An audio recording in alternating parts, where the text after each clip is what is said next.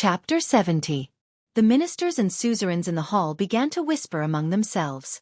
Many of them even smiled. "Good girl." Duke Cullen smiled and whispered to the unwelcomed Duke Fakenhas beside him. "Did she learn to be mean from you?" "Mean? What are you talking about?" Cyril Fakenhas smirked and said quietly, "But in my opinion, this is a natural ability of women." In the hall, LaSalle's expression froze. Then his eyes shone with anger. Using this kind of trick to drive a wedge between Extet's ruler and his subjects?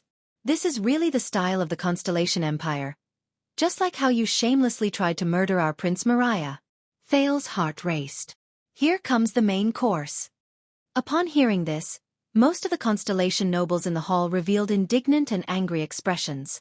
However, a few of them began to ponder. That Duchess' reflexes are really outstanding. She has already counterattacked without realizing it. Before Thales could react, Gilbert flashed a praising smile. "Your Highness, Duchess Taberk's attack has already yielded results." Thales turned to look at the elegant Duchess. Lioness seemed to have felt Thales' gaze. She turned her head and stared at him with a piercing gaze. Thales shuddered and immediately smiled. Then, he pretended to look around as if nothing had happened. It was as if he had just inadvertently glanced at the Duchess. Gilbert chuckled. "This is not a simple attempt to drive a wedge between us. It is to test whether King Nuvan and the Archduke of Black Sand Region's will and goals are the same in this crisis. This is very important." Thales' eyebrows twitched. Gilbert said patiently, "And LaSalle's haste to bring us back to the main topic is an answer.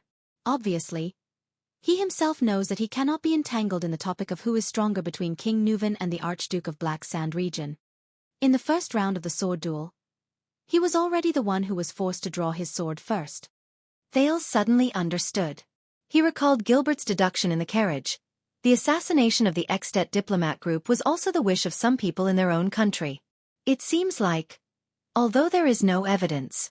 But no matter what, at least in the eyes of many, the discord between the Archduke of Black Sand Region and King Nuvan is indeed not small. Thales' vision returned to the hall. "We plotted against your prince?" Nanchester's one-eyed dragon snorted. "Even an idiot can see that the assassination of your diplomat group is a plot to incite a war between the two kingdoms. Does Extet like being used by others so much? Even my hunting dogs aren't as obedient as you. Constellations, do you think we care whether you are innocent or the mastermind?" LaSalle said slowly. "Since you're not interested in the truth, why did you come here? Why don't we just chop off a few heads on the streets and hand them over to King Nuvan?" Duke Zayan of South Coast Hill sneered. Hearing this, LaSalle's eyes burned with anger and hatred. Under the gazes of all the nobles in the hall, he suddenly took a step forward and raised the red dragon seal scroll high in his right hand. On the throne, Kessel V clenched his fists tightly and lowered his chin slightly. His gaze was gloomy and deep. "No matter who is despicable enough to murder His Highness, we will tear him to pieces. Extet will uphold justice on its own. There is no need for others to do it." "But our prince, the only son and heir of the common elected king of Extet and the Archduke of Dragon Cloud City. He died within Constellation's borders." LaSalle spread his arms and turned around abruptly. His fiery gaze swept across every suzerain, noble, and official in the hall. His last drop of blood fell on Constellation's soil, his last breath was Constellation's air, and his last sight was Constellation's scenery. He came to Constellation with a mission of goodwill, but you failed to protect him. Whether it was intentional or not, it was your incompetence and indulgence that caused his death. That is enough. Constellation must take responsibility and pay the price. LaSalle's eyes widened in anger. He tore open the seal on the red dragon seal and pulled the scroll open. Both Extet and King Nuvan must receive an explanation from Constellation.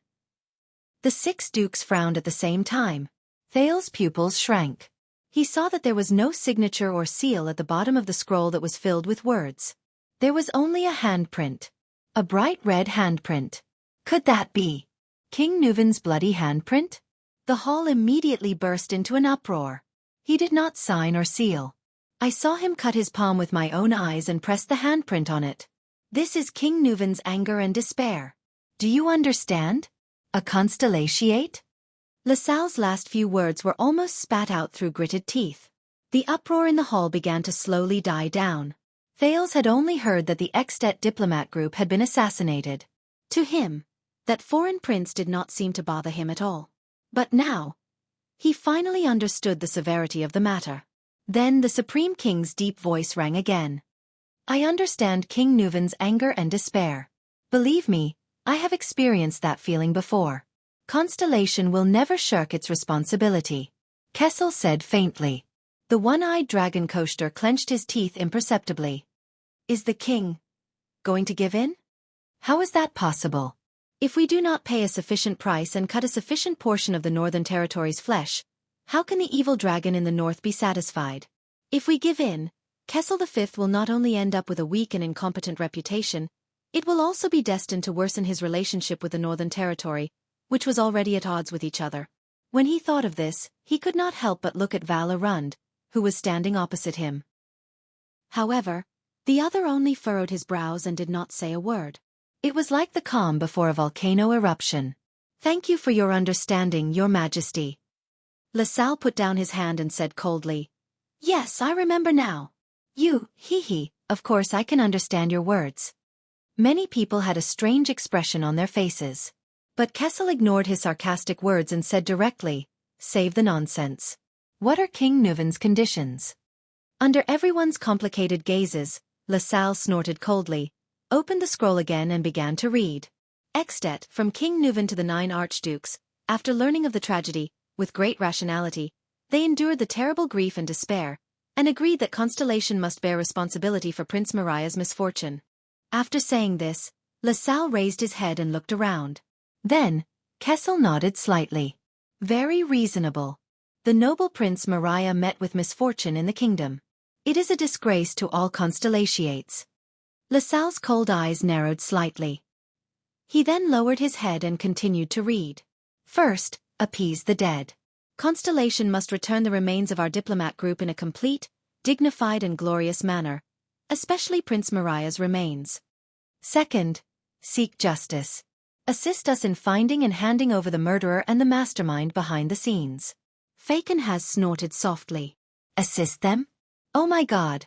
It sounds like a superior shouting at a subordinate. As if complaining, he said to Duke Cullen, who was beside him. But the latter, who was preoccupied, only stared at LaSalle solemnly. The words of Extet's emergency diplomat continued. Third, recast honor. King Kessel, please personally issue a public apology to the entire Extet kingdom. Thale's eyebrows twitched. Gilbert's words reappeared in his mind. Whether it is war or peace, His Majesty cannot escape the accusation of being cold-blooded, heartless, inconsiderate to the people, weak and easily bullied, and a disgrace to Constellation. This will greatly affect the reputation and authority of His Majesty and the Jade Star royal family in the kingdom. But LaSalle's cold and straightforward words continued. Fourth, compensate for losses. Regardless of whether it's land or resources, we must receive corresponding compensation. Extet should receive a territory no smaller than the size of Pinecone County and 2 northern counties that are adjacent to our country as compensation, or 30% of the priority quota of Constellation's Eastern Sea Hills Premium Eternal Oil, or 20% of the priority quota of Constellation's South Coast Hills Crystal Drop Mines. Fifth, maintain fairness. Extet and Constellation must renegotiate the Fortress Treaty, especially the unreasonable borders from 12 years ago. Pinecone County, Zalaton County, Levo County, Bear County, and Deer Cry County should unconditionally return to Extet's rule. The Count of Overwatch City should withdraw his reclamation team in the northern pine forest. The number of hunters and herdsmen allowed into the pine forest every year should be decided after discussion with the neighboring Archduke of Black Sand region. The Count of Lonely Old Tower should withdraw his scout patrol line 6 miles away, and no longer unreasonably obstruct extensions from entering the public hunting area. The hall was so quiet that even a pin drop could be heard. But Thales knew that this was just a facade. LaSalle gently put down the scroll. These are King Nuven's and Extet's conditions. The eerie silence in the hall was finally broken. What kind of bullshit tea are you spouting? Count Zamunto could not take it anymore. He roared, Overwatch City will not take a single step back. Neither will we give up Pinecone County and Bear County. Tell that bastard from Black Sand region that if he wants our territory, he can bring his troops to take it. Count Freese also said coldly, The same goes for Deer Cry County. Moreover, the lonely old pagoda can patrol wherever it wants. However, the Duke of the Northern Territory, who had the most authority to speak, did not say a word at this moment. He only stared at Kessel V. The people in the hall all looked at the Supreme King with different expressions on their faces. Nuven, oh Nuven. Kessel stared at the steps beneath his feet. His expression was calm, as though what had happened was insignificant. Extet wants to use a dead prince in exchange for our 7 counties. Isn't it too greedy? LaSalle raised his head and stared at Kessel. Without showing any signs of weakness, he said, Extet did not just lose a prince. It also damaged our glory. We sent out a goodwill envoy, but were treated this way. Who will wash away Extet's humiliation? Who will quell the great dragon's rage? Also, Constellation. You took away a father's only son. At this point, LaSalle gritted his teeth in resentment and said, King Nuven's only legitimate heir, who came to Constellation with friendship and peace, died in a despicable assassination. King Nuven lost his blood kin, his only son, his only heir. Extet lost the next Archduke of Dragoncloud City, the future hope of the Walton family. In the end, LaSalle practically roared. Despite such a blow, King Nuven did not launch an attack in anger. Instead, he proposed conditions. Isn't this the most restrained and rational choice? The hall was filled with the nobles' indignant inhales. Kessel's tone was still calm, but it was filled with an unquestionable meaning. The first 3 conditions can be satisfied, but the 4th and 5th? The king's cold voice resounded in the hall. Constellation will not cede our land, nor is it prepared to hand over the quota of resources. If I say so, what are you going to do? Val slowly furrowed his brows. Duke Cullen sighed deeply. Faken has let out an ugly laugh. Both Lyanna and Zayn pursed their lips and said nothing. Thales lowered his head bitterly. Is war still inevitable? Ha ha ha ha, Your Majesty Kessel. LaSalle laughed in extreme anger. When we came to Eternal Star, we also brought King Nuven and the 9 archdukes' requests. King Adi also rejected us. And then what happened? LaSalle spread his hands and looked around the hall. Many of the older suzerains, nobles, and officials tensed up. Yes, we generously dispatched our troops. Baron LaSalle's breathing quickened. His expression gradually turned cold as he gritted his teeth and said, What it should have. He gritted his teeth and said, The great dragon will take it himself. The people in the great assembly hall began to ponder the consequences of this sentence. 12 years ago, the flames of war and disaster that affected half of Constellation were still vivid in their minds. If justice cannot be served, fairness will unfortunately be covered in dust. LaSalle raised his right hand in an extremely oppressive manner and slowly clenched it. Of course, Extet can only choose to use war to protect our honor and His Majesty's dignity. He threatened, enunciating each word. When that time comes, it will not be a problem that can be solved with a few counties or some eternal oil. Enough, Kessel said in a seemingly profound tone. In your and King Nuven's eyes, is there no other way to resolve this matter between Constellation and the Great Dragon in a dignified manner? Do you really want to see the subjects of the 2 kingdoms bleed at the border? War or peace, it all depends on you, Your Majesty, LaSalle responded quickly.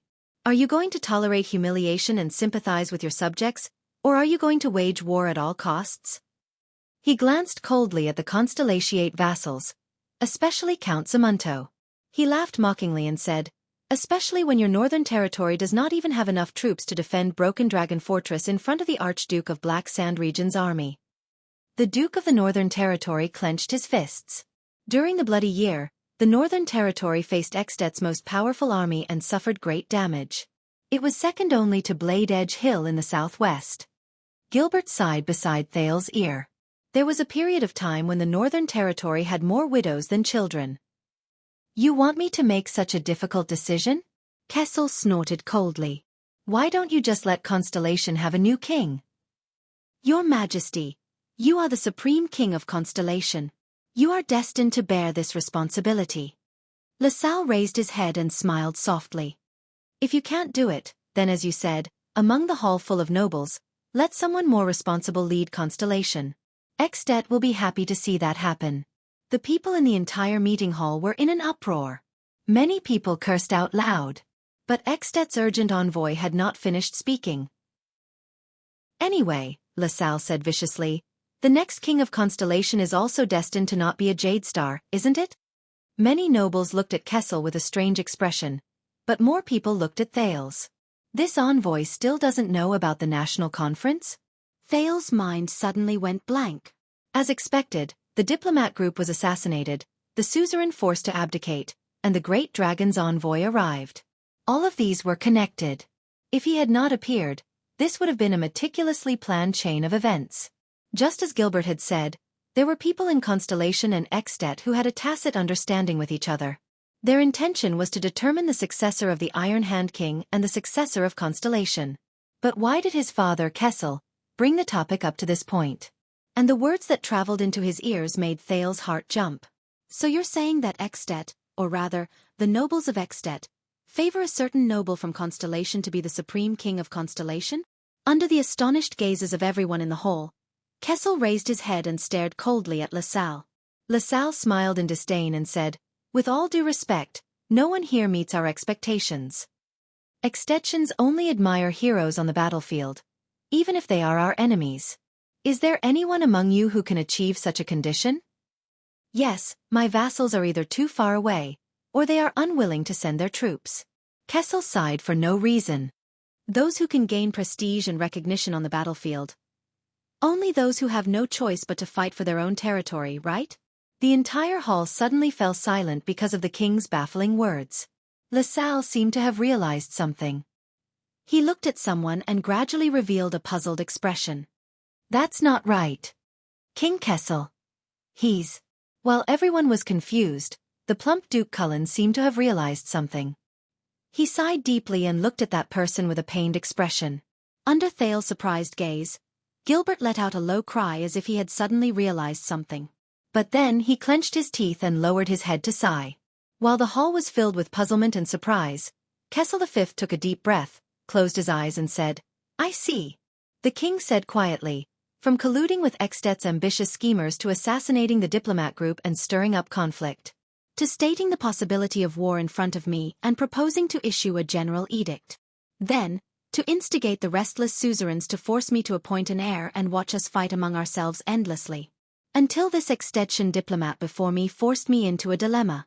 No matter which step I took, it would be the greatest blow to me. In the end, you successfully provoked the war and colluded with Extet.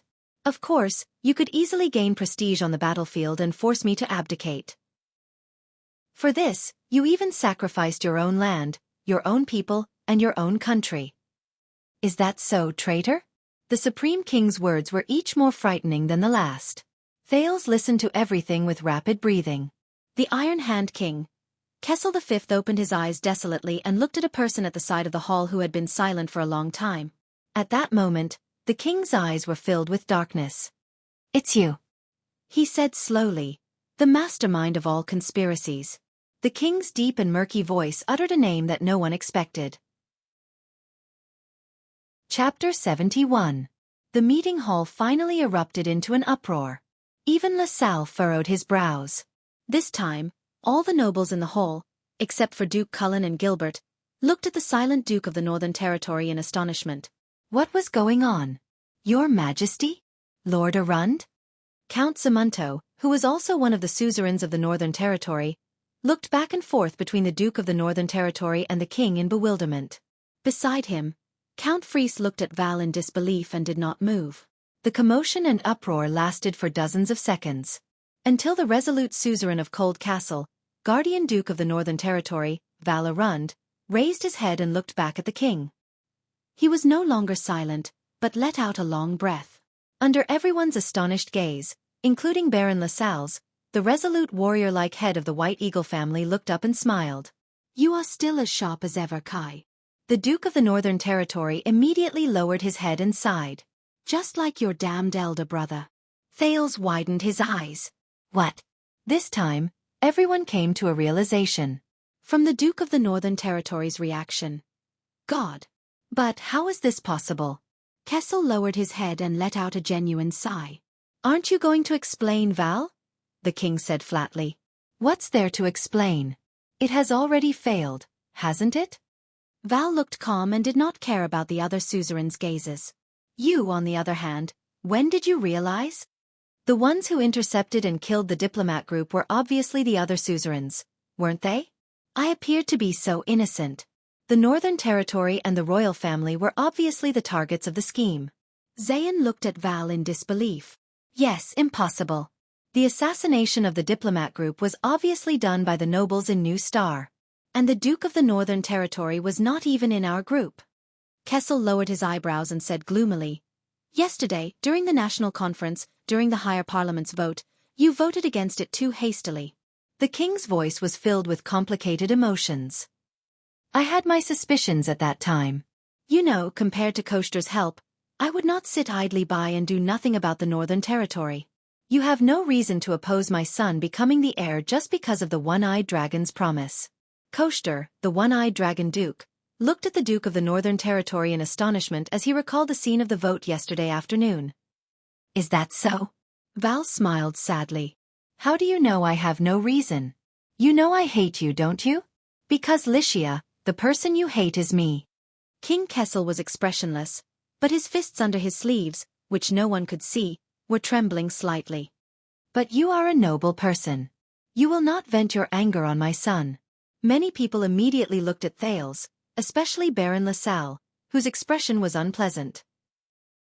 Unless you have a special reason to stop my son from becoming the heir, the king said in a low voice. But this is just a suspicion. Under the complicated gazes of the hall, Val sighed and said, Maybe it's just a coincidence? That is why I tested Extet's envoy today. The king raised his head. His voice was cold. Humph. Val sneered. As expected, after the bloody year, you've become more and more paranoid. The king ignored him and continued to speak. With just a few words from Lyanna, she managed to find out that he was Archduke Lampard's man from Black Sand region. Only Lampard's men would be so anxious to change the topic to avoid exposing Archduke Lampard's ambitions. The Duchess of Blade Edge Hill stared coldly at the Duke of the Northern Territory without saying a word. When he first arrived, he put on a show with you. He appeared to be an envoy who did not know the depth of the Northern Territory, and was testing the defensive capabilities of Constellation's Northern Territory. You retaliated without showing any sign of weakness. Now, it seems that he was following the plan and stirring up a tense atmosphere, Kessel V said solemnly. However, when I deliberately refused to choose between war and compromise, he clearly threatened me that the Northern Territory did not even have the military strength to defend Broken Dragon Fortress. Don't you think that this is contradictory? Suspicion began to deepen at that time. LaSalle's face immediately turned pale. The king lowered his head and said, Moreover, he was obviously more interested in attacking me, provoking me, and even changing the King of Constellation than negotiating properly and fighting for Extet's interests for King Nuvan. Is it not enough for Lampard to obtain the land in the Northern Territory? Why is he still so interested in me and changing the Jade Star royal family? Obviously, he is working with someone from within Constellation, and my crown is the will of the collaborator.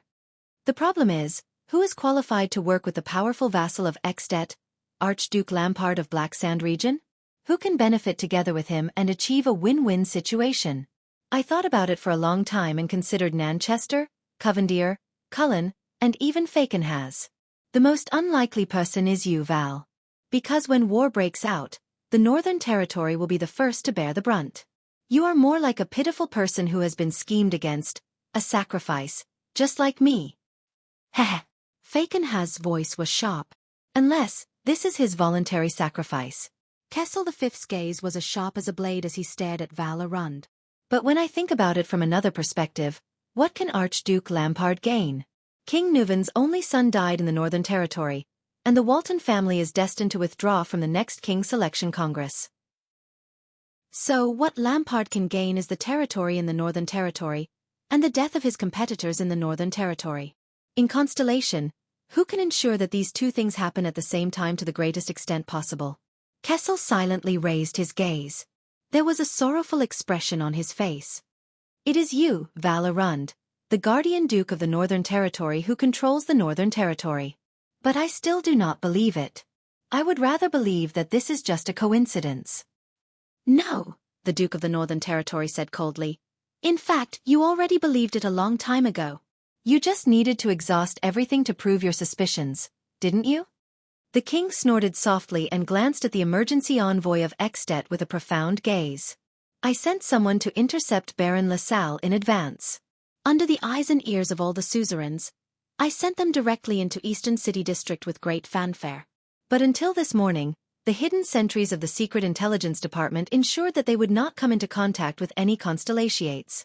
They also did not know about yesterday's national conference, did not know about the change in the air, and did not know that their collaborator in Constellation was actually in a terrible state. Take a guess. Under such circumstances, how many batches of people did the hidden sentries of the Kingdom's Secret Intelligence Department intercept yesterday in an attempt to contact Baron LaSalle? Murat's hoarse and unpleasant voice rang out just in time. 3 batches, Your Majesty. The military scouts are very stubborn and unwilling to reveal their master's identity. He chuckled and said, But what is the use of this? There are only a few places in the entire kingdom that have such tough soldiers.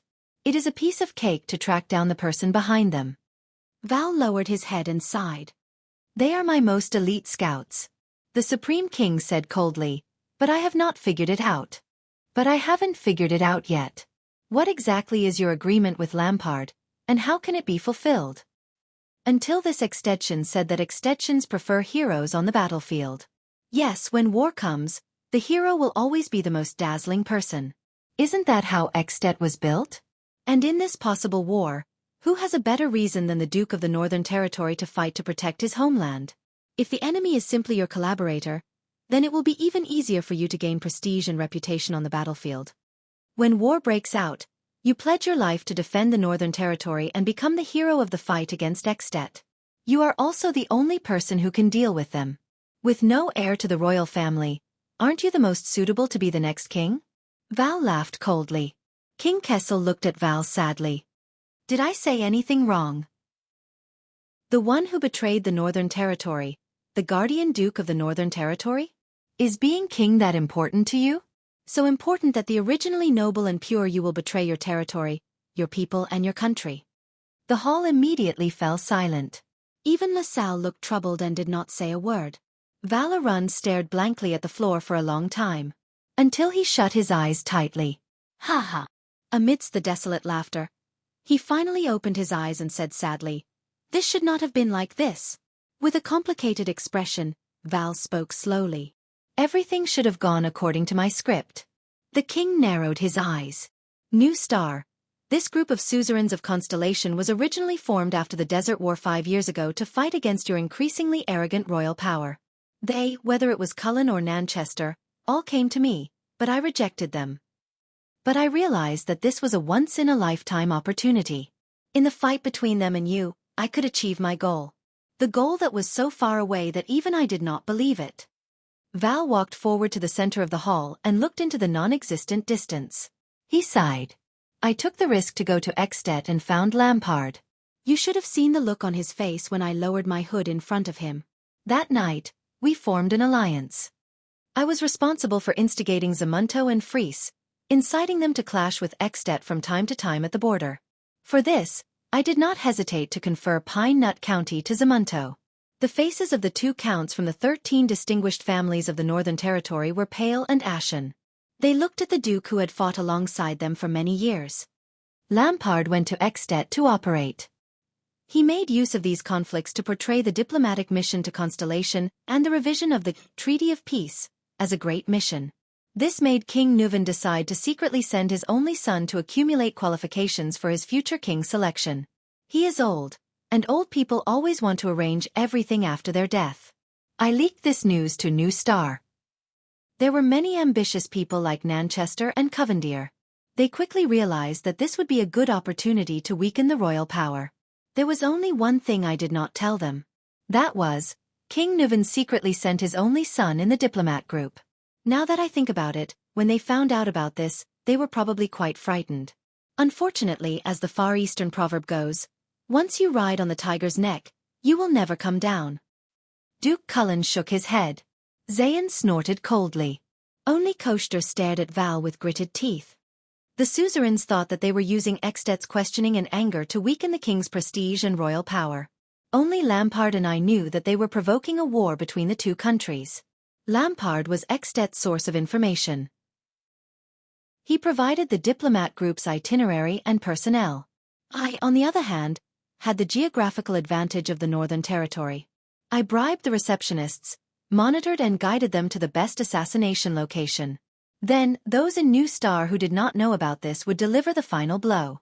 With the three of us working together without knowing about each other, even the supreme class elite by the prince's side was not spared. Lampard used the fastest speed to leak the news to the secret room and Dragon Cloud City. At the same time, he recommended La Salle Weeder to the despairing King Nuven. I, on the other hand, did not stop to bring this news to Eternal Star. I used the war mobilization to exaggerate the severity of the matter. I had Kessel gather the nobles of Constellation to discuss this matter and obtain support. The more the better. La Salle looked at Val with a pale face, then at Kessel. But no one paid attention to him. Val raised his head and looked at the young Duke of Iris Flowers. Zayn Covendier, boy, you should have died in the assassination the day before yesterday. The nobles of New Star were not the only ones who knew about your whereabouts. I, who had planned this beforehand, also knew about it. Zayn's expression changed. Yes. Duke Val Arund nodded weakly. The one who assassinated you was not someone from New Star, but me. But look at your collaborators. They only learned about your assassination yesterday, and they began to suspect each other. It goes to show how fragile your alliance is. The dukes and counts narrowed their eyes slightly. Zayn slammed his palm on the armrest. The young Duke Covendier said hatefully, "So yesterday when that boy. That's why you spoke up to support him, and sowed discord among the suzerains. Because this was your plan all along." Val laughed bitterly. Under Zayn's livid expression, he continued. This way, New Star, which was already internally unstable, would turn into a pile of loose sand amidst the suspicion. The pressure on the royal family would also increase rapidly, and I would have one less powerful competitor in the future. New Star's plan was to force the king to appoint his own heir when he needed their war support the most. But in the chaotic and mutually suspicious higher parliament, this plan was destined to fail. At the same time, Kessel and my proposal to resist Extet's invasion would lose the support of almost all the other suzerains. It would look as if we had all been schemed against. And a few hours later, La Salle Weeder would come to Eternal Star City with Extet's wrath. He is destined to provoke us madly, and propose conditions that Constellation cannot accept. There is only one goal. War. Thales looked at Val in disbelief. If Kessel chooses war, my previous plan would ensure that he would not have enough military strength. Lampard's rapid invasion in the Northern Territory would be like a hot knife through butter.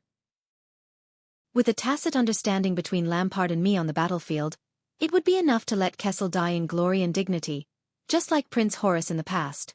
At the very least, he would suffer a few defeats, be disgraced, and lose all his prestige.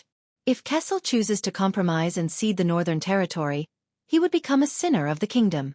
I would urge the suzerains and the people to force him to abdicate, but I would still join the war in the Northern Territory. When Extet, especially when Lampard's army comes to take over the territory, the royal family and suzerains would shrink back and not come out. Only I would gather my troops and fight to the death. Only then would I appear more noble, like the only ray of light in the darkness. Hey! There's actually someone who calls me a hypocrite. Hearing this, the one-eyed dragon glared at Thales fiercely. Duke Arund crossed his arms and flashed a bitter smile. Yes, no matter which choice we make, we would suffer a catastrophic defeat in the Northern Territory. But I would reverse the situation and defeat Lampard in a few key battlefields during the darkest moment. After that, Lampard and I would appreciate each other's talents. After we formed an alliance, he would withdraw his troops in satisfaction with the territory that he had already occupied. I would become a well-deserved hero of the kingdom. Compared to Kessel, who was greatly condemned and had no suzerains to support him, I would become the most popular candidate to become the next king. Val Arund. Count Zamunto could not suppress his anger. That is our Northern Territory. The place that your ancestors have ruled and protected for generations. Stop talking nonsense. Count Fries looked at Val with a dark expression. Can't you see? He is no longer the Duke Iron Eagle we knew. Val's expression was desolate.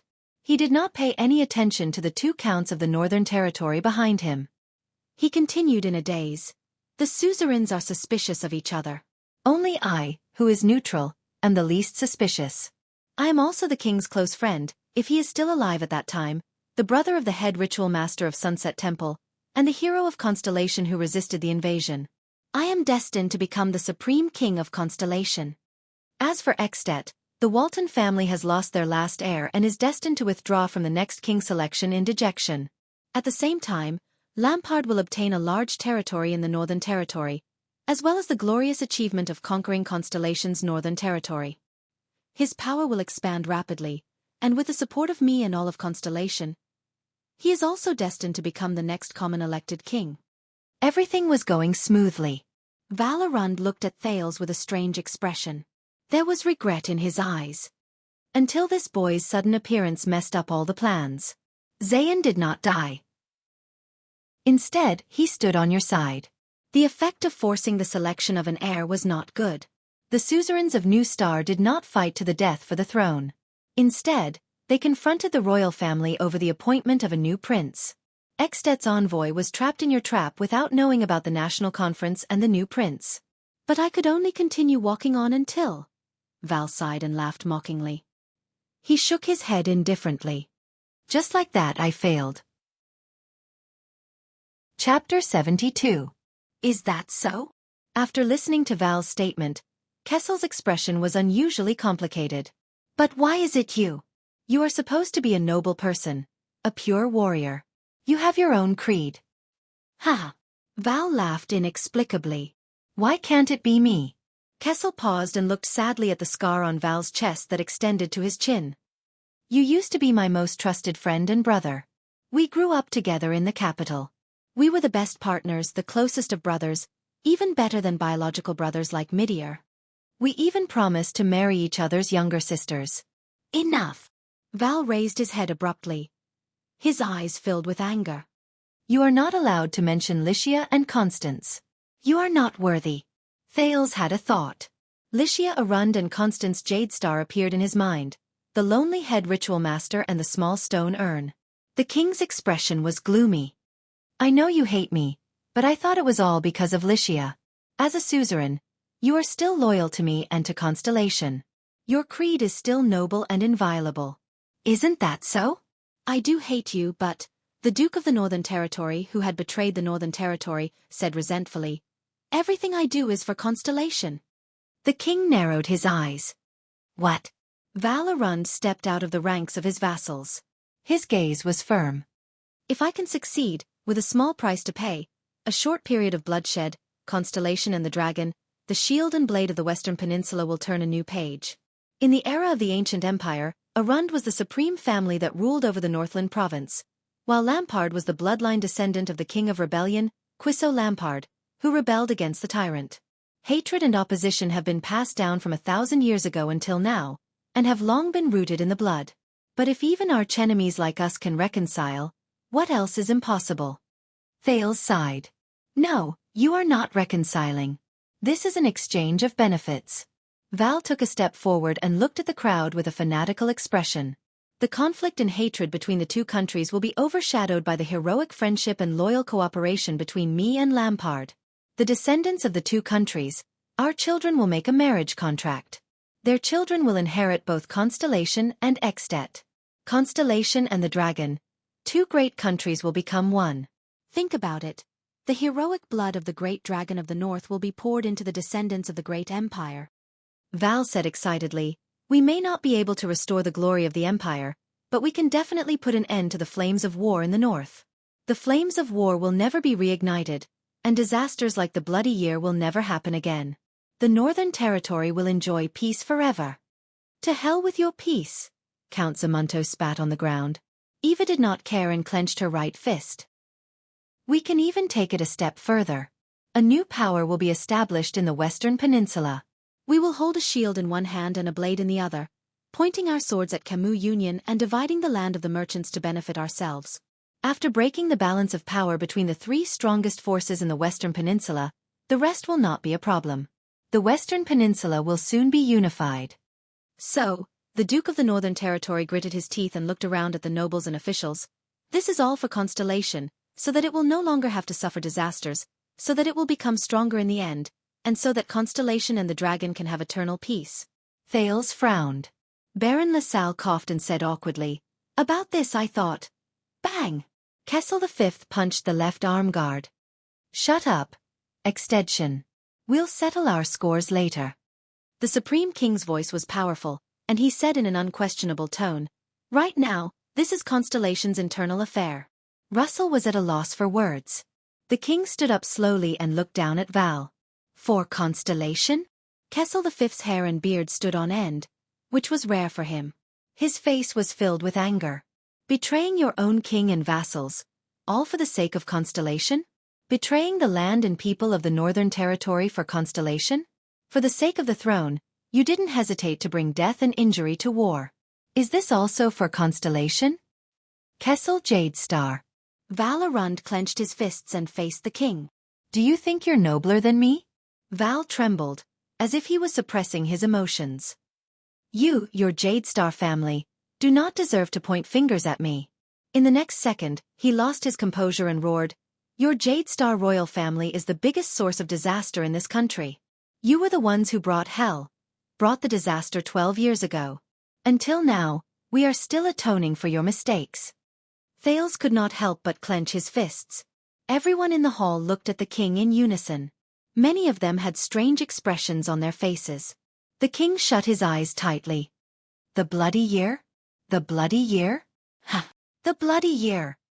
Val laughed bleakly. He raised his hands and clenched them into fists. The doubt in Thales' heart grew stronger.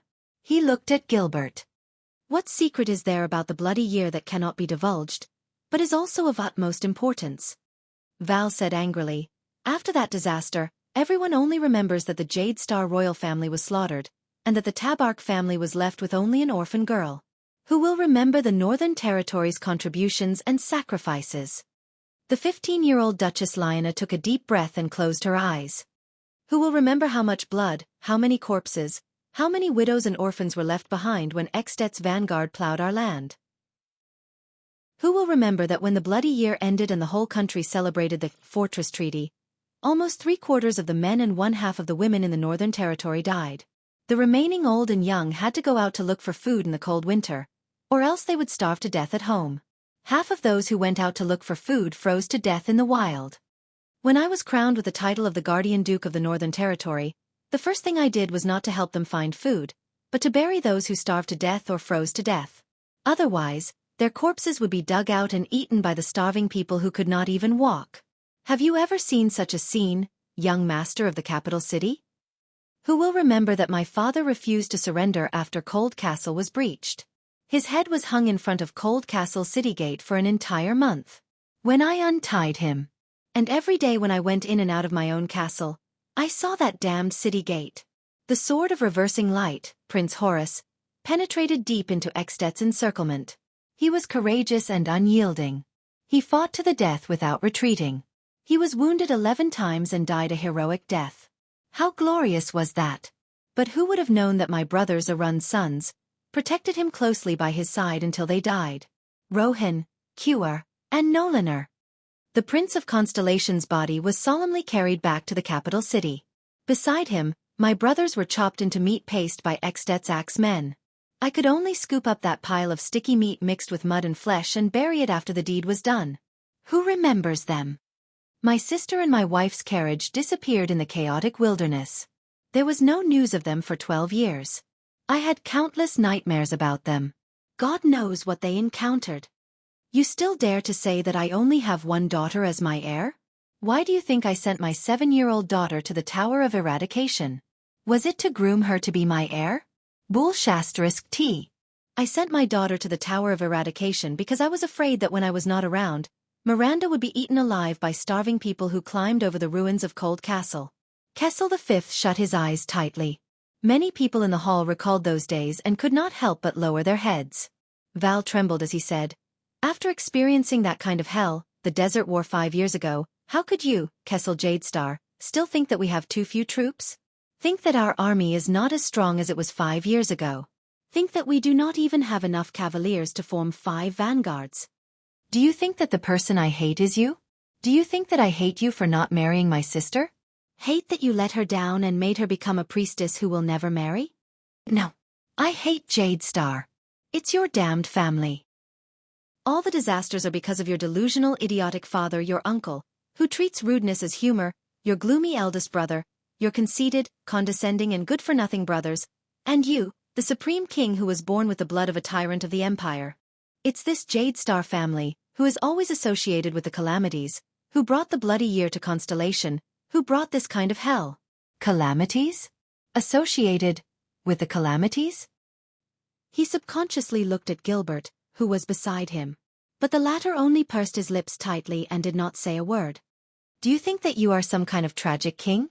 A Jade Star royal family that only has one person left? No. Eva roared crazily. You've only ever cared about yourself, your will, and your world. Why do you think that you have come this far? Everything that happened to you in the bloody year was brought upon yourselves. Just like that damned father of yours, both of you knew what your choices would bring about, but you never cared.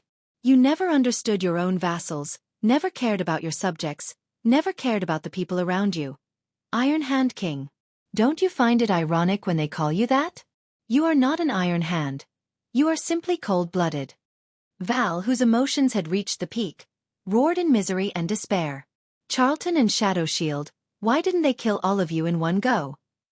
If you did not bring that monster back, the king suddenly opened his eyes and shouted, Enough! Kessel looked agitated as he rebuked Arund. Val, you are still as stupid, as extreme, and as stubborn as before. Kessel stared at Val with a complicated look in his eyes.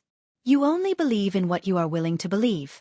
You are like a stupid piece of wood, ridiculously ignorant. Val panted and stared at the king in a daze. Chapter 73. Two members of the royal guards in eternally new silver armor walked to Val's side without a word. Duke Cullen shook his head helplessly. Friends are heartless. Brothers turn against each other. Is there anything more tragic than this? No one answered him. After a while, Val Arund smiled faintly and raised his head. At least I did something. He looked at Baron LaSalle, who had a strange expression on his face. I brought war, didn't I? Even if Lampard and I planned everything, weren't the restless nobles of Constellation the ones who killed the prince? In a split second, Zayn, Koster, and some of the counts all had strange expressions on their faces. Only Duke Cullen was still shaking his head and sighing, as if he was still immersed in the earlier falling out between the brothers. Val said mournfully, Haha, Kell, Constellation has yet to recover from its injuries and is no match for Extet. What are you going to do? Then you shall watch from here, the king said coldly. Compared to a coward like you, watch me. Watch how the cold-blooded Iron Hand King faces the wrath of the great dragon. Why? Val laughed miserably. Are you going to recruit children under 14 as soldiers again? The king ignored him and turned to Extet's emergency envoy. Baron LaSalle, I fulfilled at least the third of your conditions just now. It's a pity that I can't hand over either the Guardian Duke of the Northern Territory or the Archduke of Black Sand Region to you. Since the people from your kingdom are involved, it doesn't make sense for you to ask us for compensation for territory or resources. LaSalle replied with a heavy expression. This is impossible. I only saw the Constellation Court arguing back and forth, but there is no evidence to prove that the Archduke of Black Sand Region is involved. Extet insists on the compensation conditions just now. The specific amount can be discussed, but it must not be waived. Otherwise, he raised his head. Otherwise, let us meet on the battlefield. Let our swords do the talking. The nobles in the hall began to whisper. Val, who was guarded by the guards on both sides, even began to sneer. Moreover, King Nuven's anger and despair after losing his only heir cannot be quenched by a mere murderer. LaSalle added with a gloomy expression. The king sighed. Yes, Kessel V said gloomily. I feel it. Russell raised an eyebrow. I can feel his anger and despair, the king said dejectedly. To King Nuven, this is indeed unfair. The diplomat group was assassinated. The prince was unfortunate. No matter who did this, not only did they humiliate Extet, they also humiliated Constellation. Constellation's humiliation in this matter is 1,000 times, 100 times greater than the former. Many gazes swept towards Val. The king raised his head, his eyes cold. Constellation has never thought of running away from its responsibilities. Since it is unfair, we must pay the price for it. The two counts of the northern region immediately tensed up. Was the king really going to sacrifice the northern territory? Well, after all, Duke Arund, Zamunto stole a glance at Val, who was smiling nonchalantly. Your Majesty is indeed a responsible and courageous person. Baron LaSalle smiled. Whether it is Pinecone County, Bear County, or the area around Cold Castle, the specific land and even the area can be discussed, as long as we are satisfied. You will definitely be satisfied, the king said coldly. Under the watchful eyes of the crowd, the Supreme King of Constellation grabbed the scepter beside his hand, stood up from his throne again, and slowly walked down the stairs. With heavy footsteps, Kessel V walked towards the puzzled LaSalle. Go and reply to King Nuven and your master in Black Sand region. Constellation is deeply sorry for the assassination of the diplomat group. They are deeply guilty. LaSalle smiled and nodded slightly. I will convey your message. As for compensation, we need a map to measure the territory. No. LaSalle was stunned. The Supreme King said coldly, Constellation does not have any territory to compensate Extet, and it cannot make up for King Nuven's grief and loss. LaSalle's expression changed. Thale's breathing tightened. Is this going to be a sign of this under Sparta? But Constellation will not shirk its responsibility, the king said softly. The next moment, all the hair on the prince's body stood on end. Because the 39th Supreme King of Constellation, Kessel Jadestar, slowly raised the scepter that shone with strange starlight and pointed it at Thales. You haven't met him yet, right? Kessel V said slowly. This is Thales Jadestar, the second prince of Constellation, my son, and my only heir. Everyone looked at Thales. I will send him to Dragon Cloud City to apologize to King Nuven and Extet. Thales was stunned. So was LaSalle. The king did not even look at Thales, but his cold words continued. If this is not enough, if the grief of losing a son cannot be quelled with an apology, didn't King Nuven want fairness?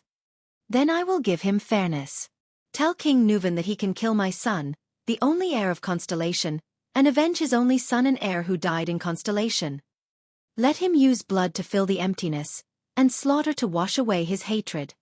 Use my son's life to exchange for his son's life. Use Constellation's blood to make up for Extet's blood. What? Thales stood dumbfounded. He understood the king's words. But he did not understand. What?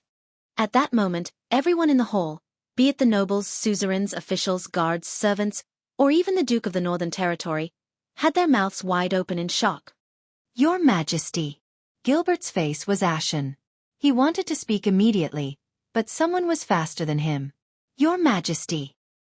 For the first time in his life, Duke Cullen looked serious. With a nervous expression he said loudly, Do you know what you are saying? Thales trembled, and his ears rang. But he could not feel his own breathing.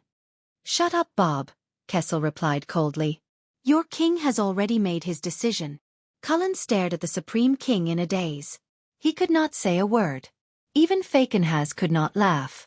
Behind him, Zayn looked at Thales with a complicated expression.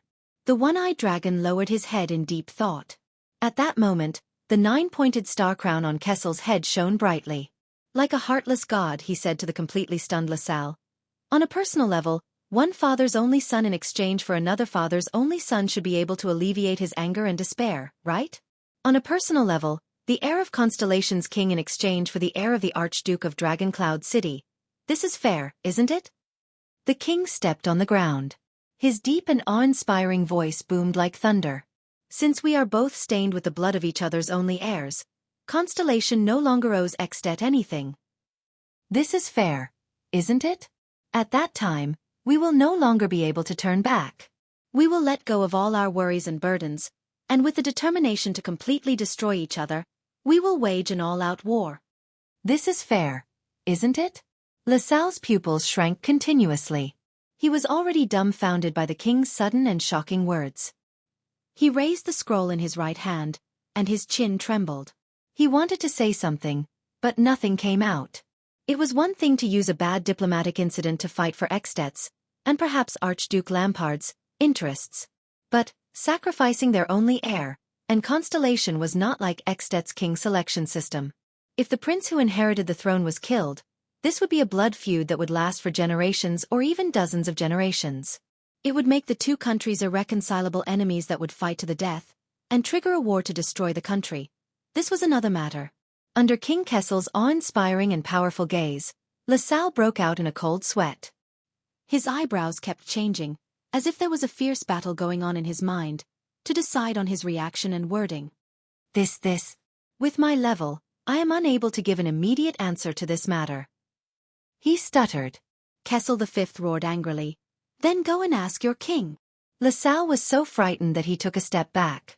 The Supreme King did not look at Thales. He continued to speak gloomily. Tell him that last night, I have already dispatched Baron Araka Murch with 2,000 regular soldiers of the royal family to Broken Dragon Fortress.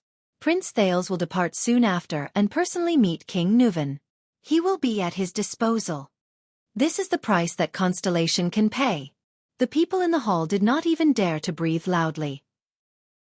The king glanced at LaSalle, who was frowning and at a loss for what to do. As for Archduke Lampard of Black Sand region, I know that he has already deployed a large number of troops and is ready to invade the northern territory at any time. Should he step aside and escort my son to Dragoncloud City to apologize, or should he recklessly wage war against Baron Murch? I look forward to his choice. LaSalle retreated dejectedly. He panted heavily, like a drowning man. Your Majesty. The one who spoke was the 15-year-old Duchess Lyanna. This elegant young lady's face was pale. His Highness is your one and only heir. If anything happens to him along the way, your throne. Ha! The Supreme King laughed angrily and said, It's too simple. Thales shuddered and looked at everything in front of him. Kessel V turned around and faced the suzerains in the hall. No matter what happens to the second prince and causes the royal bloodline to be severed, the enemy who completely destroys Constellation, the one who successfully avenges the last Jade Star Prince, the one who finally avenges the disgraced Constellation, the king turned around abruptly and raised his scepter high. He is the next Supreme King of Constellation. If Constellation does not even have such a person. Kessel coldly swept his gaze over the nobles in the hall. His words were as sharp as a knife, and he spoke with great force. Then what is the point of its existence? The entire hall was silent. The meeting is adjourned, Kessel concluded coldly. I await King Nuven's reply. At this moment, Kai. The pale-faced Duke Val Arund struggled to open his mouth. He looked at Kessel in disbelief, then at Thales. What kind of madness are you going through now? Kessel V sneered. Madness? The king snorted coldly. As if mocking him, he repeated what he had just said to Val. Everything I've done is for the sake of Constellation. 2 guards walked forward and escorted the dazed Duke away. LaSalle left with his face drenched in sweat. The suzerains looked at the king and his heir amidst their whispers.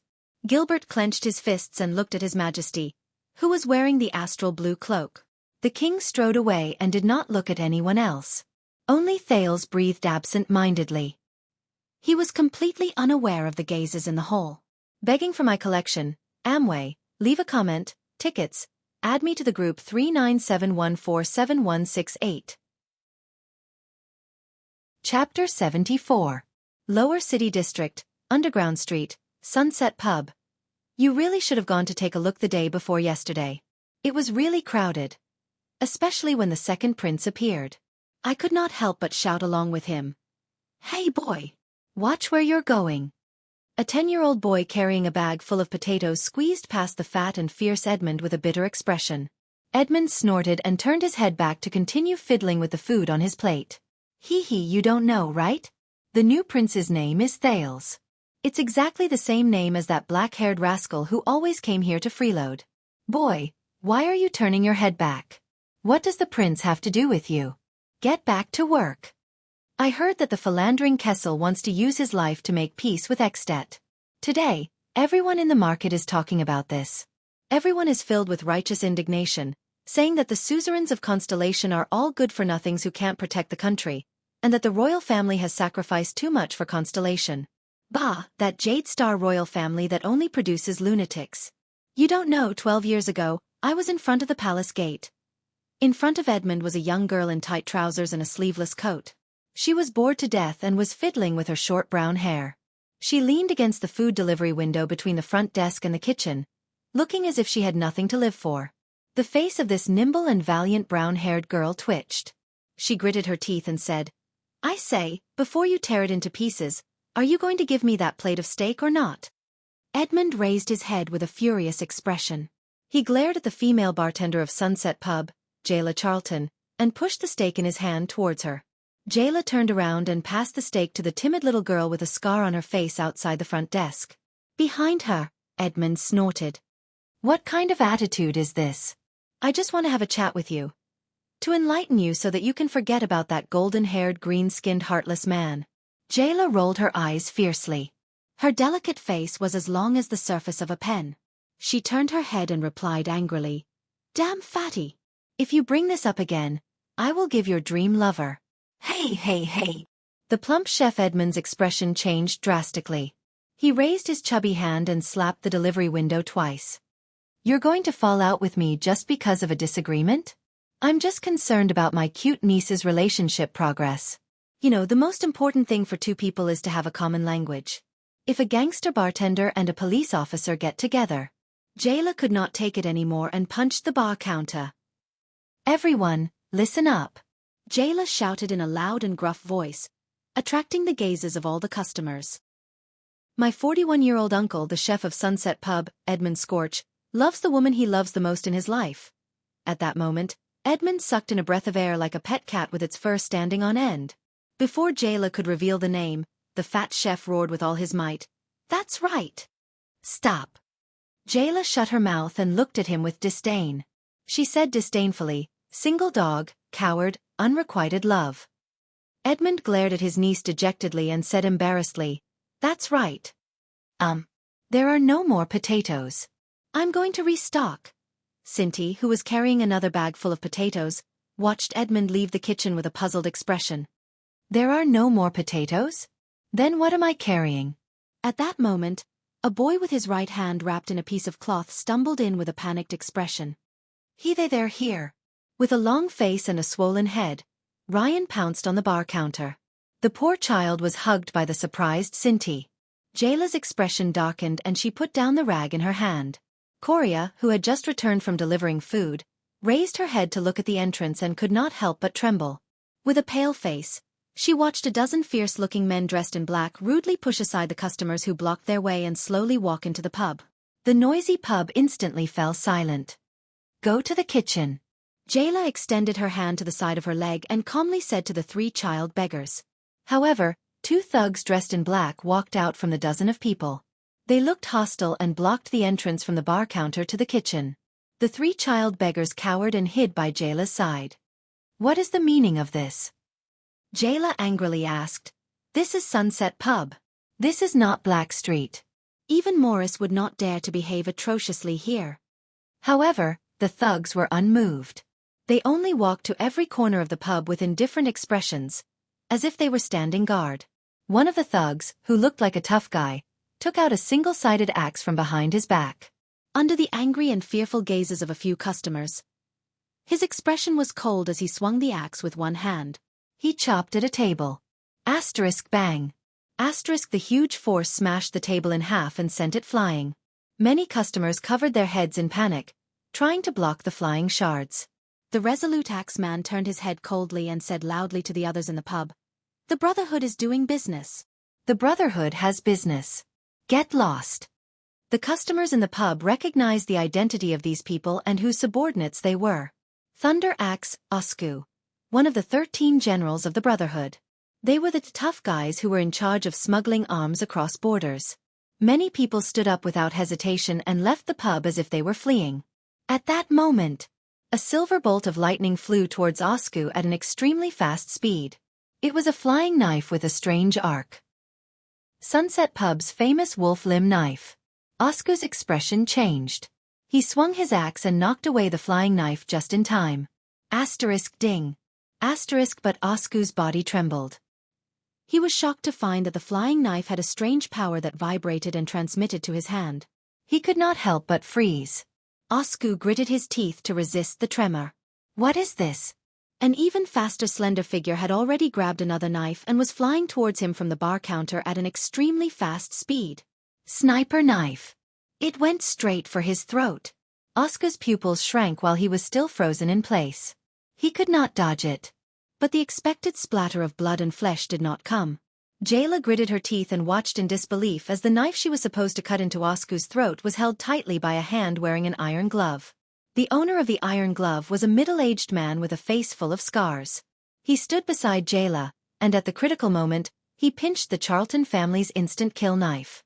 I still remember that as a Charlton who gave up on his family's profession, you are just a useless ordinary class, the scarred middle-aged man said coldly. If it were not for the reversed machete, you would not even have the chance to be a bartender here. The Brotherhood does not accept trash.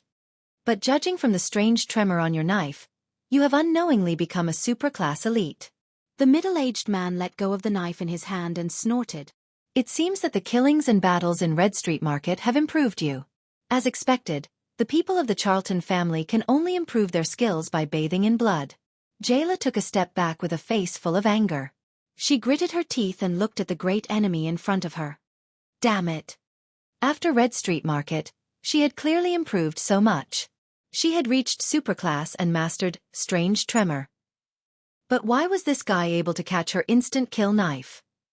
The remaining customers whispered among themselves and left dejectedly. One of them looked puzzled and wanted to argue, but he was immediately pulled away by another customer who knew the situation. They recognized the middle-aged man with a face full of scars.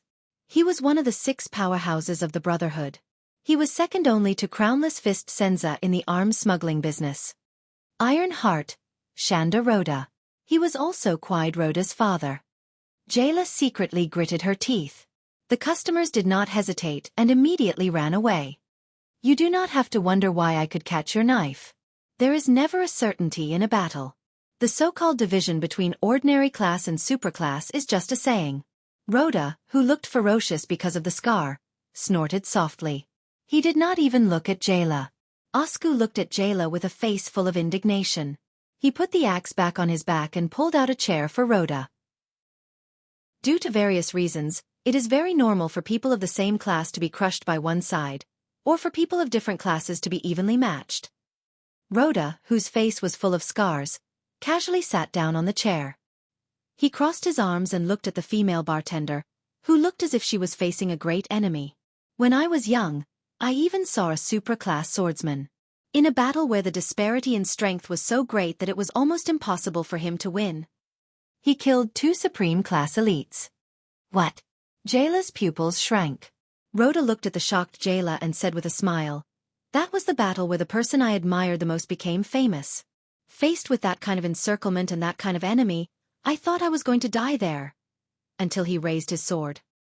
So, from then on, I no longer believed in any absolute division of strength. Even supreme class elites could be killed like pigs. Rhoda leaned forward. There was a thoughtful and serious look on his scarred face. Then why is it impossible for my useless son to be killed by a few child beggars? Jayla furrowed her eyebrows and looked at Rhoda in surprise. He really came. The 3 children behind her shrunk even more. Jayla subconsciously took a step to the side and blocked the 3 children. She raised the knife in her hand.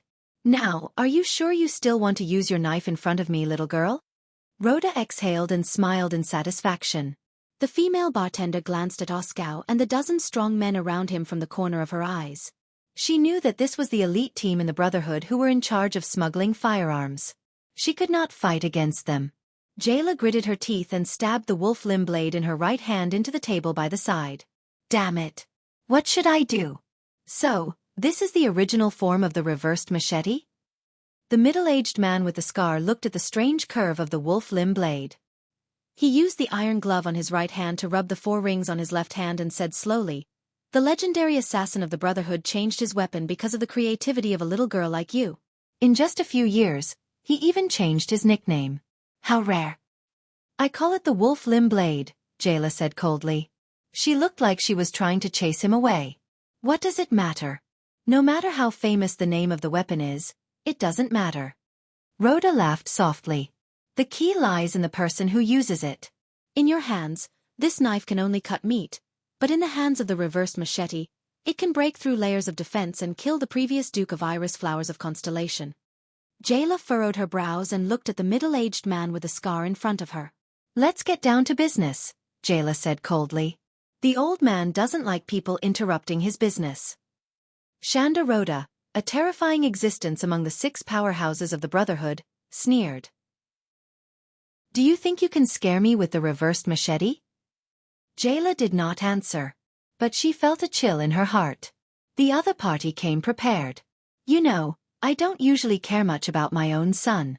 I don't even know if he's a child born from a prostitute. Besides, he's a piece of trash." Rhoda snorted. "That's why I don't really care whether he lives or dies." Rhoda raised his head and exercised the joints in his neck. "But since he took my surname and is working in the Brotherhood, in that case, I will not tolerate someone using his life to challenge my authority."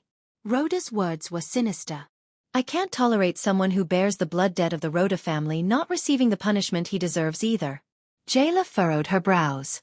She looked around her again. "What should I do? When will Edmund return? What about the old man?" "It took me some time to track him down to this place," Rhoda said flatly. "I broke more than 10 child beggars, and only then did I find out that the most suspicious murderer might be hiding in Sunset Pub." Rhoda's gaze fell on the 3 children. Coria was so frightened that she immediately cried. Jayla gritted her teeth and thought of Thal's words. She took a step forward and said loudly, "They have nothing to do with your son's death. There's a missing boy, and he's the real murderer who killed Quide." Rhoda laughed out loud, and the scar on his face trembled. "I know. This brat with a broken arm also said the same thing. Thales, right? He has the same name as the new prince. Then the question is, where did he go?" Jayla took a deep breath and forced herself to forget about that night in Red Street Market. "You shouldn't have asked me." Rhoda narrowed his eyes. "Then why are you protecting these 3 child beggars so tightly? Does Sunset Pub really need 3 child beggars who can't even lift a plate to operate?" "That's my business," Jayla pursed her lips and said. Unexpectedly, Rhoda raised his eyebrows and nodded. "That's true." While Jayla was puzzled, Shanda Rhoda leaned back nonchalantly and waved at his subordinates. "So, I guess you won't mind. Leave all these runaways to me?" Before Jayla could react, Rhoda's subordinate stepped forward without hesitation. Amidst the cries and kicks of the 3 children, the thugs coldly separated them and roughly carried them on their shoulders. "Sister Jayla," Coria cried, but her mouth was covered by a thug. Sinti's arm was held behind his back, and he groaned in pain. Ryan only shivered and allowed the thugs to subdue him. Jayla glared angrily. "You!" The agitated female bartender suddenly pulled out the knife on the table. As her figure moved, the swift killing knife, which had forced the bald Sven to surrender and beg for mercy in Red Street Market, was resolutely unsheathed. Her target was Rhoda. But before she could move the knife a foot further, Rhoda's body did not move. He stretched out his arm. The gauntlet firmly gripped her knife again. As if a mamba snake had its weak spot seized, Jayla's swift figure instantly froze. Jayla looked at the indifferent Rhoda in shock. She felt as if there was a huge rock hanging on the knife in her hand. She had to hold it with all her might to prevent it from falling out of her hand. At that moment, the female bartender's expression was extremely unpleasant. "Impossible." The swift killing knife, which is known for its speed, ingenuity, and dexterity, was actually. "Don't force me, young lady," Rhoda said flatly.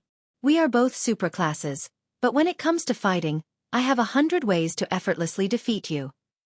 Jayla watched in disbelief as the wolf limb blade in her hand was forcefully bent by Rhoda. The gauntlet loosened and let go of the deformed wolf limb blade. But immediately after, the blade of an axe blocked Jayla's throat. "This time, you won't have a chance." Aeschak's eyes burned with fighting spirit. Jayla bit her lip and looked at the enemies who seemed to have the intention to surround her. She said angrily, "This is Sunset Pub. You are challenging the old man's authority." Rhoda stood up coldly. "Listen up, young lady." Anger and hatred appeared in his eyes. "I respect your family name and the owner of this pub. This is why I have not touched a single hair on you. I have already shown my greatest friendship and goodwill, as well as my respect for the reversed machete." Jayla raised her head indignantly. But But Rhoda roared and interrupted her. Enough with the nonsense. Jayla was stunned for a second. With a ferocious expression, Rhoda walked in front of her and stared down at her. Do you think I don't know that you are related to my son's death? Hundreds of people saw him come to your pub, and you crippled one of his hands. He knows. Under great pressure, Jayla's breathing quickened. I don't care how he was schemed against. Rhoda exhaled and laughed savagely. I only plan to get rid of all the people related to his death. The three children continued to struggle and kick, but they gradually lost their strength. Rhoda's scarred face twitched, and he said in a terrifying manner, That's why I have been very lenient toward you. Young lady, you should go and see that Nair Rick. Lance said all sorts of good things for him. Jayla's heart trembled. Rick. So, for the sake of our old friend, Rhoda straightened his clothes and revealed a ferocious smile. I only dug out one of his eyes and crippled one of his hands. Rhoda's tone became indifferent again. Don't worry, I am not a murderer, nor am I a sadist. I just have some authority to uphold. Jayla lowered her head. Her heart was filled with bitterness. What should I do? I don't have any ideas. If you were here, smart little brat, what would you do? Continue with your business. I will compensate for the losses here. Rhoda turned around nonchalantly, stepped over the messy pub, and walked out of the door. Send my regards to Lord Reversed Machete. Erskau looked at the messy tables and chairs on the floor, and nonchalantly threw down a bag of money. You are very powerful, Thunder Axe said with a cold expression, but I will definitely be stronger than you. The group left into the distance. Jayla stared at their backs in a daze. Only the three children's cries and struggles were left in the air. Jayla clenched her fists and looked at the wolf limb blade in her hand. Her expression was one of struggle. The hand that held the blade began to tremble. The children's sounds gradually faded into the distance until they disappeared. Jayla lowered her head deeply. Asterisk clang. Asterisk the wolf limb blade fell powerlessly. The female bartender of Sunset Pub's knees buckled. She knelt down in the mess on the floor. Jayla Charlton. The bartender trembled and muttered weakly to herself. You're terrible. Jayla shut her eyes tightly. She almost crushed the teeth in her mouth. A few tears rolled down her cheeks. I'm sorry. I'm sorry, brat. The tears fell on the floor. I couldn't. Chapter 75. Mindy's Hall. On the training field where snow was falling, a small figure held a heavy and thick wooden sword and shield. As his footsteps intersected with the sword and shield, he deflected the wooden sword of a guard in front of him. Thales panted as he supported himself with a wooden sword. He straightened his body again and shouted, Again! His training target, the leader of Mindy's Hall's Jade Star Private Army, Cora, was looking at Thales with a troubled expression. How long has His Highness been like this? On one side of the training field, Count Gilbert Casso asked a Jade Star Private Army soldier beside him with a worried expression. Since this morning, training has been going on for 3 hours, sir. The guard was equally worried. And last night, the light in His Highness' study room was lit for the whole night. Sir Cora even asked us to guard the door all night. No matter what happens inside, we have to rush in immediately. Gilbert sighed. After the unusual meeting with the envoy yesterday, the second prince returned to Mindy's Hall. On the other hand, Gilbert received His Majesty's most urgent order to make the most thorough preparations for the prince's diplomatic mission to the north. After all, it would only take a few days for healthy messenger crows to travel back and forth between Eternal Star City and Dragon Cloud City. They could depart at any time. For the whole day yesterday he, along with a group of officials and suzerains of all sizes, were busy with all sorts of matters, from His Highness' attendance, his travel schedule, the wording of his credentials, and even the aftermath of the Duke of the Northern Territory's imprisonment in the Northern Territory. He only had the time to visit Mindy's Hall now. But what really worried Gilbert was Thales' mental state. After all, not every child could face it calmly when his father used him as a bargaining chip to quell a war. For example, right now, His Highness was probably upset by His Majesty's seemingly heartless decision. Gilbert raised his head and was surprised to see Thales panting heavily. He waved his hand and threw down the sword in his hand. Rest for a while and go for lunch. I have been training for so long. Why didn't you remind me? Thales waved his hand and said tiredly. The relieved Cora quickly nodded and agreed. while Thales began to untie the shield in his hand. Gilbert took quick steps forward. "Your Highness," the former Foreign Affairs Minister said cautiously, "forgive me for being blunt, but your old injuries have yet to heal. You really shouldn't exhaust your body like this." "Don't worry, Gilbert. Look, my injuries are almost healed." Thales skillfully and swiftly removed the shield on his left side. He exercised his left arm and bared his teeth as he said, "It has only been 3 days. Perhaps I really am some sort of monster." Gilbert was immediately rendered speechless. He said with a sullen face, "Your Highness, please do not let your imagination run wild." All right.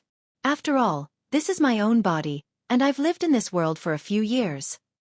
Thales interrupted him and sneered. "Do you think I don't know? This strange physique is most likely due to my mother, who is even more mysterious than a mystic, right?" Thales said with a smile as he carefully observed Gilbert's expression. He looked forward to seeing something from her reaction. Yes. Thales had been suspicious ever since he arrived at Mindy's hall and the king's strange attitude when he talked about his mother. From the strange and mysterious mystic energy to the strange way of thinking in his brain, the flashbacks of memories that came out of nowhere, and the recovery speed of his body that did not seem like that of a human. Especially the first and last points, coupled with Lycia's and the king's attitudes, he was almost 100% sure that this was related to the mother he had never met. Therein Joanna, who made the king of a country and the spokesperson of God so afraid that they were unwilling to mention her. What kind of existence was she? Of course, Thales had a conclusion about this a long time ago. He thought about what Yodel said in Mindy's hall and what Arun said in Renaissance Palace. A family that was entangled with calamities. Thales looked at his 9-pointed star emblem and sighed. His mother could very well be until he was certain. He tried his best not to think in this direction. But he had to find out the answer. From the king and Lycia's strange behavior to his middle name, he did not want to let go of any possible information. Even if the results might not be good. Gilbert furrowed his brows deeply. As expected. His Highness has been suspicious since a long time ago. Your Highness, Gilbert exhaled, shook his head and said, "It is not convenient for me to comment on your background, but you must know that you inherited His Majesty's Jade Star bloodline. It also originated from the ancient empire and extended to the final empire. It is the noblest bloodline in human history. The bloodline of the imperial family, the Carlus family. Perhaps this ancient and great bloodline still hides some unknown secrets." Thales sighed. As expected of a diplomat. From his expression to his choice of words, everything is watertight. "I can only think of another way to find a little tadpole looking for its mother." "All right, don't worry about me thinking too much." Thales sat down while panting and sweating. He shook his boots and poured out the sand inside. "Anyway, it is not a bad thing for now. Besides, how can there be a difference in bloodline and race?" "Hence," the prince said cheerfully, "as for my mother, I will find out one day anyway, and my top priority is the country with the dragon flag flying in the north." Gilbert was stunned. He glanced at Cora, who was packing up the training equipment in the distance. He then looked at Thales with a troubled expression. "Your Highness, I think that the words His Majesty said when he sent you out yesterday were definitely not what he meant. I know that the king has his own considerations." Thales shook off the last of the sand from his boots and got up from the ground. Gilbert looked at him worriedly. "Exactly, so you do not have to be so, depressed." "What?" Thales furrowed his brows. But he immediately understood something. "Why?" The prince turned his head and laughed involuntarily. "Did you think that my sword practice just now was because I was giving up on myself or venting my anger?" Gilbert raised his eyebrows. "My God!" Thales slapped his head and smiled bitterly. "Hey, since I am going to that unfamiliar country, no matter what, I have to prepare myself. Even though my 7-year-old body cannot do much, at least I have to familiarize myself with the Northland military sword style and learn how to ride a horse. When I encounter danger, at least I will know how to protect myself, right? If I am lucky and manage to cultivate the power of eradication." Gilbert could not help but interrupt him. "Your Highness, even in the Tower of Eradication, which has a tradition of special training, the youngest recorded person who awakened the power of eradication early due to a special encounter was 12 years old. Usually the time of awakening is 16 years old, and 7 years old, Hearing that, Thales laughed awkwardly and dryly. He scratched his head and said in a low voice, embarrassed, "Is that so? I thought this was the same as grinding for proficiency." Gilbert still looked at him doubtfully. "But, do you really know and understand His Majesty's intentions without any grudges? Are you kidding me? After all, I am also a postgraduate student with the highest ability to withstand pressure. Ahem, I am the second prince with a strong mental fortitude." Thales patted the dust off his body nonchalantly and walked towards the study room, preparing to start lunch and his written homework. Alright, actually, when I heard him say that he wanted to kill me to compensate Exdet, I was indeed shocked. But I spent the whole night flipping through documents and looking up information. There was too little information in Mindy's hall, and the arrangement was not scientific either. At least, I understood some of His Majesty's intentions. Gilbert noticed that when Thales addressed Kessel V, he would either use the term king or His Majesty. He sighed silently in his heart. As expected, does His Highness still hold a grudge against His Majesty's acknowledgement?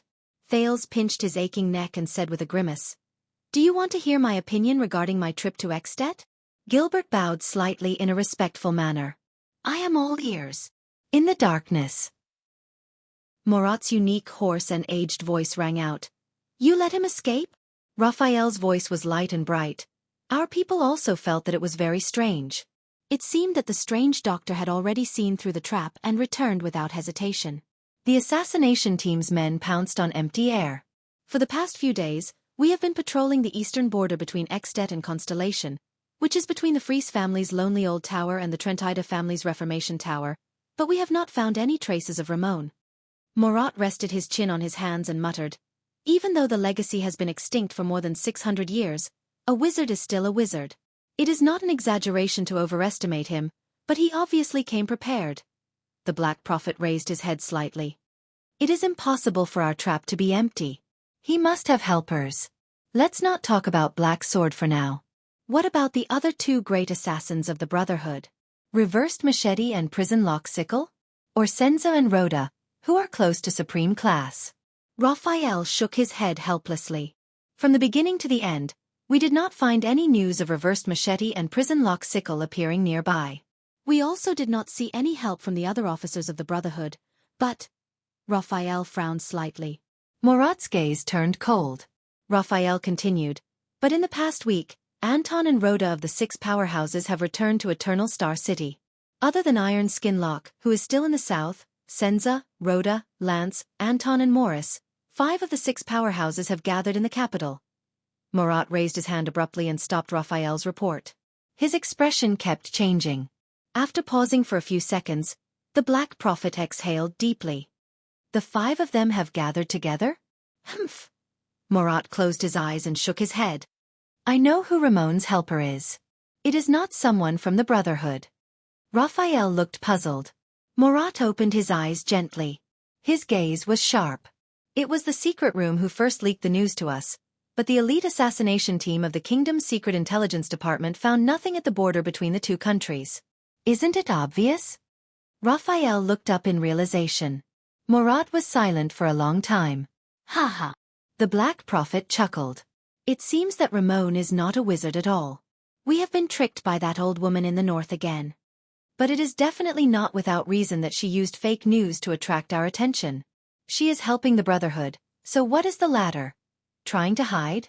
Withdraw half of the manpower in the north and focus on investigating the movements of the Brotherhood these few days. The gathering of the 5 of them is definitely not without reason." Murat could not help but laugh. He actually dared to make a deal with Exdet's secret room. "That brat Lance is indeed my most outstanding disciple outside of Norfolk." At this moment, a violent noise suddenly came from a cage covered with black cloth beside Raphael's hand. Raphael opened the cage expressionlessly. A fist-sized head that looked like a bird and a rat poked out from inside. Its body was covered in bright red mucus. It opened its mouth with sharp teeth and handed out a piece of paper before quickly retracting it. Murat did not even look at the ferocious, strange and creepy creature. He only stared at Raphael. The latter looked at the small piece of paper, and his expression became increasingly pale. Raphael put down the piece of paper. His face was unprecedentedly solemn. "We have received reports that the 2 leaders of the 8 psionic warriors of Blood Bottle Gang, Illusory Blade Catherine and Red Viper Nikolai, have appeared in Raval City one after another. And 2 days ago, our informants in the neighboring Steel City, he said solemnly, they have found traces of the blood mystic. Murat's pupils suddenly shrank. It seems that we have caught a big fish. Murat smiled. Raphael muttered to himself. But, to actually hide in Steel City, for so many years, did the dwarves in the Hall of Kings Chronicles not find out? Murat closed his eyes and shook his head. Because of the sunset goddess, the relationship between the Hall of Kings Chronicles and Empress Helen has worsened over the past 300 years. The blazing wind cannon has also mysteriously fallen into a state of cooldown. They do not even have a single usable legendary anti-mystic equipment. Even if they knew, they could only pretend to be deaf and mute. Raphael frowned and scoffed. Are you sure it's the blood mystic? What's the specific report? The Black Prophet gripped his cane tightly and asked solemnly. But he immediately noticed that Raphael only had a sorrowful look on his face and sighed. The young man in white lowered his gaze and spread open the piece of paper. No report, he said solemnly. Murat raised his head abruptly. His sharp gaze pierced straight into Raphael's. He waited for his explanation. The young man in white exhaled and said faintly, the reason why we discovered the blood mystic is because, from the City of Steel to Raval City, we have a total of 34 spies. All of them died. Raphael said quietly. Also, flesh and blood were scattered everywhere. Not a single corpse was left intact. It matches our records, the style of the blood mystic, he did not continue. After a while, Murat heaved a deep sigh. It is demonstrating to the Secret Intelligence Department that it can find any one of us at any time outside the capital. As expected, it is that damned, he said hoarsely, homicidal maniac. Chapter 76. Renaissance Palace. Den den den. A hurried sound came from outside the door. It was the sound of high-heeled leather boots tapping on the stone floor. Asterisk bang. Asterisk the heavy door to the bedroom was pushed open. What's wrong with you? A clear female voice filled with anger rang loudly. The maid who was sweeping by the side was so frightened that she quickly lowered her head and rushed to the door. From the corner of her eye, she saw Jines Bajkovic, His Majesty's lover, the first-grade female official, the once famous lady in the capital, the legendary police officer, and the exciting and undulating life story that could be written into a bard's poetry collection. The valiant and heroic female official stepped into the room angrily and shouted at Kessel V, who was standing in front of the windowsill. Do you know what you're doing? Do you want to murder your own son so badly? In front of the window, Kessel V Jade Star slowly turned around as he looked at the king who was surrounded by the people in Renaissance Palace. As a king, I have to do this. That's all. The dignified voice answered. Asterisk slap. Asterisk a resounding slap rang out behind him. The maid did not dare to dawdle anymore. She retreated from the room, drenched in cold sweat. He is not only a prince, but also your bloodline. He is not the mastermind who destroyed the Jade Star royal family and harmed Constellation. Jines was furious. She did not seem to be aware that she had just given the Supreme King of Constellation a hard slap. Kessel V touched his face that was slapped. He was in a daze. The valiant and imposing limited-time police officer from the past appeared before his eyes. And their first meeting. That was also a slap, was it not? But the Supreme King still came back to his senses and said nonchalantly, what a coincidence. Yodel said something similar to that boy. That boy? Jines looked at the king in disbelief. That is your only son. Yes, my only son. Kessel's eyes shone with a complicated look. He took a deep breath and slowly exhaled. So, I have chosen the best path for him. The training that an heir of the kingdom must endure. Training.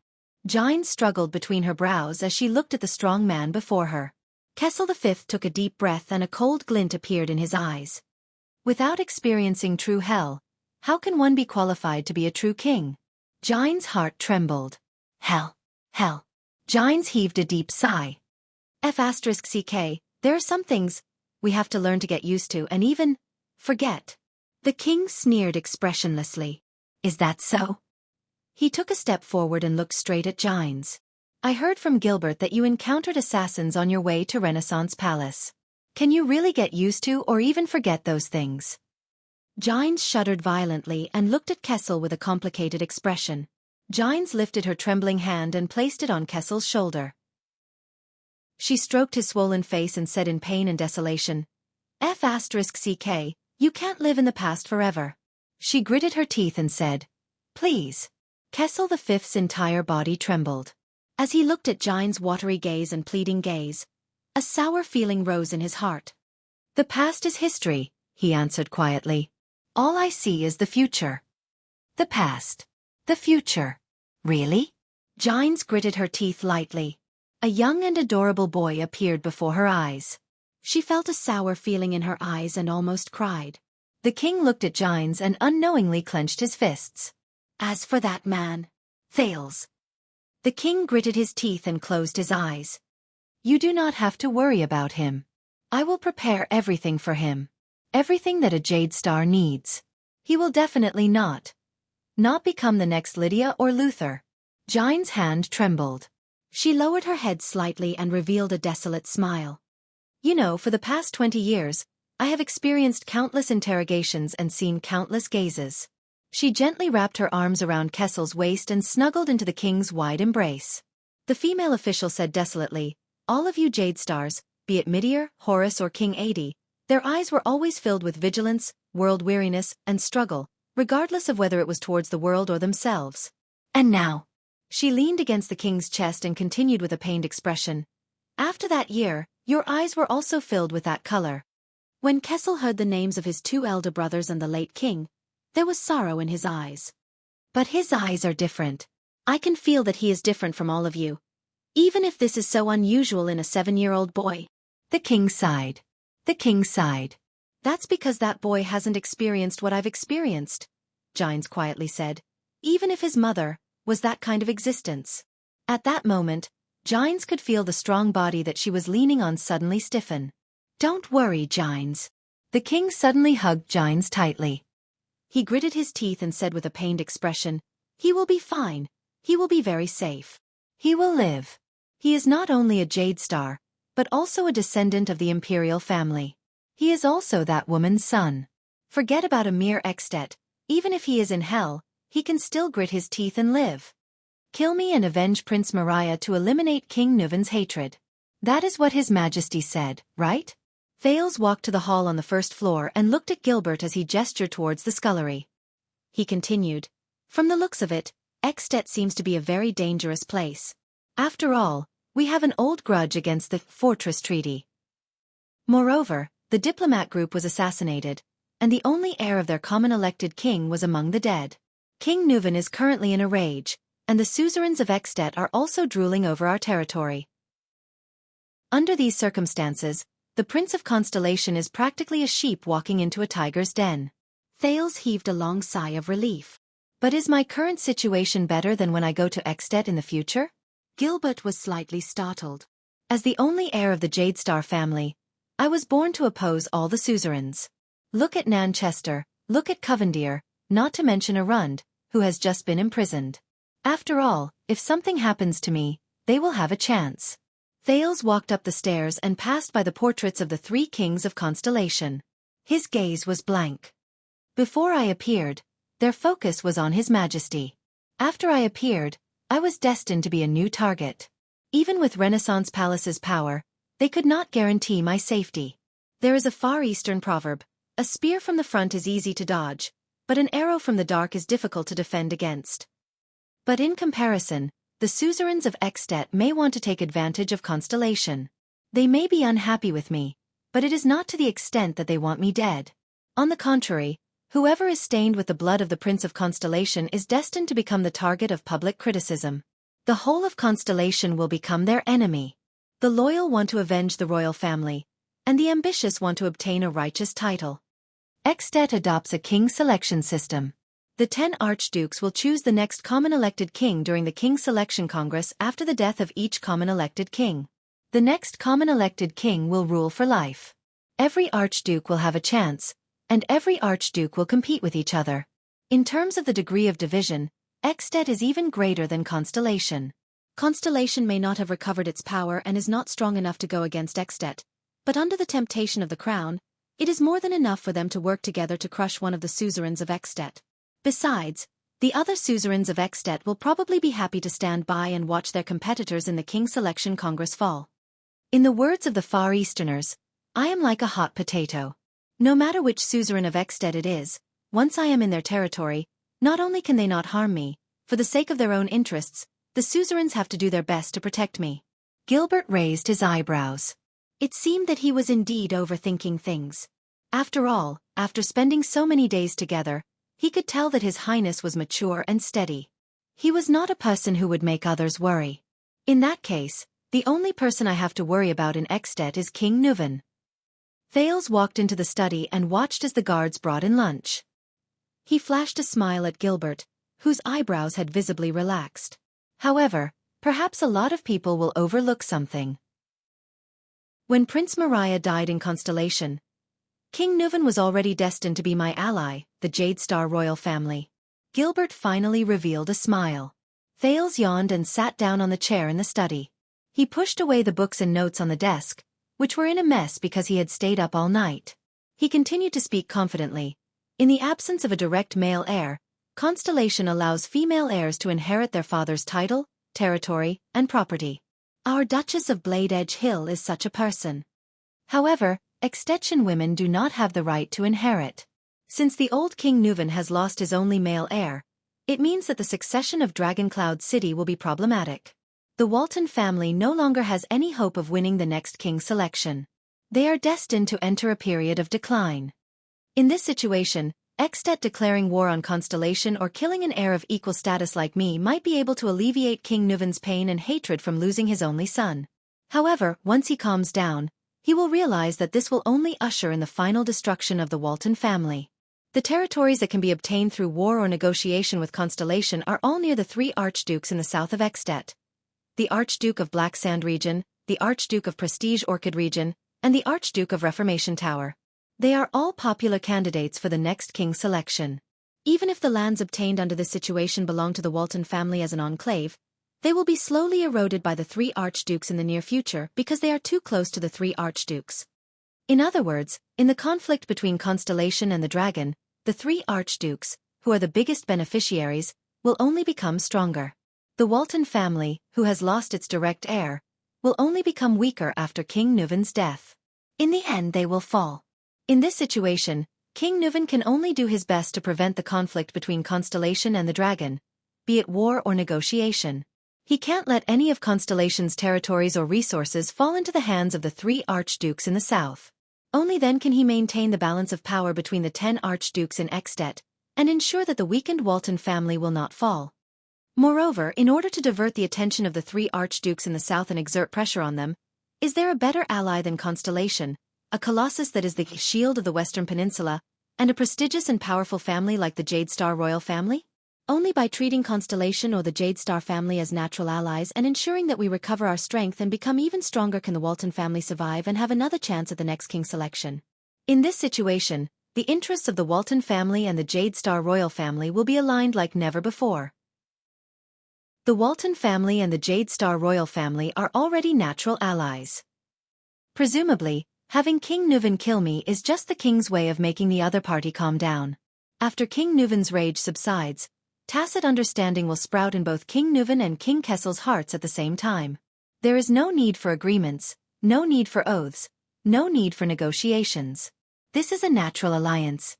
The alliance of two kings that belongs to the Walton family of the Cloud Dragon Spear Flag and the Jade Star family of the Nine-Pointed Star Flag. Thales heaved a deep sigh. The descendants of the two human heroes of the Battle of Eradication, Raikaru and Tormund, can only cooperate with unprecedented sincerity when the two countries are unprecedentedly hostile toward each other. How ironic! Hence, from this, it could be seen how immature the two feudal countries of Constellation and the Dragon were in this world that was clearly a feudal society but had a lot of unreasonable black technology. On the surface, the highest ruler controlled the country's foreign affairs and military power, but in reality, they were treading on thin ice in a life-and-death battle with the local suzerains, advancing step by step. What a pitiful and unbearably weak state autonomy. The prince put away the memories of the past, raised his head, and continued to speak. So, compared to Constellation, which seems calm but is actually full of danger, Extet, which seems to be full of hostility but is actually safe and secure, is the best place for me to go. This is His Majesty's intention, right? Let's hope so. Thales added in his heart. After all, the expressionless king appeared in front of him. I can't see any kinship in that king's eyes. He snapped out of his daze and said with a smile, So, as the representative of the Jade Star royal family, I might be tested by King Nuvan in Dragon Cloud City. I might be troubled by vile people, ridiculed by suzerains, and used as a bargaining chip against Constellation. I might even encounter conspiracies from various forces with different motives. However, I will definitely be safer than being in the country.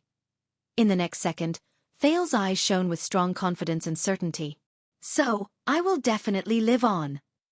Gilbert chuckled softly. But then, he raised his head and solemnly said, Since you think so, Your Highness, I have nothing to worry about. I came here today to discuss with you about the candidates for the diplomatic mission, as well as the candidates for your attendant. Thales nodded. However, before that, Gilbert bowed slightly. Your Highness, there is someone who wishes to see you. Meet me. Thales had just picked up his knife and fork when he heard that and raised his eyebrows. He wants to meet me at this time? Thales nonchalantly picked up a piece of potato and put it into his mouth. If you're interested in watching rare animals, come here because of its reputation, and hope to see the last Jade Star Prince, please reject it for me. Be more polite with your wording. I have already offended too many people. But Gilbert shook his head. No, I think this person might be one of the few who did not visit you because of your status as a prince. In fact, he has been recuperating in the barracks at the back for more than a month. You mean? Thales seemed to have remembered something. He raised his head in surprise. Thud, thud, thud came from outside the room. Gilbert nodded and said with a sigh. He suffered such a serious injury that he could only eat through a tube. Even the doctors thought that he would not be able to survive, but his will to live was truly astonishing, and we never ran out of medicinal herbs. Gilbert gave way to the person at the door of the study room and sighed slightly. Come in. This is the person you insisted on meeting. The second Prince of Constellation, Prince Thales Jadestar. Thales put down his knife and fork and furrowed his eyebrows. The person's left hand was wrapped in thick bandages and wooden planks. He was also leaning on a pair of crutches. It was obvious that he was not very skilled. With great difficulty, he walked into Thales' room. His throat was a mass of twisted flesh with terrifying scars. His legs only reached his knees. Even though his face was full of stubble, he was extremely thin. His hair was cut short, and the tattoos on his face were much fainter. Thales still recognized this man at first glance. He was the man who once wept in despair, but was now recovering from his serious injuries. The Phantom Wind Follower. Chapter 77. Ralph, Blood Bottle Gang's former star of hope, the only superclass elite among the strongest 12. After experiencing hell and despair, he finally reunited with Thales after a month. Congratulations. In the end, you still managed to struggle through. Thales smiled and nodded. You did not lose to this damned world. Ralph trembled slightly and suddenly opened his mouth. His throat, which was knotted with flesh, trembled slightly, but he could only mutter something indecipherable. He also knew that he could not say anything now. Faced with such a situation, Thales did not know how to react for a moment. It's okay. What do you want to say? He scratched his head. Just write it down with a pen. Ralph's gaze darkened. We tried. Gilbert sighed. He is illiterate. Other than numbers, he can't even write his own name. Hearing this, Ralph closed his eyes in self-abasement and lowered his head even more. Thales felt a little awkward. He had almost forgotten that Ralph was a gangster. Thales, who had been a child beggar before, knew that most of the people who joined the gang had unfortunate encounters. They had to earn a living in illegal activities every day, so naturally, they did not have the chance to receive a decent education. But in the next moment, under Thales' astonished gaze, Ralph gritted his teeth and struggled to support himself with his walking stick. He lowered his crippled body and bowed towards the short and thin Thales. He bowed deeply. Thales sighed. All right, I've received your gratitude. Ralph raised his head and trembled as he looked at Thales. What are your plans after this? Do you have anywhere else to go? I don't really recommend you to return to Blood Bottle Gang. Ralph trembled slightly. Return to Blood Bottle Gang? Return to big sister. Catherine's subordinates? He looked at his leg and revealed a pained expression. And there's still Nikolai. When he thought of the enemy who stabbed him in the back, Ralph's eyes shone with a fierce light. A few seconds later, Ralph exhaled with his psionic power and shook his head sadly. Thales stared at him. All right. The prince smiled. Then you can stay with me for the time being. I should be able to support you. Ralph's eyes brightened. This boy. Apart from being his savior, he also had a powerful background. Gilbert. Thales turned his head and looked at Count Casso. How much longer before we depart for Extet? Based on the time it takes for the messenger crow to contact Dragon Cloud City, it will take at least 3 days, Gilbert said with a smile. At most a week, Your Highness. It should be enough. Thales nodded and looked at Ralph. For the next few days, come to my study during the day. Ralph revealed a surprised expression. The boy who had always been confident and optimistic, who had been asked to choose whether to be freed or to struggle in a desperate situation, smiled.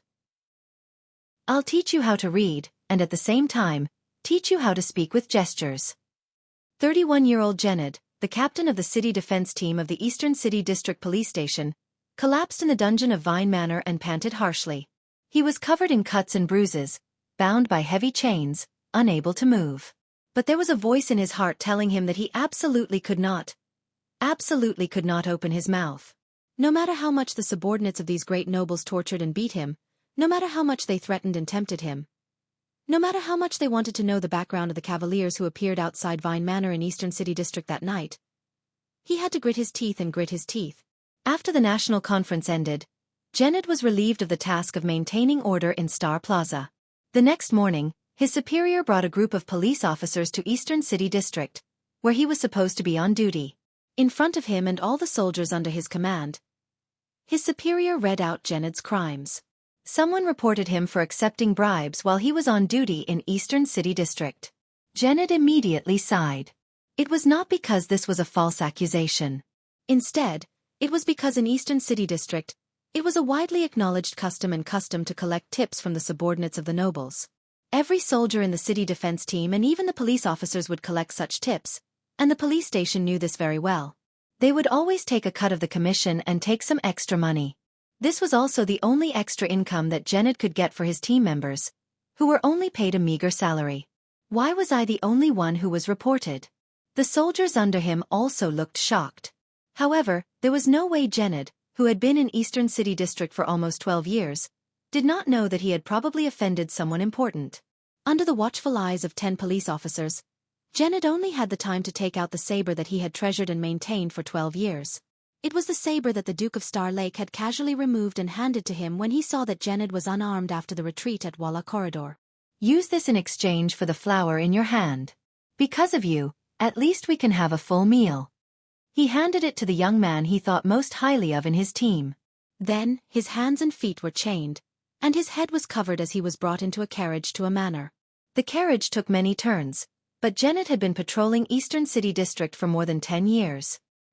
He had not lost the habit of observing and memorizing roads he had developed in the Starlight Brigade when he was a soldier.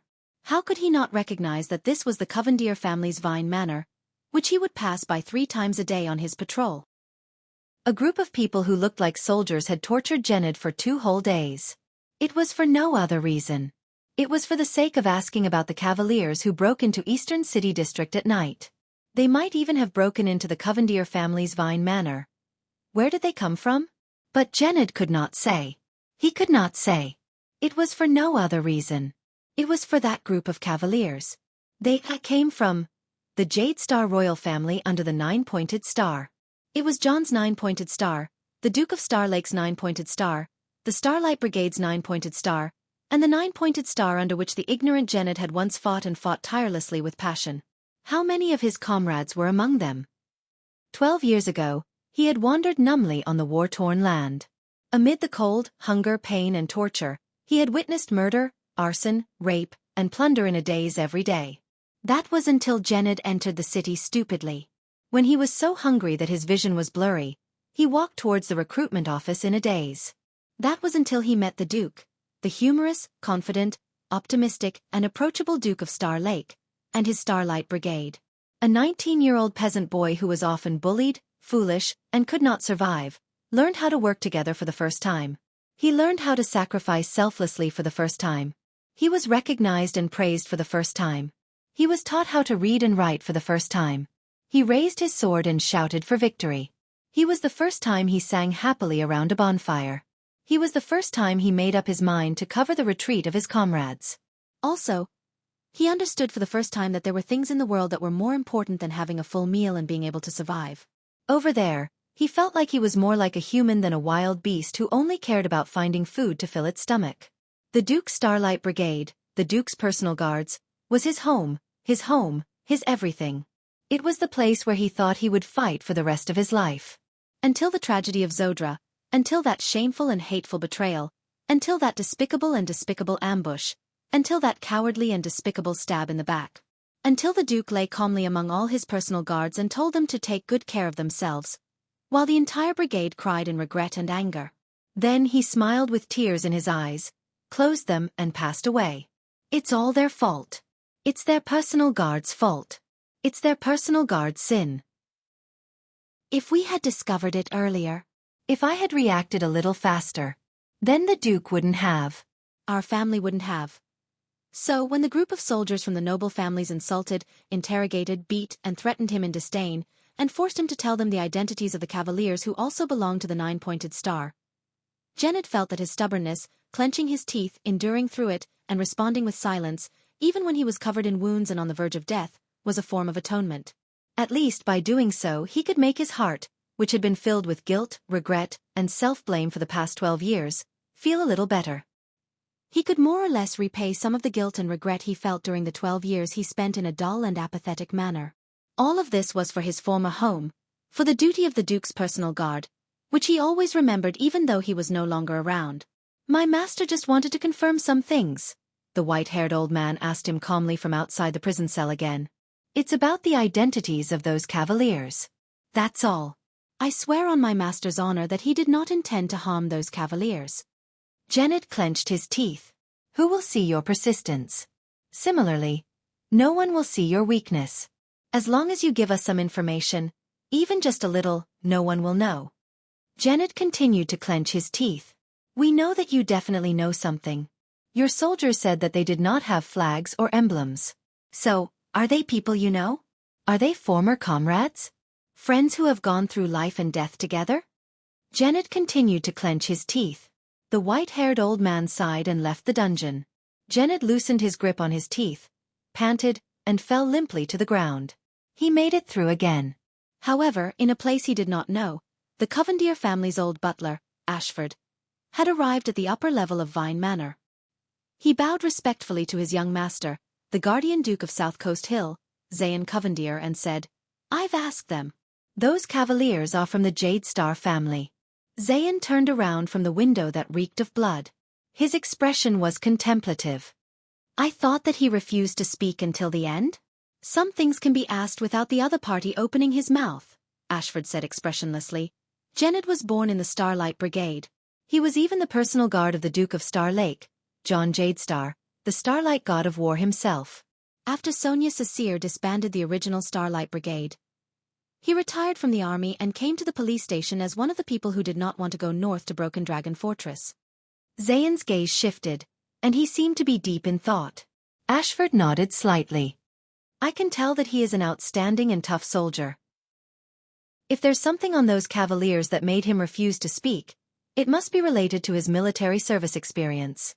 I'm guessing that, with his rich experience in the army and campaigns, he saw through the origins of those cavaliers without flags. He insisted on keeping the secret for those people because he was also from the Jade Star family when he was in the Starlight Brigade. Zayn stared at his old butler for a few seconds. In the end, he sighed. So the only ones who fit the description should be the Jade Star private army in Mindy's Hall. And that new prince openly returned to Mindy's Hall after yesterday. The secret treasure of Mindy's Hall is missing? Zayn shook his head and chuckled. Humph. I'm afraid that the so-called secret treasure that went missing in Mindy's Hall is that new prince. Nikolai caught that brat and brought him to Vine Manor. So they simply broke in and secretly snatched him away. Do you know, Ashford, we've held the fate of the kingdom in our hands twice. Zayn raised his head and shut his eyes tightly. In the end he escaped. Ashford lowered his head indifferently and did not say a word. After a while, "Treat that soldier from the Starlight Brigade," Zayn said coldly. Ashford raised his gaze with a puzzled look. "You know that brat, I owe him one no matter what." Zayn clenched his fists and said with burning eyes, "And I don't want to hesitate when I attack him." Zayn turned around and left the manor that reeked of blood without hesitation. "Do you know, my lord?" Behind him, Ashford smiled mysteriously. "You're becoming more and more like the boss." Zayn replied disdainfully without turning his head. "Then, you will be as stupid as him, plotted against by your relatives, and your throat slit in your own bedroom without anyone knowing?"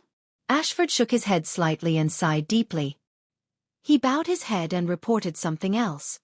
"Sir, there's news from Jadeite City. Miss Hillary, she—" Ashford looked at his master's expression and wanted to say something. Zayn stopped in his tracks. The young prince took a deep breath, as if preparing for something. "Speak." His tone was icy cold.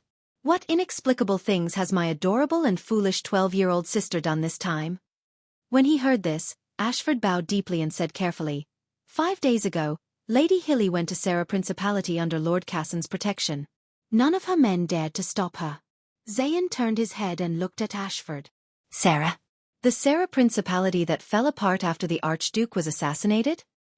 He revealed a puzzled expression and frowned. "Wasn't there a plague in that place recently? The outside story is that she's going to save the people who are suffering from the plague." Ashford bowed slightly. "But I suspect that she found information about that organization." "That organization?" Zayn's expression instantly turned as cold as snow. His face twitched as if he thought of something unbearable. Until he suddenly exploded. "Isn't it enough that she killed her own parents?" The Duke's voice was filled with anger and hatred. "What kind of disaster does she want to bring back to Covendir, to this family?" Ashford did not speak. After more than 10 seconds, Zayn exhaled harshly. In the end, he still waved his sleeve. "Send more men to ensure her safety."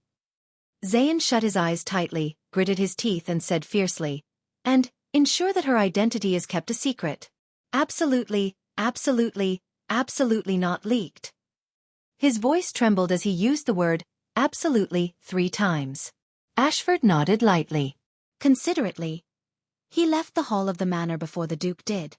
After the butler's figure disappeared into the distance, Zayn trembled and held onto the pillar. Thud. He punched the pillar with all his might. Then, the Duke of Iris Flowers leaned his head deeply against the pillar. He exhaled a mouthful of air in pain. "The previous negligence and failure. I won't allow it to happen a second time. I can't fall. I can't fall. I must become king. I must. Only by becoming the supreme king. Only by controlling the entire constellation. Otherwise. Hilly. Who else in this world can protect you? Protect. Someone like you? Mindy's Hall. Cellar. Congratulations, my ally, your highness, the second prince." The silver-haired, red-eyed lowly Serena, who was over 400 years old and a refugee from the Night Kingdom, looked at Thales with a complicated expression. "We can hear the cheers in the Star Plaza loud and clear." "That's a little exaggerated. The distance from Star Plaza to here," Thales said helplessly with narrowed eyes. "Anyway, we're one step closer to our alliance." Serena did not blush at all. Thales wondered if she really had the attribute of blushing. She interrupted him and continued, "Now, we just have to wait for you to be crowned king and then help me reclaim the throne." "Don't worry, I will do my best to help you."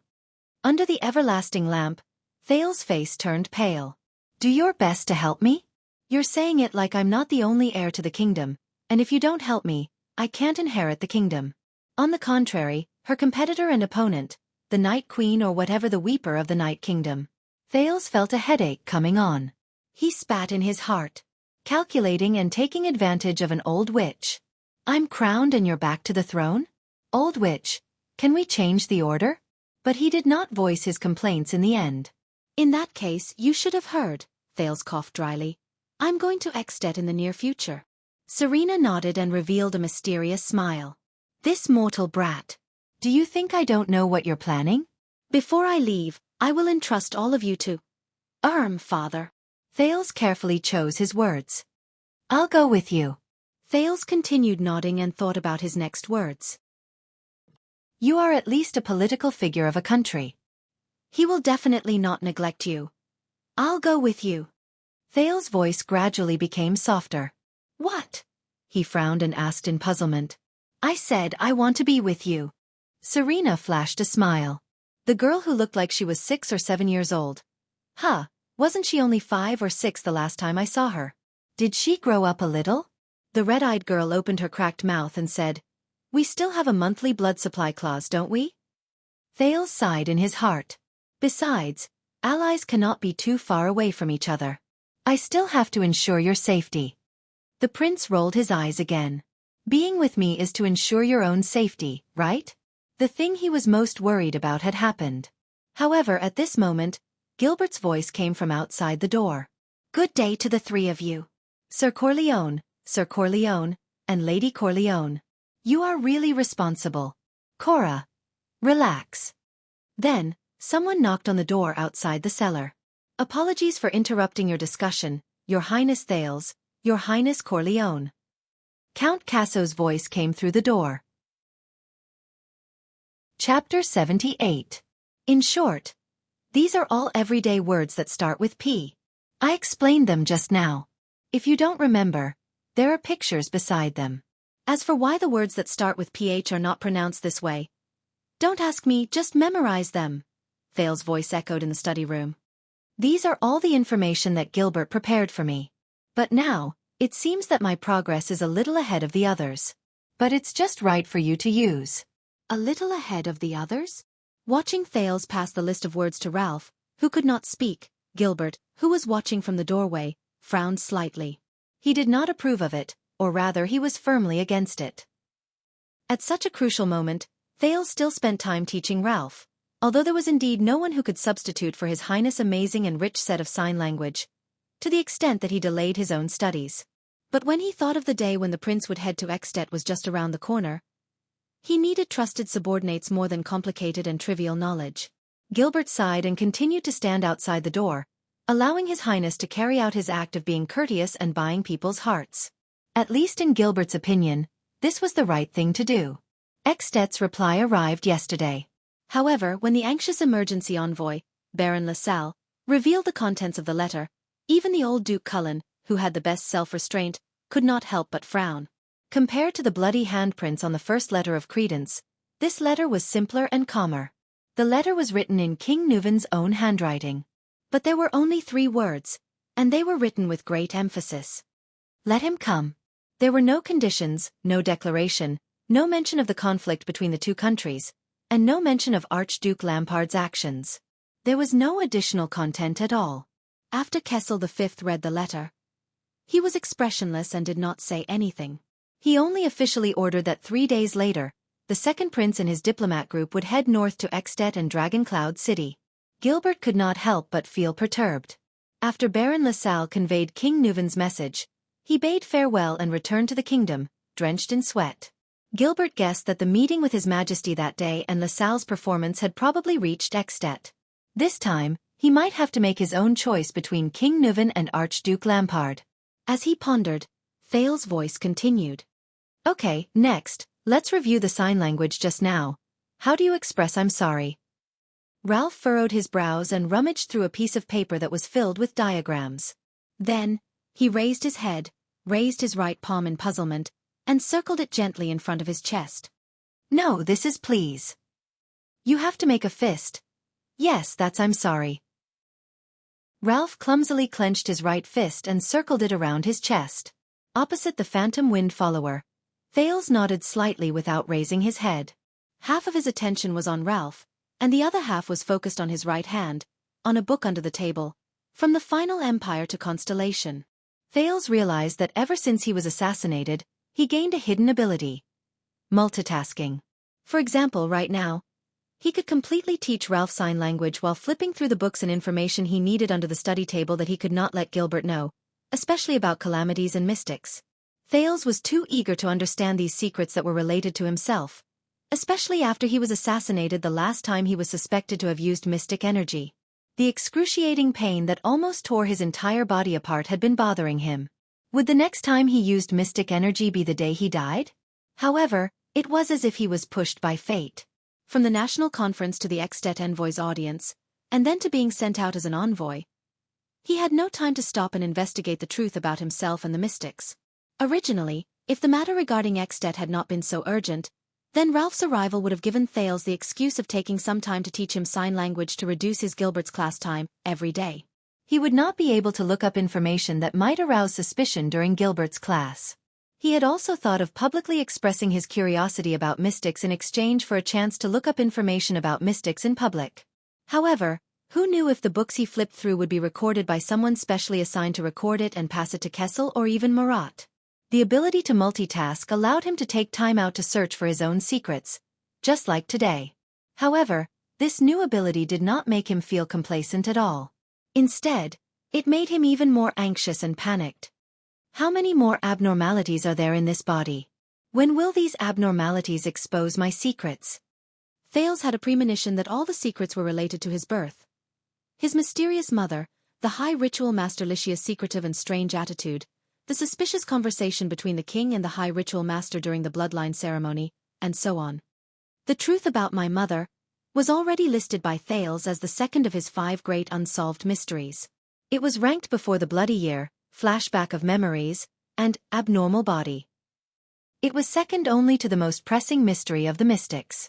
When he thought of this, Thales could not help but sigh. Then, how do I sign thank you? He asked casually. Ralph found the drawing with great difficulty. He clumsily tapped his chin with the tip of his right palm, then flipped his palm outwards. Thales' gaze shifted between the book and Ralph. However, at this moment, his vision began to blur again. Wuxia's voice was the first to ring. Young mistress, are you going to the special school again to volunteer for the disabled? Yes. Sigh, don't use such a derogatory term. They are not handicapped, nor are they sick. Every time you call them that, you are isolating them from normal society. You should use physically handicapped or physically handicapped. Sigh, I always feel that instead of spending your time here, you should go and study for your degree. In the future, you can influence and improve special education from the perspective of the social structure. After all, it doesn't matter if you have one more person. The inconveniences in their lives will not become better because of your occasional actions. That is not how society changes. Wuxia. It is not their fault that their lives are inconvenienced. It is precisely because we, as people in society, did not fulfill our responsibility to allow all people to live in society without any obstacles regardless of their conditions. We can be considerate enough to design individual washrooms for children who are less than 1.2 meters tall so that they can live in society without any obstacles. Then, why can't we allow a deaf and mute person to communicate with others without any obstacles and live in society without any obstacles? Ha! Why do you have such a sense of social science morality now? This is not morality. It is basic values. It is your way of thinking that promoting social progress from a macroscopic structure is the right way. That is problematic. I do not believe that a person who does not even bother to give sympathy and help to those around him will bring real help to society. I am talking about you, Wu. Chirin. Ren. Stop. Let's stop talking about serious matters. Let's go. Ha. Where are we going? I am sending you to a special school. Aren't you going to be a volunteer? Ah, Chirin. Chirin. Are you going too? You must have been influenced by my full sense of morality, right? Let me say this first. You have to learn sign language with me. Sigh. I am just sending you there. I don't care. I don't care. You must come with me. Otherwise, you are not allowed to enter my room tonight. Thales shook his head hard and chased away the memories that left a deep impression on him but could no longer be touched. He hid them in his mind again. His attention returned to the present. Not bad. Then let us increase the difficulty. One more time. No, I mean, how are you going to sign one more time? While Ralph was sweating profusely as he searched for the blueprint, Thales flipped through 2 pages of From the Final Empire to Constellation. The value of this book was not as high as the previous one. It was basically a compilation of imaginary legends and a chronological account of major events. It did not clearly describe the calamities in the Battle of Eradication. Huh. Thales furrowed his eyebrows. A piece of paper fell out from between the pages of this thick book. Thales picked it up gently. It was a piece of old parchment paper. It looked even older than this from the final Empire to Constellation, which was already quite old but could still be flipped due to excellent maintenance. On the parchment paper was an erasable black pen. It depicted the side profile of a young girl. The young girl in the drawing was quiet and graceful. She had a pleasant smile on her face, and her plain face was like a pure lotus flower. There was only an earring on her left ear that looked like a multi-pointed star. This piece of paper was obviously older than this book. Could it be that some senior casually used it as a bookmark? Thales was puzzled. He moved his gaze downwards and saw the inscription. T, C, K, S, 4 letters. They were probably the initials of the painter. As Ralph clumsily gestured, Thales flipped to the back of the parchment paper and saw a scribbled word. Enemy. It was accompanied by a huge exclamation mark. Enemy? Thales shook his head. He did not understand its meaning. Gilbert's voice suddenly traveled into his ears. Your Highness, sorry to disturb you. Thales calmly stuffed the parchment paper into his bosom, closed the book, and quietly pushed it to an inconspicuous corner at his feet. The prince raised his head and looked at Gilbert with a smile. His Majesty has just sent news. Gilbert tipped his hat at him and bowed slightly. He hopes that before you depart, you can make a trip to Renaissance Palace and complete the royal family's family gathering. Family gathering? Thales opened his mouth in shock and bewilderment. What family? Isn't the Jade Star royal family? At this moment, the figure of the first-grade female official appeared behind Gilbert. Just follow me, Jine said flatly. Her gaze when she looked at Thales was filled with pity and pity. Renaissance Palace. Since you have already been acknowledged as a prince, Jine said in a cold voice as she led the dressed Thales up the cold stone stairs in her high-heeled boots. Then, you must come and meet your nominal mother. Even though she is not your biological mother.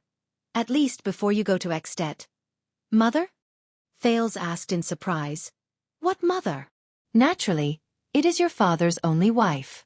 Jine's face showed that she could not bear to look at him. Queen Kia. Thales was stunned for a few seconds. They stopped outside a palace. Jines looked at the tightly shut door and said softly, His Majesty is too busy and did not come today. A wordless disappointment crept into Thales' heart. But Jine's mind was obviously not on the father and son. The next moment, the female official said to the puzzled Thales in a serious and stern manner, Later, no matter what happens, do not be surprised, and do not be afraid. Before Thales could react, Jines pushed open the door and walked in. Kia, Jines said cautiously, I am here. Thales followed the female official and slowly walked into the room. It was a spacious room with simple decorations, but it was quite stylish and filled with elegance. In front of them was a lady with a fresh and elegant face. She was about 40 years old and dressed in a luxurious star-blue gown. She turned around and looked at Jines and Thales. Jines, you are here. The luxurious lady, Queen Kia, revealed a pleasant and sincere smile. This is great. Recently, Kessel has been extremely busy because of the diplomatic relationship with Extet. I thought that you probably do not have much time. Thales was a little reserved. After all, he was considered the king's illegitimate son. At the same time, he was also surprised by the scene before him. If Jines was the king's lover, then how could the Queen, Kia, get along so well with her? This is the person I told you that I would come and see you today. Jines' voice faltered, as though she felt that there was no need to say too much. So, she took a deep breath and pulled Thales forward. She said quietly, This is Thales, Kessel's second son. So, it is you? Kia slowly walked to him and squatted down gently. Kessel's youngest son? She looked at Thales with her gentle eyes. Thales was so embarrassed that he could not even breathe smoothly. Do not be afraid. I am also your family. The queen stroked his head and showed a loving expression. Look at your eyes and nose. They are exactly the same as your charming mother. Thales' breathing immediately stopped and he widened his eyes. Mother? Queen Kia said gently and sincerely. I hope that you can also inherit your mother's intelligence, erudition, and her ever-successful eloquence. Hee. After all, there are very few women who are as outstanding as her and Gine's endless charm. Intelligent, erudition, ever-successful eloquence? Thales eagerly absorbed this information into his mind. That area called Mother. It was the key to many unsolved mysteries about him. Gine's expression was a little unpleasant. She only answered hastily, "All right, Kia, if there is nothing else. I still have to bring him. You know, he is about to go to Extet." Thales found it very strange. Why was Gine so nervous in front of this gentle and kind queen? And why was she so anxious to end this meeting? Ah, poor child. Queen Kia sighed. Although I have never been to Extet, I have heard a little about it. It is barbaric, crude, and advocates violence and battle. You are still so young. I am afraid that you will suffer. Thank you for your concern. Even though Thales was slick, it was difficult for him to handle such a harmonious family situation in front of strangers. He answered stiffly, "No, this is His Majesty's order, and also Jadestar's mission." Queen Kia chuckled. Jadestar's mission. They always say that. Gine's voice suddenly rang stiffly again. "All right, Kia, he has other tasks. We will take our leave first." "That's not right." Thales furrowed his brows. Something must be wrong. But what exactly is wrong? Let me tell you a secret. I will have 2 night shifts today. The second night shift will be around 6 in the evening. Since I have 2 night shifts for the first time, should I count the tickets and collect them? Chapter 79. This chapter may contain a small amount of discomfort for the reader. Please follow the doctor's advice and take it at your own discretion. No, don't leave so quickly. Kia stood up with a surprised expression. Right, he hasn't met his brother and sister yet. Thales felt a chill in his heart. Kia! Gines shouted loudly. Her tone was filled with panic? But Queen Kia only turned around and walked towards the large bed in the distance. With a younger brother, Lydia and Luther will definitely be very happy. Thales finally realized that something was wrong in this room. His pupils dilated. He saw the gentle and considerate Queen Kia carry him out from the bed. 2 rag dolls. Gine's face was pale. Look, Luther, this is your younger brother, Thales. Say hello. Kia happily played with the rag doll in her left hand. She raised its hand and waved at Thales with a happy smile. Thales furrowed his brows tightly. Kia said excitedly as she lifted the doll on her right and moved its head towards Thales. And you, Lydia, sit properly. You can't be naughty anymore. Say hello to your younger brother. Kia's own right hand was still swaying strenuously, as if the rag doll in her arms was struggling fiercely. It was an extremely strange scene. Thales' breathing became erratic. Could it be? The prince stared in disbelief at the beautiful and luxurious queen who was happily playing with the 2 rag dolls in her arms. This is enough, Kia. Gines walked forward quickly, her breathing rapid. The first thing she did was to pull Thales away. But Queen Kia's expression quickly changed. Why? Kia looked at the rag doll in her arms, then at Thales. Her expression suddenly became strange, and her tone became flustered. Why, Luther, you're not as tall as your younger brother, Thales? Thales gritted his teeth and took a step back. The next moment, Kia looked as if she had seen something unbelievable. Her expression became fearful and panicked. Thud.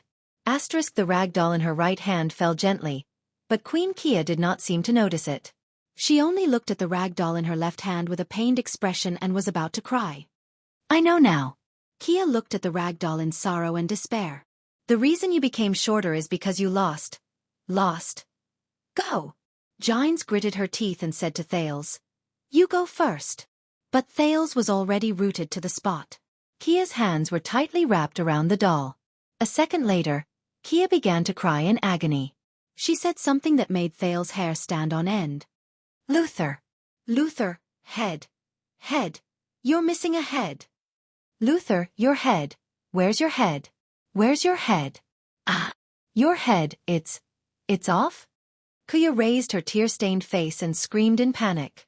She lay down on the ground and looked around. Quick. We have to get your head back. Thales felt his skin crawl. Gines immediately went forward and hugged Queen Kia, using all her strength to stabilize the trembling queen. You! Kia abruptly looked at Gines and widened her eyes. Did you see my Luther's head? About this big. It's round, and it can roll. It has 2 eyes. Thales looked at the scene before him in disbelief. Kia struggled fiercely and waved her arms madly. No! Don't stop me! I want to protect him. Protect Luther. My son. Gines gritted her teeth and dragged her to the bed with all her might. At this moment, Thales' arm was gently pulled by a hand from behind. Thales jumped in fright. Still in a state of shock. He suddenly turned his head. The person who pulled his arm was a stranger. It was a long-haired lady wearing a black robe and a goose-down shawl. The lady in black had a delicate face, but there was sadness on her face. Thales panted and finally calmed his breathing. The long-haired lady in black pulled his arm and said softly, "It's okay. Let's go out first." Thales was puzzled and turned to look at Gines, who was trying hard to subdue Queen Kia. Gines gritted her teeth and shouted, "Thales! I'll be in charge here. You and the princess go out first, quickly." Her Highness? But Thales did not think too much about it before he was dragged out of the room by the long-haired goose-down lady. Behind him, Kia struggled more and more violently, shouting crazily, "Guards! Guards! Quick! Assassin! An assassin!" Lady Goosedown tugged at the livid Thales and quickly walked out. Only Kia's hysterical voice could be heard from afar. From time to time, there were maids and servants with gloomy expressions rushing towards Kia's room. He seemed to be used to such a scene. Kia's screams were still ringing in his ears. Whimper. "My Luther! No! No! Your head! Boo-hoo! Why can't you put it back? Why can't I put it back together? Why does it keep falling? Why? Stick it together. It'll be fine once it's glued. Luther. Am I right?" Thales only walked forward with a pale face. He felt that what happened behind him was too cruel. He did not dare to face it. It was not until Kia's voice disappeared far behind them that the two of them stood still in a corridor. Thales looked behind him with lingering fear. "I'm sorry." Lady Goosedown, who was dressed in black and had long hair, said softly, "Usually, Kia does not act up so quickly." Thales looked behind him in a daze. Doubts began to slowly rise in his heart. Thales raised his head and looked at the lady. Back then, when Luther and Lydia, my elder brother and sister, were assassinated, the Queen and Madame Gines were at the scene. Did they witness it with their own eyes? Thales said with great difficulty. After a few seconds of silence, sorrow appeared in the eyes of the lady dressed in black and goose down. "Yes," she said slowly, "that day Prince Luther was—" Lady Goosedown shut her eyes tightly. As she reminisced, she spoke with difficulty. "Gines and I rushed over when we heard the noise, but we were too late. It was said that his head rolled under the bed. Princess Lydia was kidnapped. Gines snatched a horse and chased after her. I ran to inform the guards and left the terrified Kia alone in the room." Thales exhaled deeply. He suddenly had an answer in his mind. "I see. That day, I was assassinated on the way to Renaissance Palace." Gines' abnormal reaction. She even alerted the assassin who was not coming for me in advance. Is this the reason? They experienced that kind of scene? So. But you do not need to be afraid, Thales.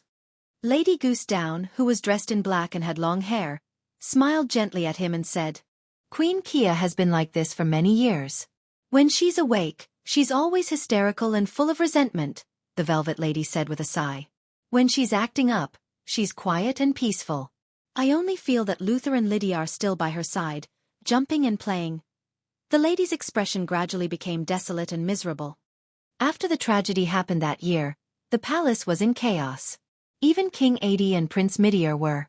The guards were so nervous that they drew their swords whenever they saw anyone. So no one cared about this place. The servants all fled. Only Kia hugged the prince's body tightly and refused to let go. It was said that she locked herself in her room. I was forcibly isolated by the guards in a safe house. The panicked nobles sealed Renaissance Palace and locked Eternal Star City. By the time King Kessel took control of the kingdom and stabilized the situation, it was already 2 weeks later. The lady sighed and lowered her head. Thales sighed softly. During those 2 weeks, Kia guarded the room tightly. She hugged the dead Prince Luther and cried. She relied on the water in the vase to survive. You know, after 2 weeks, the prince's body had become. Following the lady's description, Thales tried to imagine the scene at that time, and he immediately shuddered. 2 weeks later, when they broke open the door, we saw Kia, who was on the verge of fainting, and in her arms. The lady heaved a long sigh. Her face was full of fear. That scene was like a nightmare. Thales gulped. He did not dare to imagine it anymore. To the Jade Star royal family. The bloody year. Is this what it was like? Is this the price of living for constellation? Silence. Then, Thales suddenly reacted. He raised his head and looked at the velvet lady in front of him, puzzled. That's right. Just now Gines called her. Your Highness? Judging by her age, she shouldn't be Kessel's daughter. So the princess means. But the late king's youngest daughter, Kessel V's youngest sister, the eldest Princess Constance Jadestar, I didn't see her in the Jadestar family tomb. Questions rose in Thales' mind. So, may I ask who you are? Thales asked carefully. Oh, the title of princess must have confused you. The velvet lady considerately resolved Thales' awkwardness. She lowered her head slightly in embarrassment. My surname is not Jadestar. I am not a real princess. The princess shook her head gently. I am only the late king's adopted daughter. I can be considered as half an aunt to you. Thales opened his mouth wide in shock. I am Elise Sola. I am younger than Constance. Princess Elise smiled faintly. A charming dimple appeared on the side of her face. But I am not qualified to carry the Jadestar surname. Sola is my husband's surname. Half-aunt? Why didn't anyone mention it before? Excuse me, your husband is. Thales said mechanically. Count Sola. An honorary count during the late king's reign. Elise sighed when she heard that. He just passed away a month ago. Widow? No wonder she's in black. Is she still mourning? A month ago? An honorary count passed away? Thales was puzzled. Is it an illness? But Thales came to his senses. He was a little rude. He quickly bowed and apologized. I am sorry, Aunt Elise. I have been presumptuous. Princess Elise was stunned at first. Then she smiled bitterly and said, No, there is nothing to hide. The late king's adopted daughter, Princess Elise, enunciated each word clearly. He died in the big explosion in the center of Red Street Market a month ago. Red Street Market. Big explosion? Thales suddenly froze. Could it be? It was the night of the gang fight in Lower City District and Western District, Elise said plaintively. Yes. That's right. It was me, Yodel, and Asda. We caused the explosion. Guilt immediately surged into his heart. Thales exhaled. Your husband. Thales suppressed the discomfort in his heart and asked slowly, Why was he in Red Street Market that night? It was a curfew that night, wasn't it? But Elise obviously didn't know much. She only sighed. Our relationship was not very good. My husband liked to go to Red Street Market to seek pleasure. A few days before he died, I went there to look for him. We had a big fight, and he did not come back for 3 days. I did not expect that to be the last time I saw him. Elise closed her eyes, shook her head, and sighed. She pulled the goose down that was used to keep her warm on her shoulders. But at this moment, Thales' pupils suddenly shrank. That goose down was a little familiar. Goose down, lady, Red Street Market, a few days before the big explosion, looking for a husband, quarreling. Could it be? Thales shuddered all over. He looked at Aunt Elise's face again. This time, his aunt's delicate face completely overlapped with a face that seemed to be from a long, long time ago in his memory. It was so long that he almost forgot. Yes, it's her. It's that noblewoman with goose down. Thales stared blankly at his princess aunt. That day it was her. It was her, draped in goose down, and with 20 swordsmen of eradication, they met Thales, who risked his life to beg in Blood Bottle Gang's territory in Red Street Market. It was her who gave the unkempt Thales 12 coppers and a silver coin on the street. However, Thales had changed so much that even she could not recognize that the second prince in front of her and the child beggar Thales from a month ago were actually the same person. Thales touched his chest. There was the scar that was burned by Quide with the silver coin. Because of that charity, Coria, who was seriously ill, was able to survive typhoid. Because of that charity, Ned told Quiet about it. Because of that charity, himself, the child beggars. Quiet, Jayla. Red Street Market. It was precisely because of that charity, that everything that happened after that. Thales heaved a deep sigh. What's wrong? Princess Elise looked at Thales, who had a complicated expression on his face. No, it's nothing. Thales raised his head and revealed a respectful smile. In his eyes, this aunt suddenly became much more amiable. I'm just a little emotional after seeing my family. Asta Sakurn's smile reappeared in front of his eyes. Is this what you meant by coincidence? Or is it the lonely figure of the robust Kessel in the royal graveyard that appeared in front of Thales' eyes? Fate? Lower City District, Underground Street, Sunset Pub, chop it down. Just treat it as a piece of wood. Abandon useless feelings and principles, and become a real Charlton. Chop it down. No. No. Jayla Charlton suddenly woke up from a nightmare. She rolled up from the bed and gasped for breath. She remembered that after the 3 child beggars were kidnapped, she knelt in Sunset Pub and did not get up for a long time. Until she lost consciousness. And now. How ugly. On the other side of the bed, in the corner of the room, came a voice that Jayla was extremely familiar with.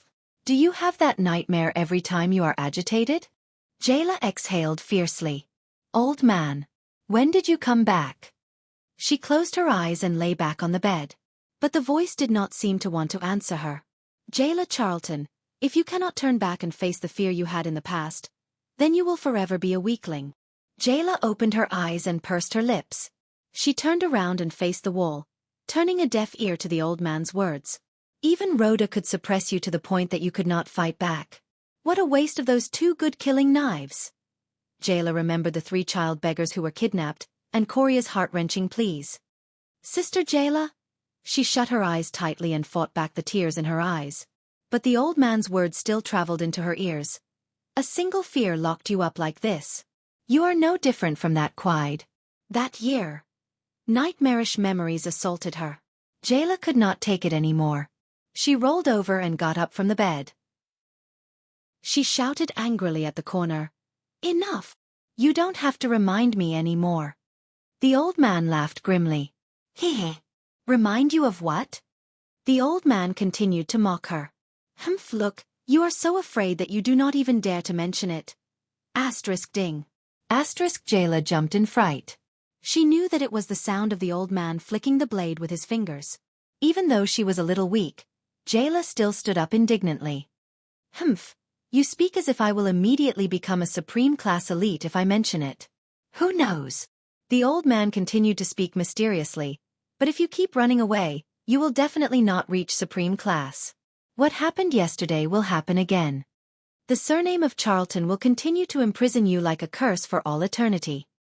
Do you really want to let that man's nightmare rule over the rest of your life? Or do you want to experience your own powerlessness and weakness again? Jayla opened her mouth and took 2 deep breaths. What's so difficult about it? She gritted her teeth. It's just that. The old man's voice fluctuated a little. What is it? Jayla's face contorted. The stone room appeared before her eyes. No, she began to tremble. No, darkness and blood spread before her eyes like a tide. No, her teeth began to chatter. No, she could barely breathe. No, can't remember. But in the next moment, a small back appeared before her eyes. It was a black-haired, gray-eyed brat with a body full of scars. He looked at her and said resolutely, I'm not going to let you go. He said firmly, I will go alone. Jayla opened her eyes and sucked in a breath of air. In her mind, she returned to the stone room. She trembled as she spoke. 12 years ago, in Renaissance Palace. Cold sweat broke out on her forehead. Asterisk ting. Asterisk the sound of the old man flicking the blade came from the air. The old man said coldly, Continue. Jayla clenched her teeth. Her complexion became paler. My first mission. Jayla's entire body began to tremble uncontrollably. But the scene of Rhoda calmly grabbing her blade and taking away the 3 child beggars flashed before her eyes. That was Coria's pleading gaze. Jayla shuddered and felt nauseous. Jayla could feel some liquid flowing out of her eyes. Everything in front of me turned bright red. So scary. Jayla trembled. Her lips could not touch. At that moment, it was the old man's violent shout. Speak. Jayla's body trembled violently. What followed was a ray of silver light that shot towards her. Asterisk thud. Asterisk a wolf limb blade was nailed to the wall half an inch away from Jayla's left ear. Jayla shuddered. All the scenes, people, sounds, and colors from that day appeared clearly before her eyes. That day her eyes were lifeless. She could not help but shout loudly. I cut off a baby's head while he was still alive. After shouting this, Jayla panted heavily. She felt as if all the strength in her body had left her. 12 years. She shouted. She finally shouted. Asterisk thud. Asterisk Jayla trembled and knelt on the ground. She covered her mouth and endured the nausea. She cried out loud. The old man's voice traveled faintly from the corner. Now, pick up your blade. Your own blade. Chapter 80. 3 days later. It had just snowed in Eternal Star City this morning, and the roads were muddy and dirty. However, the road in front of Mindy's hall was swept clean. A few carriages arrived one after another. Time is a little tight. It is said that Archduke Lampard did not withdraw his army, but continued to deploy his troops at the border. I wonder if King Nuvan did not restrain him, or if he can no longer be restrained. Gilbert and the neatly dressed Thales stood in the study room on the 3rd floor, and looked at the carriages that entered Mindy's hall through the window. Gilbert spoke with a solemn expression. It seems that a tentative conflict cannot be avoided. Even though Baron Murch and Lady Cecile are guarding the fortress, and the Zamunto and Fries families have promised full support, I heard that the vassals of Cold Castle and Arund are in chaos after receiving the news of the Duke's imprisonment. It is best for us to arrive as soon as possible to avert the disaster of war. Thales nodded slightly and listened quietly to Gilbert's report. According to tradition, as a Prince of Constellation, Your Highness, you will need 3 instructors to guide you in military affairs, politics, and etiquette. You will also need an attendant, who will usually be your assistant in the future, and 2 guards. But you are about to go on a diplomatic mission. We can only simplify everything and make up for it when you return to the kingdom. Considering that we are going to an unfamiliar place in Extet, and the purpose of this trip is to apologize, we have no choice but to reduce the number of attendants. Other than the 30 Jade Star private soldiers led by Cora, there are 3 special candidates. An instructor. I will introduce a knowledgeable scholar to you later. He will be the vice diplomat for this trip. An attendant has already been selected and is currently in the carriage. As for a bodyguard, your safety is extremely important, so he must be an experienced supreme class elite. When Thales heard this, he could not help but be stunned. The candidate for instructor and protector. Gilbert, do you mean that you, Yodel, and even Gines will not follow me on this trip? Gilbert revealed a helpless smile. He said flatly. I am the signatory of the Fortress Treaty, and I have a notorious reputation as a schemer in Extet. My appearance in Dragoncloud City will only bring you unnecessary trouble. As for Yodel, Gilbert shook his head. In Northland, for the past 10 years, there have been 5 famous supreme class elites, commonly known as the 5 war generals. They are under King Nuvan and a few archdukes respectively. Their positions are equivalent to the 3 marshals in Constellation, who are in charge of the legendary anti-mystic equipment. Your Highness, if you meet any of them, please do not mention the elite with the dark purple mask, and the fact that he is now the secret protector of the Supreme King of Constellation. Thales was stunned. After a month of learning, he knew the 3 commanders of Constellation, but the 5 war generals of Extet, the former foreign affairs minister, sighed. Yodel has a grudge with each of them. Thales took a second to understand this sentence. Then his face twitched as he said, Every single person? What kind of festival? Gilbert only stared at him silently. Thales sucked in a breath and flashed a resigned smile. All right. I guess it's the more troublesome kind. The prince had one more question in his heart. Yodel's past. What exactly did he do to provoke the 5 war generals at the same time? It was like a person going against the 3 marshals at the same time. It was practically unimaginable. As for Madame Gines, Gilbert watched as the carriage stopped outside the window and a few people came down one after another. Her identity is more sensitive. You know, her relationship with the king. Thales sighed. So, other than the Corleone family's allies, I probably won't see any familiar faces, right? This is exactly what I wanted to say. Gilbert's expression froze. Are you really going to bring the Corleone family's people? Thales said with a solemn expression. After all, I have made a promise to them. I don't like to go back on my word. Also, even though that old witch Serena is annoying, she did use the Blood Clan's voice transmission to help me at a critical moment. It would not be an exaggeration to say that she saved my life. Thales furrowed his brows. After all, they have a Supreme Class Elite and 2 Super Class Elites. Serena also hopes to rely on my identity to restore her position.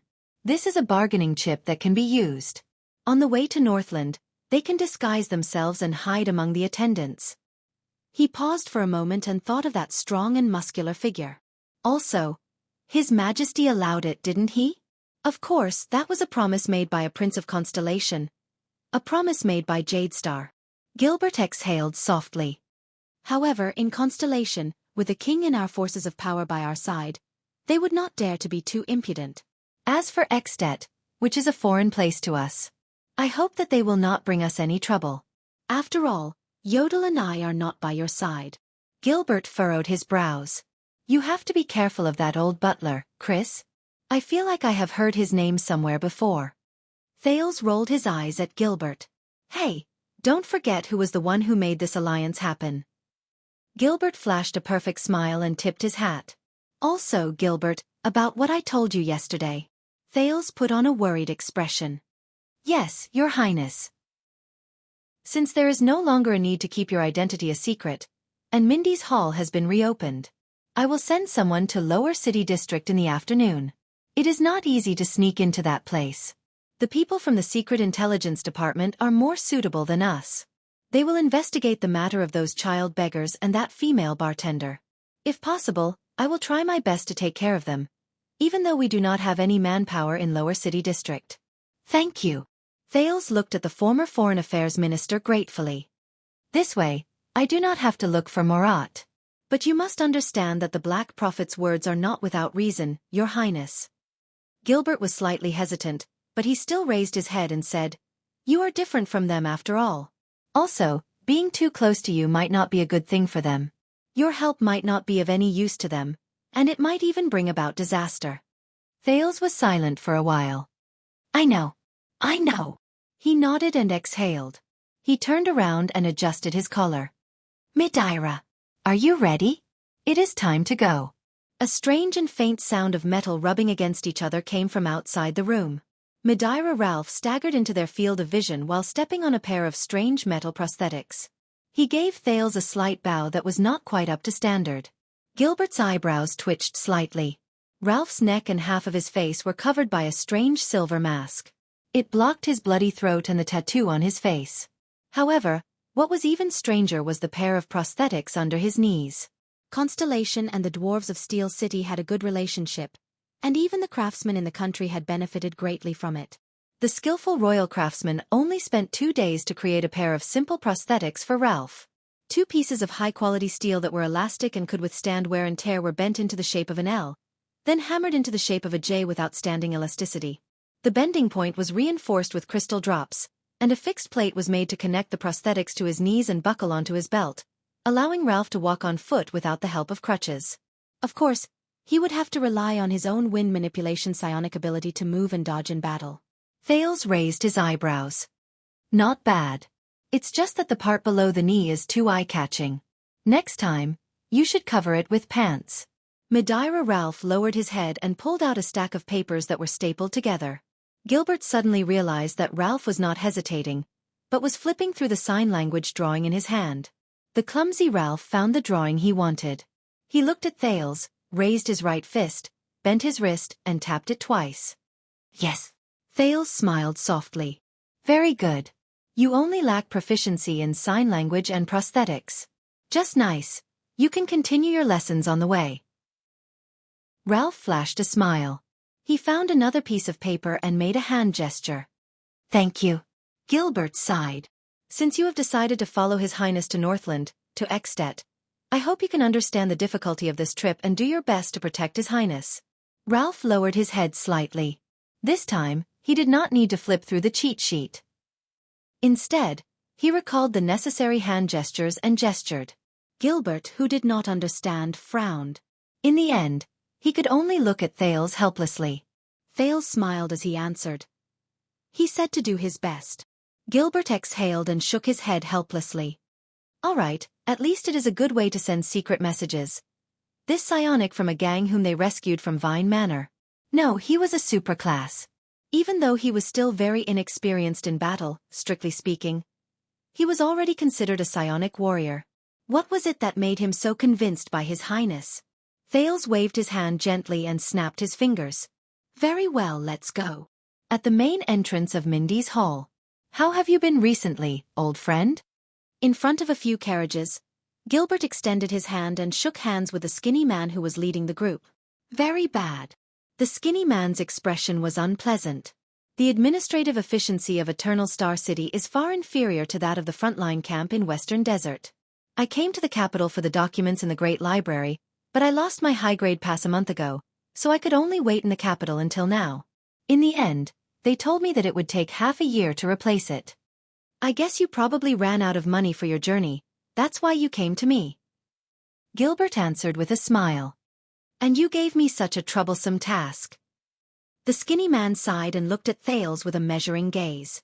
You don't want me to give you money directly, do you? Gilbert turned his body sideways and revealed Thales' figure. This is Lord Putray Nemain from Western Desert Hills Crowing Raven City. We used to study under the same tutor. Gilbert introduced the 40-year-old man in front of Thales, who spoke in a straightforward manner. Putray was once a bard and traveled half the world. He has a deep understanding of the geography of the continent and the customs of the various countries. He has also stayed in Northland for a long time.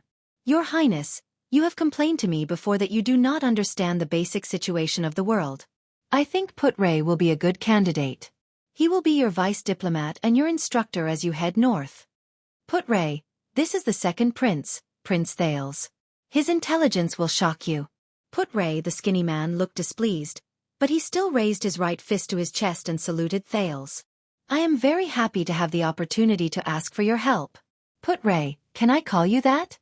Thales smiled and returned the salute. Of course, you are the prince. You can call me whatever you want. Putray shrugged indifferently. He did not show the slightest bit of excitement and respect when he saw the only prince of Constellation. I am sorry, his temper is a little strange, but I think you will admire his knowledge and his rich experience, Gilbert said to Thales with a smile. He was not worried that his old friend's disrespectful attitude would cause the second prince to feel bad about him. Thales looked at the skinny Putray before him, then at the Highland boots on his feet. His expression did not change, but he sighed deeply in his heart. Oh fate! It's him. On the day Quide went crazy, the people from the 6th house met a skinny man wearing Highland boots at the western city gate. He had an unpleasant expression on his face, but he refused to give them any money. Hence, Ryan and Kellett gave him a lesson, and took away the only card he had. It was the pass to enter the Jade Star Grand Library. At that time, Thales thought he was a scholar who had fallen from grace. Thales rolled his eyes where no one else could see. I am sorry, Mr. Putray. Your library pass is in an abandoned house in the lower city district. Gilbert brought him to the next person. It was a young man in his 20s. He had a sword at his waist, a determined expression, and a tall and straight figure. His face was ordinary, but his gaze was sharp. This is the person His Majesty and I have unanimously chosen.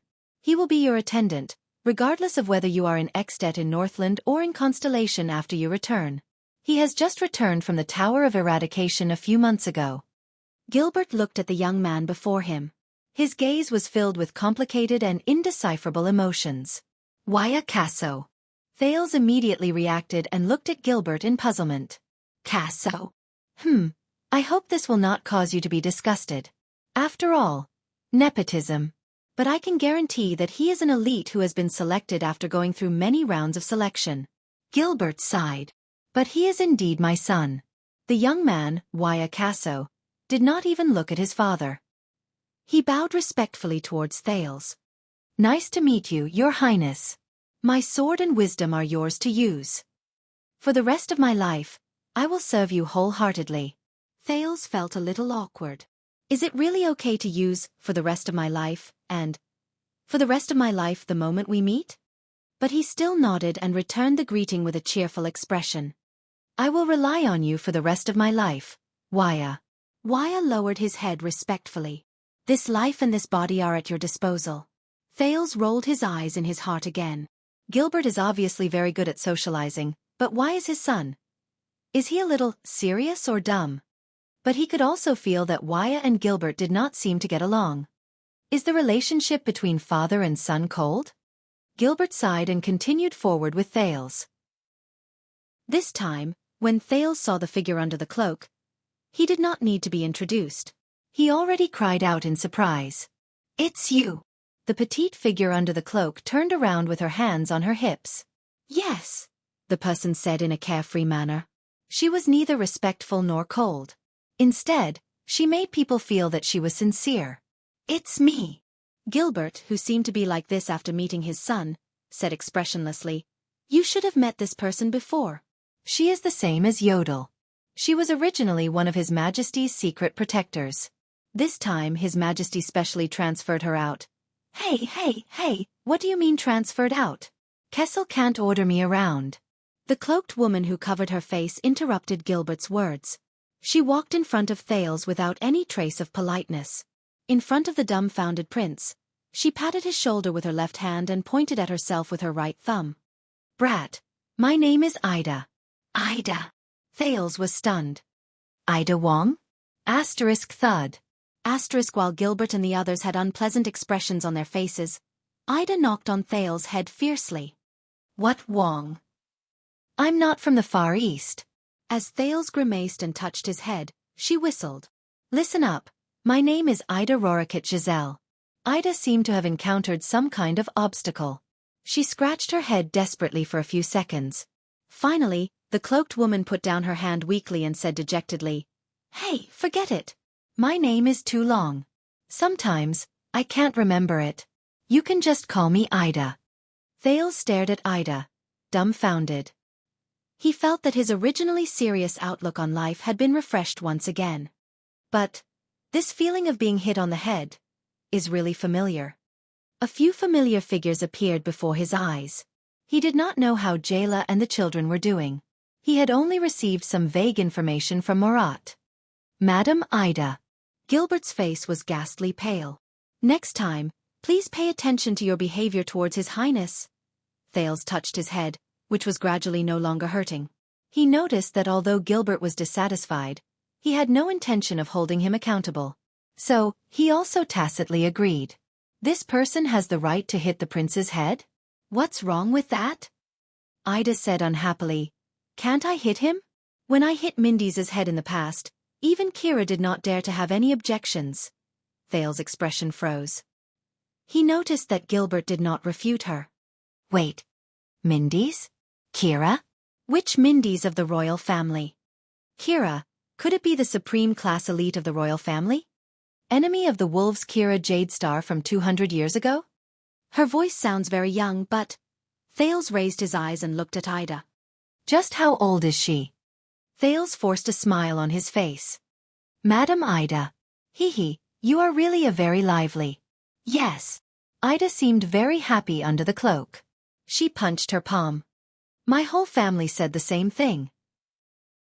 It's because of this. They chased me out. Thales did not hide it. He rolled his eyes fiercely. Gilbert coughed violently and attracted the attention of a few carriages. Everyone, if there are no questions, we can get used to each other on the road. I believe that everyone knows the destination and mission of this trip. But if there are no questions, let us get on the carriages, he said loudly. His Majesty and the Dukes are waiting at the North City Gate to send the diplomat group off. Cora nodded. The 30 Jade Star private soldiers got busy. Gilbert nodded at Thales and sent him to the carriage. The prince's attendant, Wuxia Casso, stared at Ralph, who had a strange expression on his face. But under Thales' smiling face, he still followed the phantom wind follower and the second prince into the same carriage. Put Ray. Gilbert called out to the thin man who was about to get on the carriage. Put Ray turned around expressionlessly. The former Foreign Affairs Minister, Count Gilbert Casso, said with a solemn expression, I am handing over the prince and the future of Constellation to you. You have traveled through half the world. From the naval battle of Crystal Jade City, the Bloody Year, the Desert War, the Civil War of the Alliance, the Steel and Tree Rebellion, to the Eastern Peninsula's Honbol Succession War and the Night War, you have seen countless wars and chaos. You know how cruel they are, and your trip this time is to put an end to the war in Constellation. Enough! Put-Ray interrupted his old friend.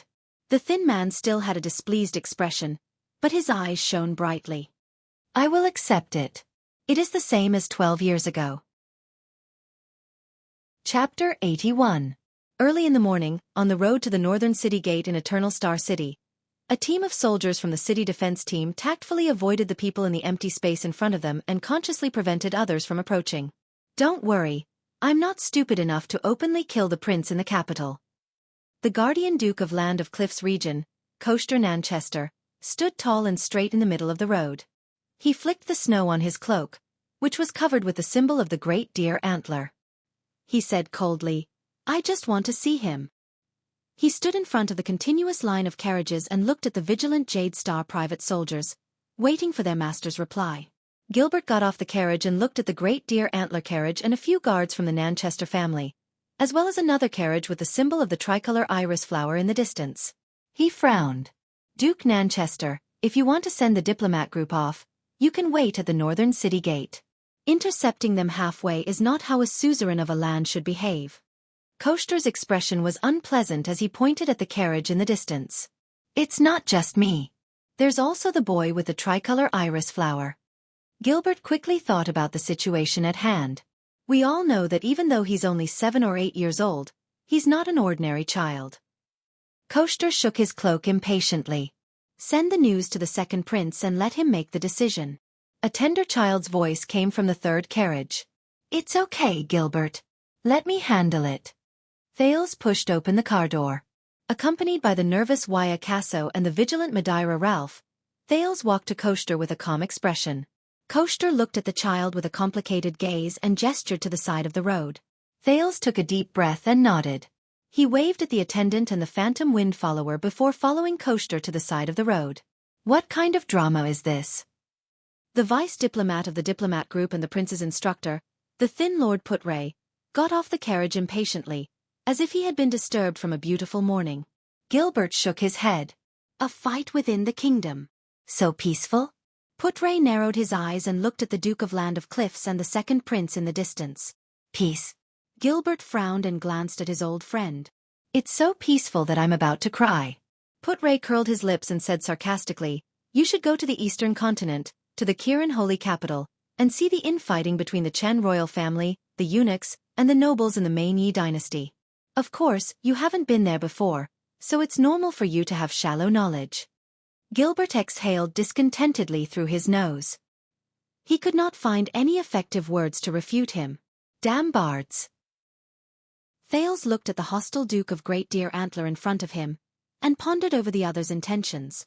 He must have come with a purpose. But we are destined to be enemies. Be vigilant. I didn't expect that the first person to come would be you, Thales said quietly. Koester snorted softly. I don't want to see you in front of so many people. Fakenhaz's sarcasm is too annoying. The one-eyed dragon stared at him coldly. Brat, I know you're very smart. I'll cut the crap and listen. I don't like you. No one ever dared call me a hypocrite. Thales spread his hands helplessly. Then what do you want me to call you? Liar? Swindler? Or actor? Best actor? Sect leader you? Koester ignored his words. The scar on his blind left eye looked hideous. But I can still cast aside my prejudices. In the future, the Land of Cliffs region can fully support you to become the supreme king and suppress the nobles who are eager to cause trouble, as well as the suzerains with ulterior motives. The Great Deer Antler acknowledges you as its master, and the Jade Star family will still be the royal family. Thales was stunned for a moment. What? Thales' eyebrows twitched. I thought that the Great Deer Antler and I were already sworn enemies. But Koester ignored him. There is only one condition, the one-eyed dragon said with certainty. Thales, who was shocked by the one-eyed dragon's abnormality, breathed a sigh of relief. As expected, you won't be friendly to me for no reason. There is a price to every battle, and a reward to every victory. Koster narrowed his only eye. This is the Nanchester family's language. The prince raised his head and met the one-eyed dragon's gaze. So what price do I have to pay to receive your reward? Thales, who was extremely vigilant, asked cautiously. It's very simple, Koster said with a stern expression. King Kessel will abdicate, and you will be crowned king in advance. Abdicate. Crown. What? What? Thales took 3 seconds to comprehend this sentence. Then, his expression changed abruptly. Koster did not seem to be joking at all. He kept looking at him seriously. The two stared at each other for a full 5 seconds. Ha, you actually tried to sow discord between the only Jade Star father and son. Thales grinned. Don't you know that everything I have now is because of His Majesty? Father. This is not sowing discord, but a sincere proposal and invitation. The one-eyed dragon's expression did not change, and his tone was serious. What we fear and loathe is not Jade Star, nor you. Our grudges are nothing compared to the kingdom, but your father, the Iron Hand King. Thales stared at the one-eyed dragon with a burning gaze. What do you think the new star was formed for? Do you think that Arun's actions are really just because of personal hatred and dissatisfaction? Koster said with unprecedented seriousness. Koster said in an unprecedentedly serious tone, this is all the suzerain's self-preservation. To continue the family that has existed since the founding of the kingdom. Enough! Thales interrupted him without hesitation. What a joke, this level of provocation, Thales said coldly. I only see all of you pressuring the disaster-stricken royal family, pressuring my father, questioning my identity, obstructing the rights I deserve. But the one-eyed dragon's expression changed. With a furious expression. He interrupted him loudly. He said, Brat, if you can only listen to the story of the sorrowful king and the resolute royal family described by the king's partisans, then you might as well dig out your own eyes and leave only your ears. Thales froze for a moment. The one-eyed dragon exhaled a few times and said to him word by word, You underestimate your father, underestimate the Iron Hand King, underestimate the fear he instilled in the whole of Constellation. Koster said slowly, Since the bloody year, Kessel has become more and more domineering, almost crazily seizing power. From supporting a Duchess of Blade Edge Hill, who could only survive by relying on the royal family's prestige, to indirectly controlling the two great families in the southwest, controlling the piranhas at the southwestern estuary of the kingdom and the richest morning sunflower. Then, he made an exception and recruited the 3 marshals to build an astonishingly large royal regular army. Then there was the central tax bill that weakened the suzerains, the fixed conscription bill, and the border county development bill that produced a large number of new nobles. And his favorite national conference, using thousands of public opinion to force the suzerains to submit and hand over their power to the royal family. It was the same during the Desert War and the succession of the throne. The higher parliament, where the suzerains united to speak, was useless. When making decisions, only the voice of the king and the cheers in the square could be heard. He even wanted to intervene in the succession of the 6 great clans and the 13 distinguished families. Even the internal strife in the Covendier family 2 years ago had his shadow in it. Thales felt a chill in his heart. What is this? Koster said with a gloomy expression. Do you really think that when a national war is imminent, no one is willing to send troops for the king? Is it really because we do not care about Constellation's survival? Your father and his wits are terrifying. If we let him do as he pleases for 20 years, the 19 noble families, from their power, wealth, status, people and territories, will all be devoured cleanly. We will either submit or be destroyed. Constellation will return to the system of the empire. With such a king around, how can we not panic? How can we not resist?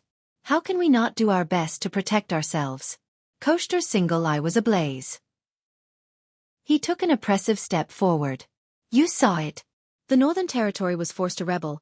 Blade Edge Hill almost became a royal territory. South Coast Hill suffered a great blow due to family strife. Eastern Sea Hill was so scared that it became a coward. Western Desert barely protected itself with the importance of the Western battlefront. His gaze was stern and solemn.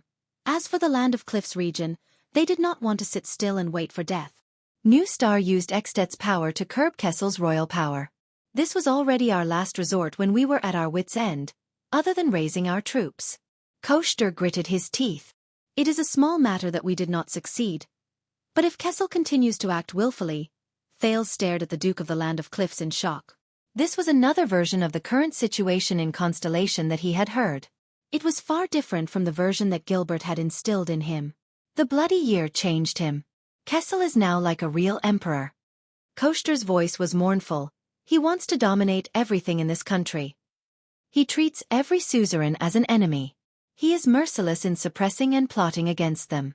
He treats Constellation as his personal carriage, and he has no control over his horsewhip and spurs. Those who can be used will be used as bargaining chips, and those who cannot be used will be suppressed and eliminated. Those who go along with him will prosper, and those who go against him will die. Thales frowned tightly as he recalled how a few counts questioned the king's authority at the beginning of the national conference. This is not a good thing, whether it is for our suzerains, for Jade Star, or for all of Constellation. If this goes on in this ancient country sooner or later, there will be a great disaster. Koster gritted his teeth.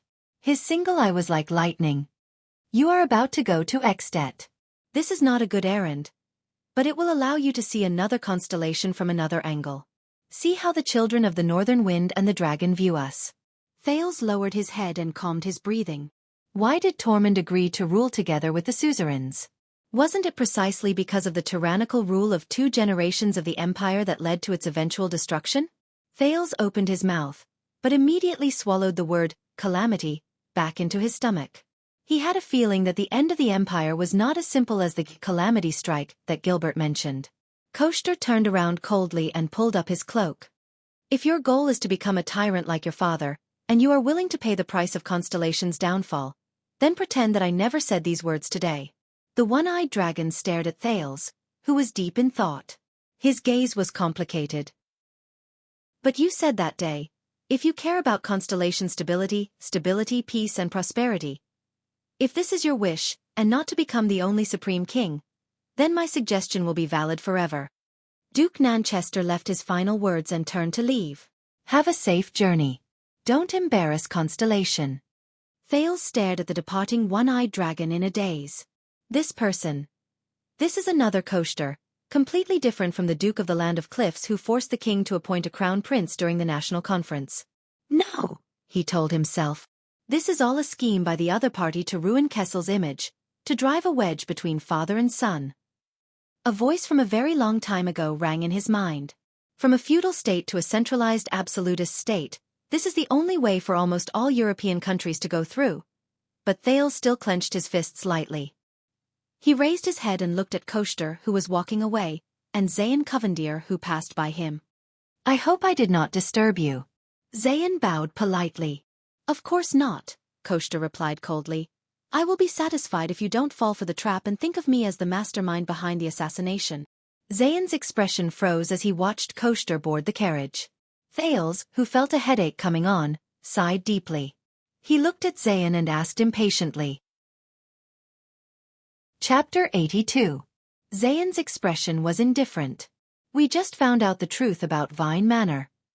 Thales' expression did not change. After going through Murat's test, he could also become the leader of U clan. Zayn flashed his most perfect smile and continued, We interrogated the gangsters at Vine Manor that night, and I have to say, you played a beautiful move that day, Your Highness. Zayn stared at Thales with a ruminating gaze. Even in a desperate situation, you could incite discord between the Blood Clan and Blood Bottle Gang to avoid being killed. Thales sighed in his heart. He still managed to find out. But his mind was a mess at the moment, and he had no intention of dealing with a master of tricolor iris flowers. Thales spread his hands indifferently. I don't know what you're talking about. But you're about to go on a long journey. You have to be careful. The immortals are not easy to deal with. Zayn placed his hands behind his back. His smiling eyes occasionally sparkled. Before the enemy of the wolves and his immortal hunters group killed their way to the peak of the wild vast mountain and forced them to sign the convention between the human kingdoms and the immortals, they have been feeding on humans for countless nights. They must miss the taste of human blood to this day. In the human kingdoms, they will always bring trouble. If you are in the same boat as jackals and wolves, you will run the risk of capsizing. You're so righteous. But why did you say that? Thales scratched his head. Returning the same words, Thales sighed and said, The original employer of the Blood Clan. Zayn stopped smiling. The two stared at each other in silence. Thales felt increasingly uneasy. Zayan's gaze shifted, and he suddenly broke into a smile. "But I do owe you a favor." Thales frowned slightly. Zayan smiled and said, "Thank you for the day of the assassination, even though I know you had no intention of shielding me." Is he trying to be friendly? What day is it today? Why is everyone trying to be friendly to me? Is it Children's Day? No need, Thales said listlessly. You voted for me and supported my rights in return, didn't you? But Koshter's words immediately flashed through his mind. This is all for self-preservation by the suzerains. Thales suddenly raised his head and looked at Zayan in confusion. What are you thinking? Why did you vote for me? You don't seem like the kind of person who would betray you just because of anger. Even in that situation, letting Jade Star become the heir is not in line with your interests as a suzerain, right? Zayan stared at him for a full 3 seconds, then he raised his eyebrows slightly. Who knows? In that case, I wouldn't have a chance anyway. Zayan chuckled. Maybe I'm just thinking that compared to those old and cunning people, you, who are inexperienced, can be the heir to the kingdom. More like a soft persimmon, easy to deal with. Thales furrowed his brows slightly. These dukes. Can you speak like a human being? Just kidding. Zayan laughed. Thales rolled his eyes. But before you leave, Your Highness, I have a gift for you. Please kindly accept it. Zayan waved his hand lightly. That day at Vine Manor, this veteran from the Starlight Brigade recognized all of you, but it was precisely because he gritted his teeth that he allowed all of you to leave safely. Otherwise, what awaited all of you? That means 2 Lemiter nights. Thales felt a chill in his heart. He looked into the distance and saw an exhausted man being violently pushed towards the Jade Star Private Army's fleet. That was... who? Don't worry, he's my spy. Genid was once the Duke of Star Lake's personal guard. Zayan patted him on the shoulder and revealed a mysterious smile. He should be of use. Thales' face was filled with suspicion. But he suddenly remembered Koshter's words. South Coast Hill suffered greatly due to family strife. Duke Zayan, Thales muttered. I heard that you've only been a duke for 2 years, right? Zayan frowned and nodded. My father unfortunately passed away 2 years ago. I returned from my travels in the Eastern Peninsula and inherited the title. Thales chose his words carefully. It may be presumptuous of me to ask this, but I heard that, the old Duke of Iris Flowers, because of the family strife. Zayan gently held his breath and maintained the most perfect expression. Yes, a few uncles coveted his position and used the excuse that my father was too oppressive towards them. In the end, faced with failure, they lost their minds and took a risk out of desperation. They bribed an assassin with a large sum of money to assassinate my father. Thales sighed. So, this is why you said that Eternal Star City does not welcome murder that day? Zayan gently inhaled and nodded slightly. That can be considered one of the reasons. Thales was slightly silent. Even the internal strife in the Covendier family 2 years ago had his shadow in it. Your Grace, your father's death, the prince recalled Kessel V's tactics and means, and asked doubtfully, was it really just because of the internal strife in the family? Or is there another inside story? Zayan's heart jolted. This brat. What do you mean? The young duke could no longer maintain his expression, and asked in return with an unpleasant expression. Thales did not notice Zayan's expression.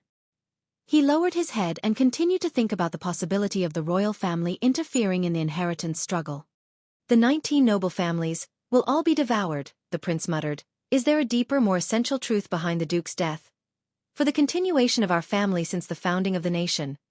For example, the duke unfortunately died in order to protect the continuation of the family, the future of the next generation, and not be harmed by the outside world. Thales raised his head. His gaze was sharp as he tried to discern something from Zayan's eyes. What do you think? At that moment, Zayan felt as if thunder had exploded in his heart. His heart raced, his breathing quickened, and his eyes widened as he stared at the second prince in front of him. But in his mind, a storm had already been set off. Why did he deliberately mention my father's death? The continuation of the family. The survival of Iris Flowers. He's a member of the royal family, so he must know. The first Duke Covendier was the first Chief of Secret Intelligence and Chief of Intelligence of Constellation more than 600 years ago, and also the person in charge of the Project of World Cleansing. So, the future of the next generation of Covendier. Is he talking about me or Hilly? The weather was cold, but Duke Zayan Covendier, who had excellent self-restraint, was already drenched in cold sweat without realizing it. Damn it, about my father's death, about that matter. About, Zayan clenched his fists, Hilly's identity. What did he actually know? The young duke raised his head and looked at Thales's burning gaze. He's threatening me.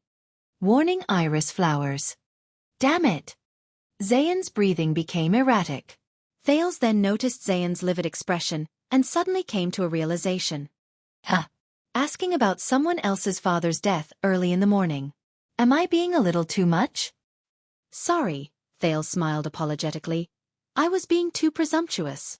In his eyes, Zayan took a deep breath and forced himself to squeeze out a submissive and ingratiating smile, which was a rare occurrence for him. Usually, this was a piece of cake for him. No. Zayan felt bitter in his heart, but he immediately closed his eyes, bowed deeply, and said with difficulty, Your Highness Thales, tricolor iris flowers understands what you mean.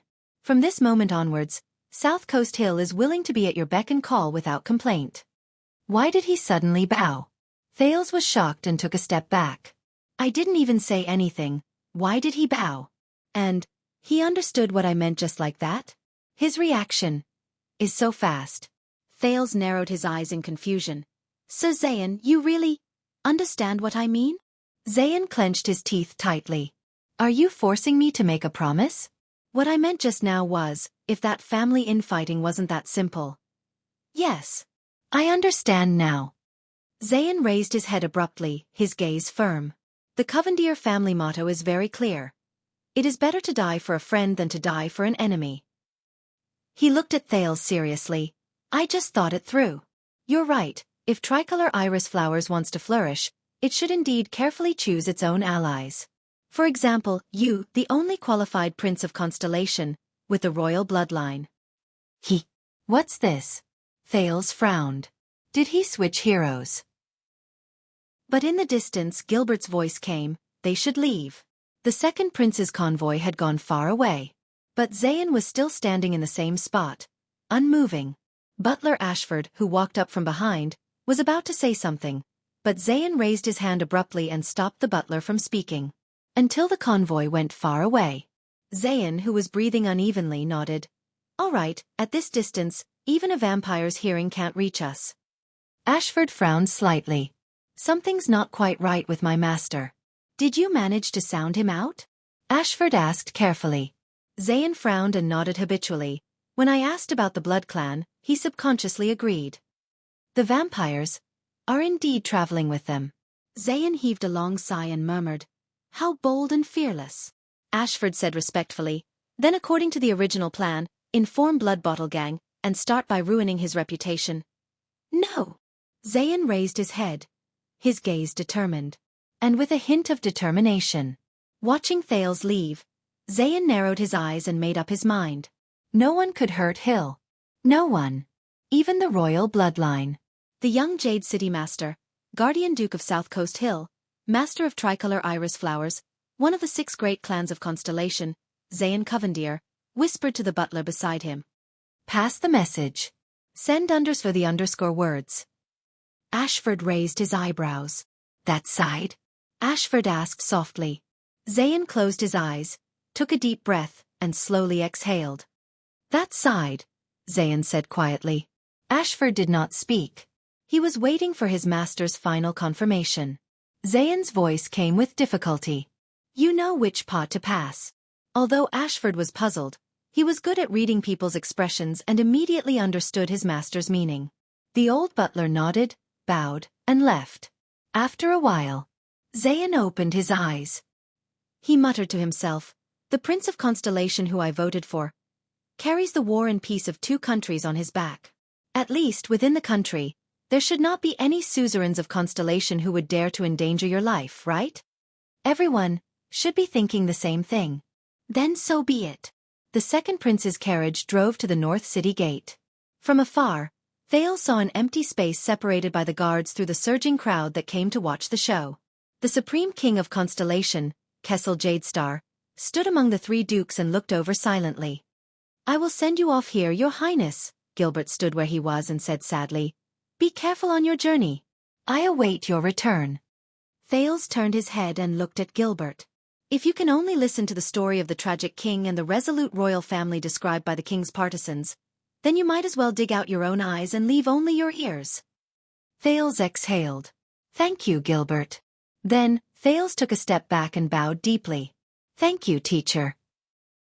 Gilbert leaned on his cane, lowered his head, and sighed. In the end, he did not say anything. Thales exhaled.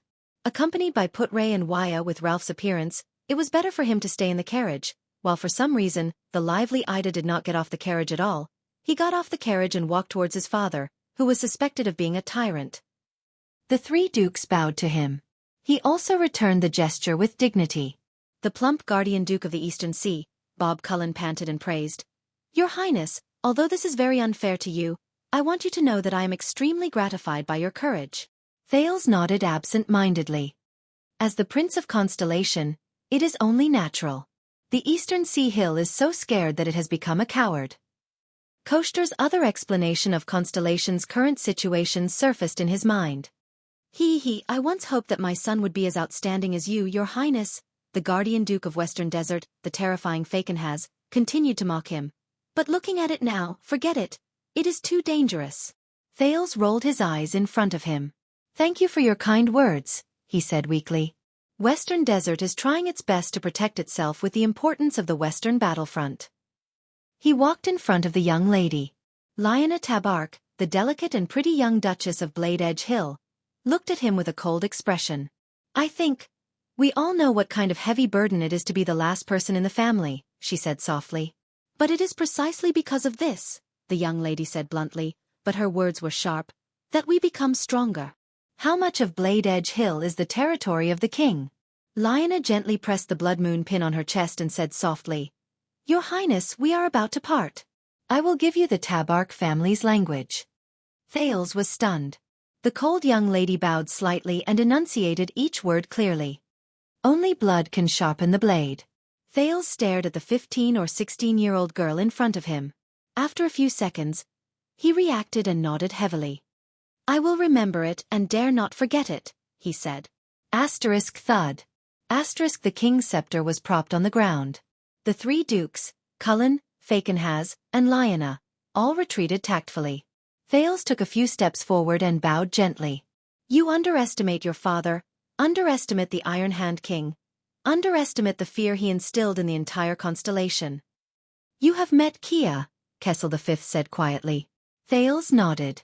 "Very good. Then you will know what kind of path you and I, are walking on." Kessel looked at him coldly. The bloody year changed him. "Our enemies are everywhere in this world." Kessel sighed and said quietly, "One careless move and we will be doomed. He treats every suzerain as an enemy.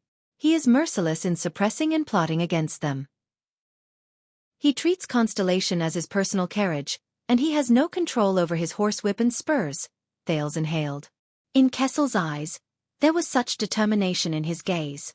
"Go on your way, young Jade Star," Kessel said slowly. "Bring glory to your country, bring glory to your family. Live for Constellation." Thales raised his head and nodded lightly again.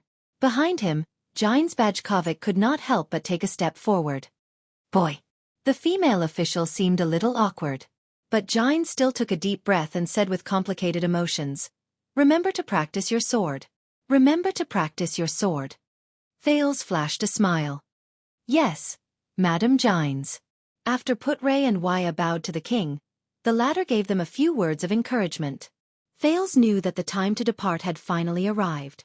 However, at this moment, an unexpected person walked to his side with a cane. "Your Highness," Morat Hansen said with a hoarse voice and an unpleasant smile on his face to the vigilant Thales, "when you reach Ekstedt, please help this old man pass a message to an old woman." With a bad impression of the Black Prophet, Thales asked in bewilderment, "Which old woman?" Morat grinned. "You will know when you see her." Thales furrowed his brows deeply. On the city gate, which Thales did not notice, a masked figure slowly disappeared into the air. Hence, the fleet of carriages with the double cross-shaped stars flag and the 9-pointed star flag slowly set off. All the way north. Thales leaned against the wall of the carriage and exhaled. Wuxia, Why do you think that when everyone said goodbye to me, it was as if they were bidding farewell for the last time? Will King Nuvan really kill me? He did not expect an answer from Wuxia.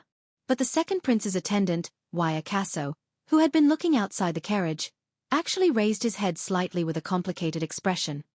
Your Highness, in the Tower of Eradication, my teacher once taught me a sentence. In the next second, Wuxia said something that made Thales' eyes brighten. Until a long time later, Thales would still occasionally think of it when he could not sleep at night. Wuxia Casso said softly, that's right. Treat every farewell as a final farewell. Treat every second of your life as a chance to survive. This way, we will not miss out on our lives. Recently, some readers in the book comment section suggested that the protagonist is too much of a Virgin Mary. I think I need to respond. The following is my response. Oh. That is my response. Chapter 83.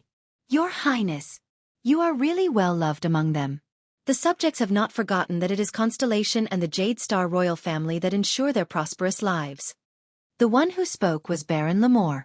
As the suzerain of 4 local villages, his castle stood at the center of the 4 villages. To the south, one could see the Central Territory's Renaissance Avenue, which was covered in yellow fallen leaves. To the north, one could see the birch forest unique to the Northern Territory. This was the 4th morning of their journey north to Extet. Along the way, they stopped a few times to resupply. If everything went smoothly, they would enter the Northern Territory this afternoon and reach Broken Dragon Fortress tomorrow night. Baron Lemore might only be in his 30s, but his obesity was comparable to that of the old Duke Cullen. The Baron was smiling so widely that his eyes could not be seen. He spoke enthusiastically to the second Prince of Constellation, Prince Thales Jadestar, who was surrounded by his smiling subjects of various sizes. The subjects are looking forward to your arrival and feel honored. The continuation of the Jadestar royal family is really a great favor from the Sunset Goddess. Baron Lemore stroked his belly and said with a smile, I believe that in the future, under your Highness' rule, Constellation will be even more prosperous and happy than it was in the past. At the end of the day, we are the descendants of the Empire. Thales walked in the clean and spotless village, where even the snow stains had been swept away. He maintained the most basic smile and waved at his subjects, who were dressed in bright and beautiful clothing. Wuxia, Cora, and 5 Jadestar family's private soldiers stood by his side, nervously separating him from the crowd. Behind them was Ida, who was obviously lethargic from the way she walked. It is best that we leave immediately, Your Highness, Cora, the leader of the Jadestar private soldiers, said with a serious expression. This is really not a good idea. Indeed. Wuxia stopped a squire. Your mission is an envoy, not an inspection. You are just passing by. Thales nodded. In an inadvertent moment, he made a few gestures that no one could understand. How is it? Wuxia looked at the prince's gestures and frowned. He looked at the other direction of the village in displeasure. As expected, Ralph's figure appeared in a secluded spot in the distance. He racked his brains and made 2 gestures at Thales. The ones behind are fake. Everything. Fake. Sigh. Thales' heart sank. He looked at the child who was 7 or 8 years old who was closest to him. She was about his age. The child's skin was dark and he was so thin that he was just skin and bones. He was wrapped in a set of thick clothes that clearly didn't fit him. His small hands were hidden in his sleeves and he couldn't take them out at all. His eyes were filled with fear and cowering, but he still forced himself to reveal a fake smile. The muscular man with numb eyes waved his rough and deformed hands strenuously. A timid woman with a headscarf wrapped around her head was wearing clothes that did not match at all. Her top was clearly closer to the style of the king's city. An old man in his 60s, wearing a funny cloak that seemed to be used by nobles to shelter themselves from the rain, was shivering in the cold in a corner where no one else could see. Also, a spotless village where all the citizens lined the streets to welcome them. Thales sighed and looked at Baron Lemore with a smile. Did they take him for a fool? So there was a Potemkin village in this world. The supplies should be complete. Thales then made a gesture that no one else could understand towards Ralph in the distance. He shook his head and said softly to Wuxia and Cora, Let's go. Wuxia even glared fiercely at Ralph in the distance, who had a dark expression on his face. He then followed Thales with Cora. He was the second prince's attendant. Under Baron Lamore's reluctance to leave and endless thanks, the fleet of Constellation's diplomat group headed north to Extet was ready to set off. I thought you enjoyed the feeling of being supported by thousands of people. The vice diplomat of the diplomat group, Lord Putray, took out a pipe out of nowhere and lit a thick cloud of smoke that did not look pleasant. He inhaled and exhaled and looked at the second prince in a mocking manner. No. I would prefer to enjoy that kind of sincere, unpretentious, but sincere support. Thales smiled as he took the water handed to him by the guard. I do not want to see them being forced by their suzerains to wear the clothes they prepared beforehand, to force the most deliberate smiles, to tell lies about their happy lives, and to unreasonably welcome a prince they actually do not like in a village that has already been cleaned long ago. Thales took the water the guard handed him with a smile. Thales sighed softly. Take a guess. How many of them have smiles on their faces, but are actually filled with hatred towards me, the prince who suddenly arrived? None. Unexpectedly, Putray denied his words. If I have to pick one, it's probably only that fat baron. Thales raised his eyebrows. Don't think too highly of yourself, future king. Putray exhaled a mouthful of smoke in disdain. In the eyes of many people, the weight of the nine-pointed star is not even as heavy as an ear of wheat. If an ear of wheat can feed them, what can the nine-pointed star do? Oh, there are still benefits. Putray chuckled. For example, the suzerains can feed them a full meal and distribute some unwanted clothes to welcome a certain heir of the nine-pointed star who passes by in a dignified manner. Thales' expression was solemn. Before he got into the carriage, he cast one last glance at the village at the junction of the Northern Territory and Central Territory. He could not help but say, this is the intersection point of Renaissance Avenue and the Birch Tree Forest. The specialties of the Northern Territory and the goods of Central Territory all pass through here. There is no shortage of land and hunting forests, but the people here are still so poor. Is it because of excessive deductions, land problems, or heavy taxes? Let's change the words. Baron Lamore is one of Count Talon's vassals. He delivers taxes to the latter and responds to conscription. The Talon family is a distant relative and supporter of the Jade Star royal family. To put it more accurately, the rulers of the territory are too loyal and patriotic. Putray snorted through his nose and said sarcastically, the reason why the villagers here are so poor is because the rulers of the territory are too loyal and patriotic. Thales was silent for 10 seconds until Wuxia interrupted his thoughts. Your Highness, that veteran refuses to leave. He is still following us. Wuxia pointed at a staggering figure behind them and sighed. We have already passed the Talon family's Ice River City. I think the dry rations and supplies he has on him are not enough to support him on his journey back to Eternal Star. Besides, he does not have any clothes to keep him warm. The further north we go, if you ask me, we can hand him over to the Baron. Cora touched his red hair. Then we don't have to worry about him starving to death or dying on the road. You saw his face. I guess that veteran is not very good at dealing with nobles, and the Baron will probably throw him straight into the dungeon. Thales shook his head and looked at Jened's stubborn figure in the distance. And he is, after all, the late Duke John's personal guard. He can be considered to be of the same lineage as the Jade Star family. Thales' eyes sparkled. He thought of the late king's youngest brother in the tomb. Starlight God of War, Liberator of Zodra, Duke of Star Lake, John L. K. Jade Star, 613 to 660. Then bring him along. Thales looked at his vice diplomat, puzzled. Lord Putray was annoyed when he realized that his pipe had frozen out again. He fumbled for his pockets in a flurry. It was Wuxia who sighed, took out a flint, and walked forward. If you ask me, with such perseverance to follow us on foot for 3 days and 3 nights, thank you, you have saved my life. If he is not the most loyal subordinate, then he is the most dangerous enemy. Putray lit his pipe and looked at the carriage at the back of the caravan, which contained a coffin. He said disdainfully, no matter which one it is, you have a reason to bring him in and place him under your observation and control. After all, you have everything in this filthy caravan, don't you? Thales frowned and pretended that he did not hear Putray complaining to him about the Blood Clansman's traveling companions. Loyal subordinate and dangerous enemy. I do not want to take the risk to bet on either possibility. It's hard to say. Putray took a deep breath of his pipe and closed his eyes in comfort. Sometimes it is also possible for both to be true. Thales rolled his eyes in resignation. Your Highness, that veteran? Wuxia asked tentatively. Thales muttered to himself for a while before he suddenly strode towards the veteran from the Starlight Brigade. Ralph followed behind him without a word. Wuxia was stunned for a moment. He quickly caught up to the second prince and cast a displeased glance at the phantom wind follower.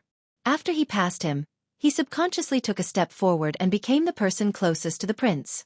Wuxia felt that his status as an attendant was being seriously threatened by the silver-masked man who needed prosthetics to walk. For example, the sign language that only he and the prince could understand. Veteran. Thales called from afar. What is your name?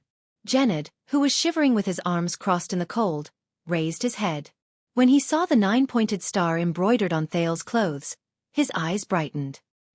He remembered the time when the languid middle-aged Duke walked out of the barracks for the first time and bumped into him. Duke. Genid, he said while shivering. Still not willing to give up, is it? Thales narrowed his eyes. But you know, it is impossible for me to let you follow us.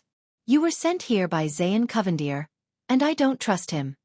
Genid was stunned for a moment before he quickly explained, I am not with them. I was captured by them. I don't know why they sent me here. But it has been 3 days. Why are you following me? Thales interrupted him and stared straight into Genid's face. Give me a reason to believe you. Genid stared at Thales in a daze. That's true. I am not the Duke after all. He won't believe me. If it were the Duke, he would probably smile mysteriously, pat him on the shoulder, and generously ask him to collect a portion of food. Then, he would leave behind a sentence of, I will be watching you, and leave with a peace of mind. But it is precisely because of this personality of the Duke that the veteran, who was in his 30s, gritted his teeth and raised his head. On the way here, I heard from those who imprisoned me that Your Highness, you are going to Extet? To use your own life to quell the anger and hatred of the Northlanders? Thales stared at him without saying a word. Genid crossed his arms and trembled as he said, Please let me follow you, follow the 9-pointed star. Thales did not speak. While Genid was feeling uneasy, the second prince slowly opened his mouth. Thales exhaled. I heard that you were once a member of the Starlight Brigade. You were Duke John's personal guard, my father's uncle? Genid's gaze darkened. Yes. And I have failed him, Thales said coldly. If it is for the loyalty of your comrades in the Starlight Brigade, you can always return to the capital and serve my father and King Kessel. I have already served him for 12 years in the capital. The travel-worn Genid panted laboriously and looked at Thales. And now, I have nowhere else to go. Yes. When the Starlight Brigade was disbanded, most of them followed their captain to Broken Dragon Fortress and fought 3 bloody battles against the Extensions. After the peace treaty was signed, they continued to guard the borders of Constellation in the bitter cold. But he did not go. He wanted to stay and continue serving the 9-pointed star and the Jade Star family in the capital, to atone for his sins. But, that Kessel. Genid recalled his 12 years in the city defense team where he was apathetic, and he smiled forlornly. Thales looked at him and sighed deeply. Go look for Cora, the red-haired one. Under Genid's surprised gaze, Thales pursed his lips.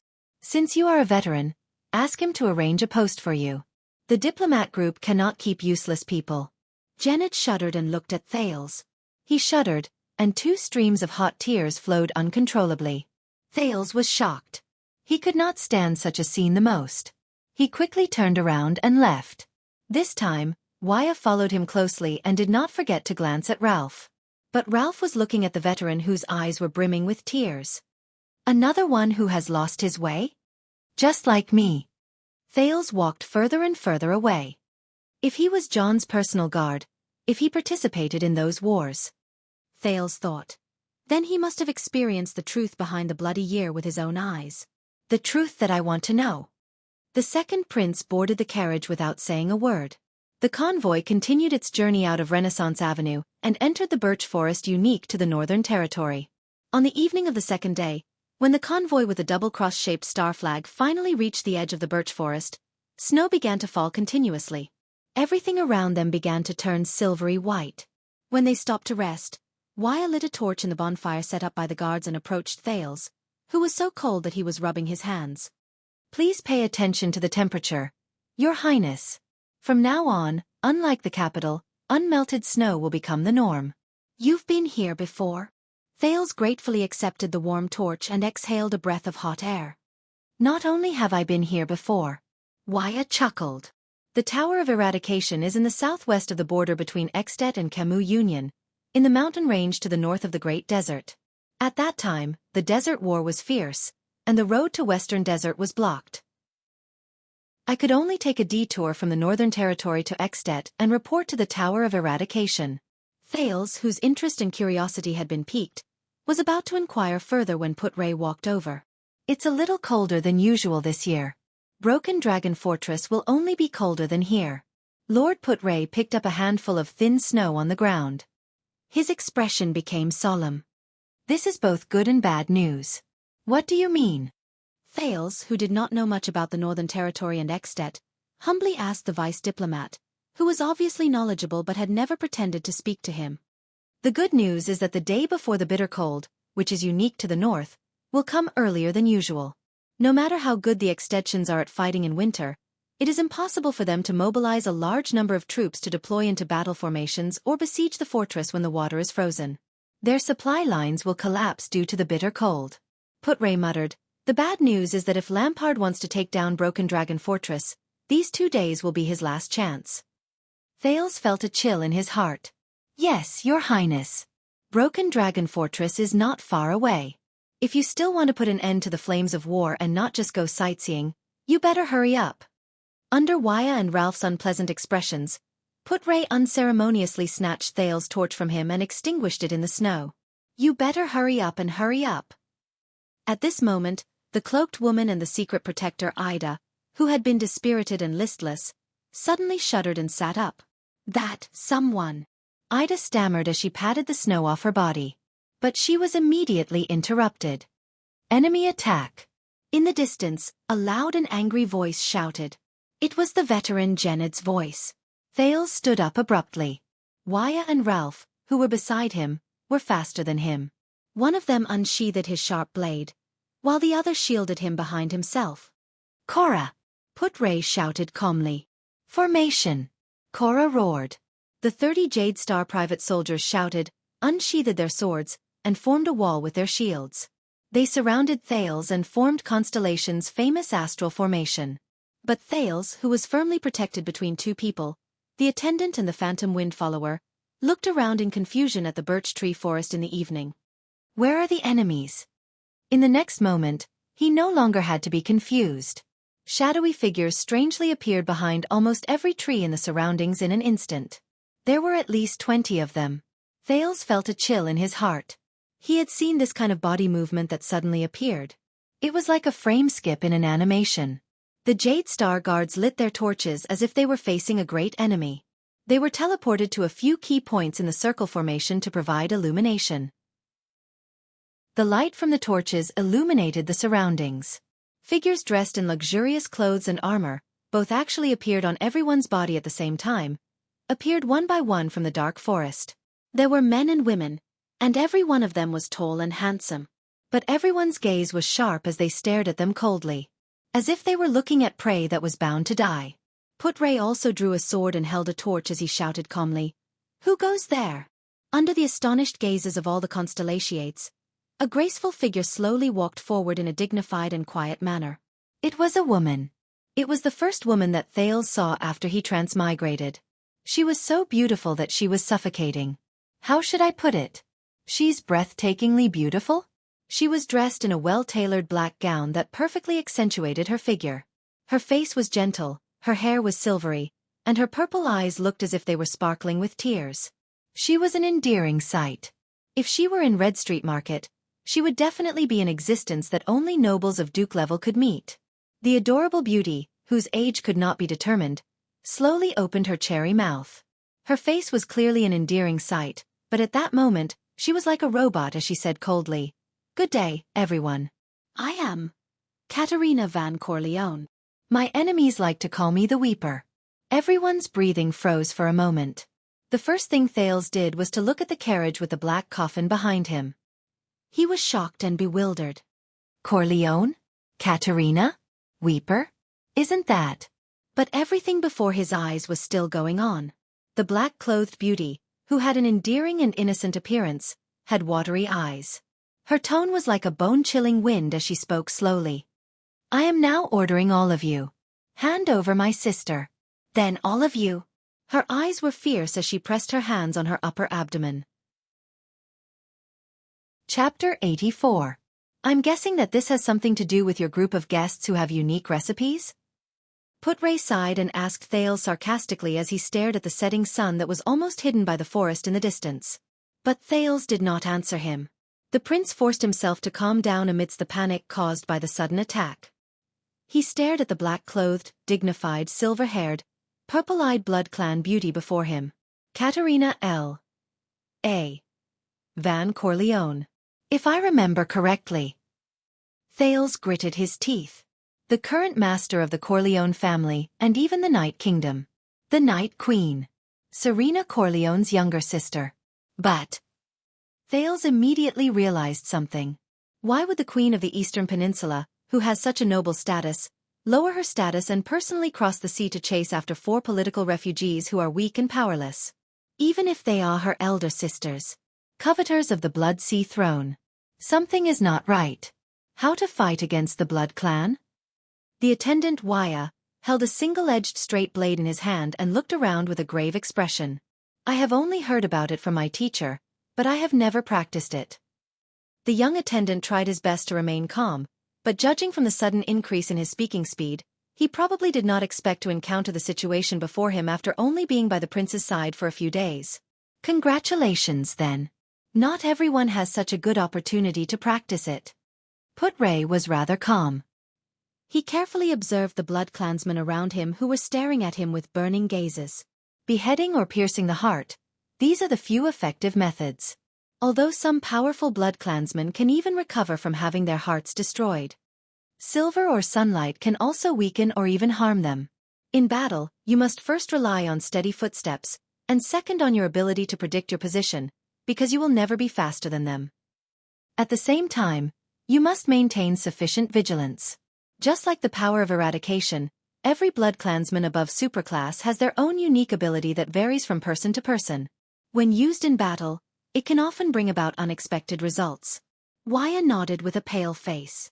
Mortals of the Western Peninsula. Beside Katerina, a middle-aged male blood clansman who looked like a commander took a step forward. His appearance was firm and his expression was cold. Her Majesty the Noble Queen is waiting for your obedience. Hand over the traitors of the Night Kingdom. We will be more merciful when we act. 21, all superclass and above, and at least 3 of them are supreme class. Ida walked up from behind Thales. Her voice was no longer as lazy as it usually was. Instead, it was solemn and serious.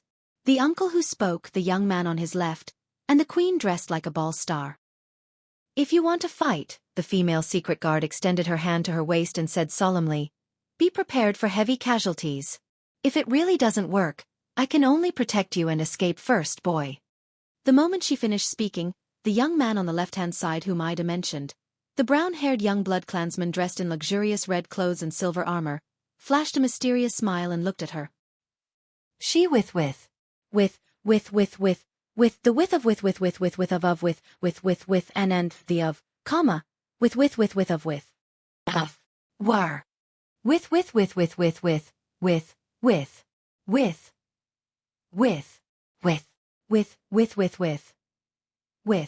With, Simon, the middle-aged blood clansman said slowly. These are all soldiers. When they cooperate with each other and form a battle formation, their power cannot be compared to that of ordinary adventurers. Very humorous. Hestad. Simon chuckled. Soldiers? In this world, what soldiers can compare to our Sacred Blood Army? Sacred Blood Army? Thales clenched his fists in secret. The words of the golden-haired blood clansman, Istrone, surfaced in his mind. Even if your enemy is the supreme king of Constellation, with the support and protection of our Sacred Blood Army, he will definitely not dare to make things difficult for you. Katerina did not move at all, letting her 2 commanders negotiate. Only her beautiful eyes swept over the crowd. Her gaze was filled with eerie coldness. The 30 swordsmen of eradication were all elite fighters. Even so, Many of them could not help but look at their leader, Cora. Steady, Cora ordered sternly, but he was drenched in cold sweat as well. During the past 4 days, our scouts and sentries have never slacked off, ensuring that there are no threats within a few kilometers around us. Cora looked at the figures surrounding them in the thicket. He whispered in disbelief, "Vampires can only travel at night. How did they manage to keep up with us?" "Watch your words, mortal. I don't want to hear that title again," the middle-aged Blood Clansman commander said coldly. Thales furrowed his brows. "They are here for Serena Corleone, who is in the convoy." "That's right. At this juncture, whether it's Constellation or Extet, no one has a reason to take my life. Even the ambitious ones who are passionate about war would at least have to wait until I leave Constellation's borders and enter Extet. Only then would my death be able to better incite the atmosphere between the two countries to go to war. As for Serena..." Thales glanced at the carriage with a black coffin from the corner of his eyes. "Cora, you don't have to lower your voice anymore." Under the tense situation, Thales, who was wondering if he should send someone to check on Serena's carriage, could not help but let out a long sigh. "I am certain that every single one of them can hear us." The moment he finished speaking, Katerina's gaze suddenly swept towards him. Thales was so shocked that his skin crawled. "We have waited long enough." The middle-aged Blood Clansman, Hestad, exercised his wrist and said nonchalantly, "Where are the traitors of Night Kingdom?" Thales breathed rapidly, but there was already a huge storm raging in his mind. "My dear and heartless sister, they still came." A familiar and childish voice rang. Under everyone's gaze, Serena Corleone, who looked to be only 6 or 7 years old, walked down the carriage with a cold expression, accompanied by Chris and Istrone. Katerina's purple eyes were fixed on her older sister. Following the appearance of the 3 Blood Clansmen, the Blood Clan warriors, who were originally standing like statues, moved as if they had come to life. Many of them seemed to be surprised by Serena's infant figure. When Hestad and Simon saw Serena's appearance, they both furrowed their brows. The former even glared fiercely at Chris. Beside Thales, Ralph, on the other hand, looked at Chris and Istrone warily. He had not forgotten the old grudge between them. "It seems that your injuries are not light, Your Highness Serena." The seemingly young Simon smiled and said, "You can't even maintain the basic figure of an adult." Serena ignored him. Step by step, she walked into the crowd and stood beside Thales. The middle-aged Hestad said coldly, "Your Highness Serena, please return to the blood-forbidding prison and serve the rest of your sentence." A thought flashed in Thales' mind. A heinous crime? Sentence? What sentence? Isn't Serena a loser in the fight for the throne? He looked at the silver-haired lowly, who was about 6 or 7 years old. "Oh, my dear Marquis Hestad Corleone." Serena raised her eyes and stared deeply at Hestad. "May I know if there are any changes to my sentence?" "Your original sentence was eternal life." Hestad put on a stern face, as if he hated the little girl in front of him. "Because of your atrocious escape from prison and theft, your sentence was increased by 10 years. So the current sentence is..." "It is eternal life plus 10 years, he said coldly. "Escape from prison and theft?" The doubts in Thales' mind grew deeper. Beside Serena, Istrone's eyes were burning with anger. He could not help but speak. "Is there a difference?" Katerina still stared at Serena with a burning gaze. Hestad, Simon, as well as Luke, Gnai, Bruton, Isala, Caesar. Serena looked around and pouted. "You have brought out almost half of the Corleone family's power in the Sacred Blood Army. Aren't you afraid that the situation in the country will become unbalanced? The archdukes from the other 6 families who are eager to make a move? If I can capture you and bring you back," Katerina spoke slowly. Disgust actually appeared on her alluring face at that moment. "I will not be afraid." Thales sighed sadly. "Why is my luck always so bad?"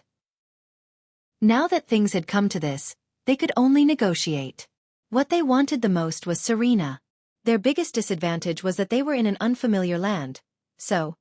But just like in the past, Thales' terrible luck once again took effect before he could react to it. "Humph, crybaby," Serena said scornfully. "Why don't you try?" Katerina's pitiful expression suddenly turned cold. "No." Thales furrowed his brows. He turned his head and looked at Serena. Is this old witch recklessly provoking her opponent? This situation... Is she crazy? As you wish. A fierce look appeared in Katerina's eyes. Her voice deepened again. Ugly-faced woman. This time, it was Serena's turn to change her expression.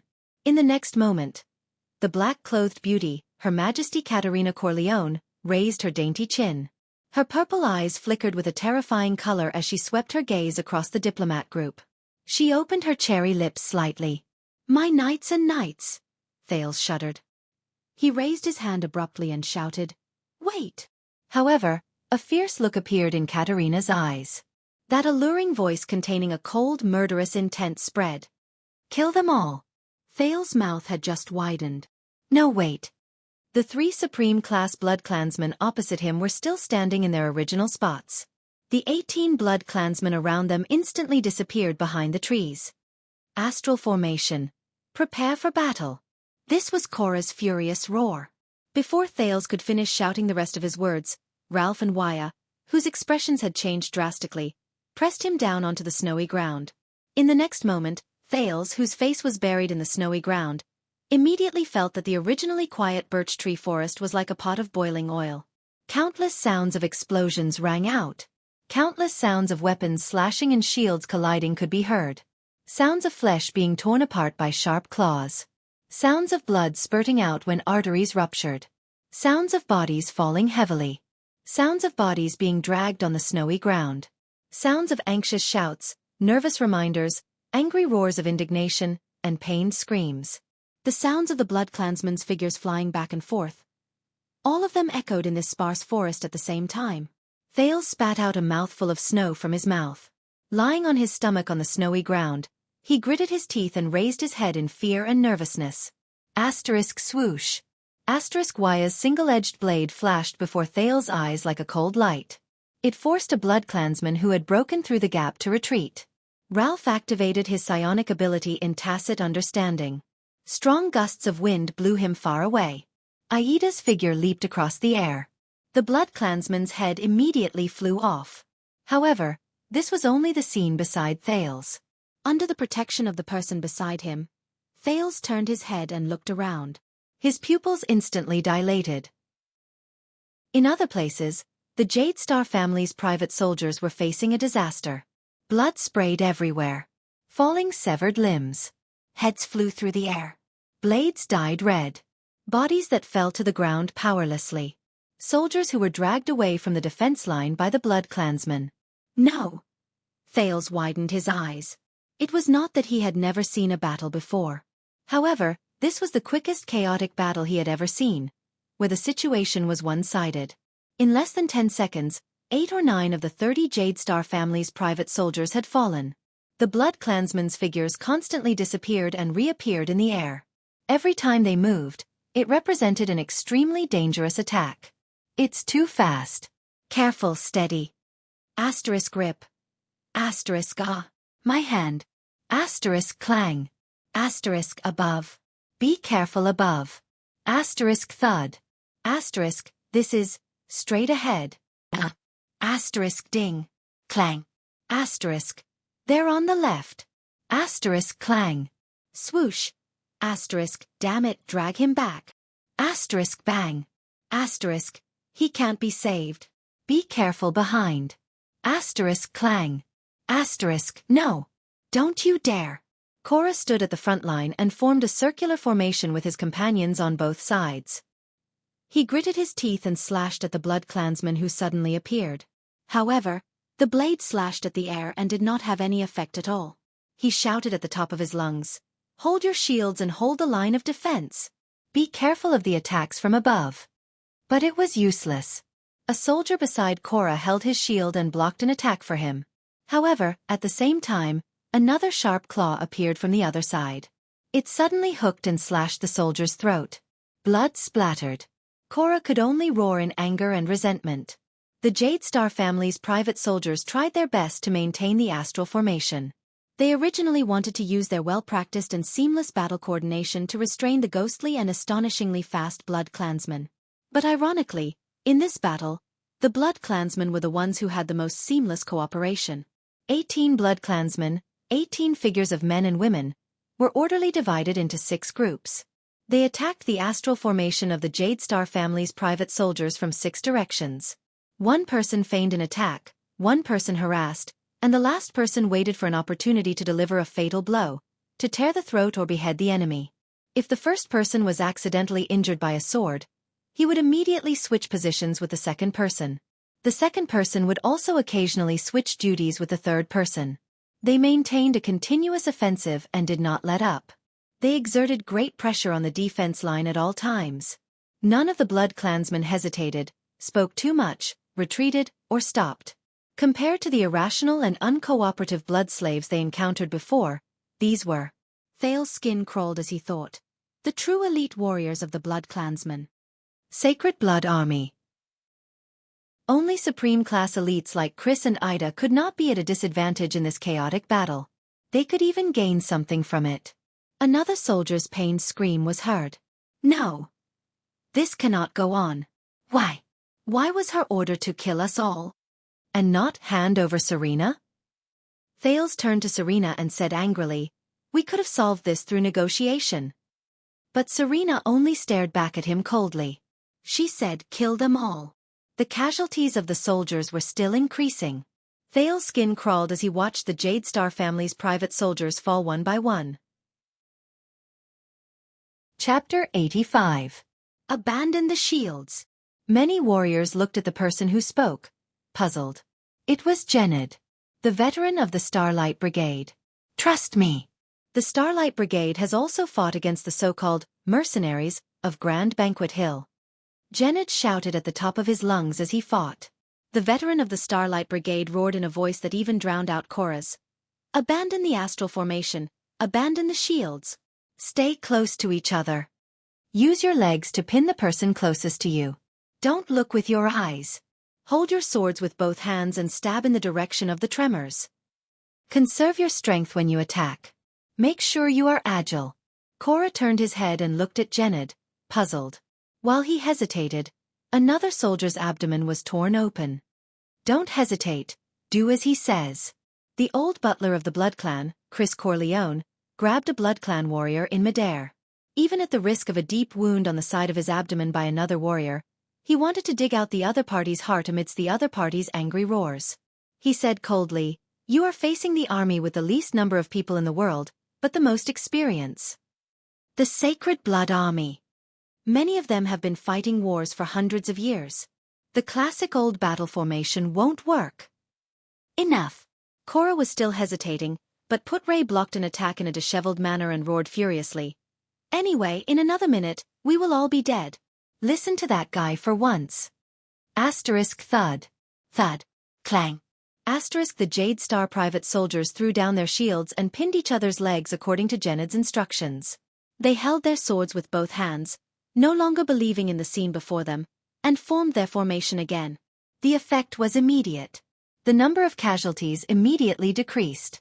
The Blood Clansmen's ghostly and swift attacks in groups of 3 could no longer display their previous effects in the face of the nimble soldiers who threw down their shields and the extremely stable formation of their lower bodies. On the contrary, the Jade Star private soldiers, who counterattacked by relying on the tremors instead of sight, began to gain some results. In the distance, Simon frowned. Among them, there are veterans who have been through war. Hestad stared at Chris' figure. Also, don't forget Chris. That guy used to be a member of the Sacred Blood Army. It's time for us to act. Simon turned to Her Majesty the Queen. There are already 4 casualties. No, fighting is one thing. War is another. Katerina shook her head, still expressionless. Even supreme-class elites cannot remain unscathed in a chaotic battle involving more than 50 people. We still have to deal with those 2 limeters. I'd rather be more conservative than waste your strength. After all, we are stepping on a foreign land. Besides, Katerina muttered, we still have to protect that thing back to the Eastern Peninsula. My relatives in Grand Banquet Hill have been drooling over it for a long time. Thales breathed a sigh of relief when he saw that the battle around him was no longer as brutal as before. However, Serena, who was beside him, suddenly tugged at the corner of his shirt. You want to stop this fight, don't you? Serena smiled mysteriously. Simple. Serena pointed at Katerina in the distance. Just ambush that crybaby. Chris can help too. He's very confident. Then we can sit down and negotiate.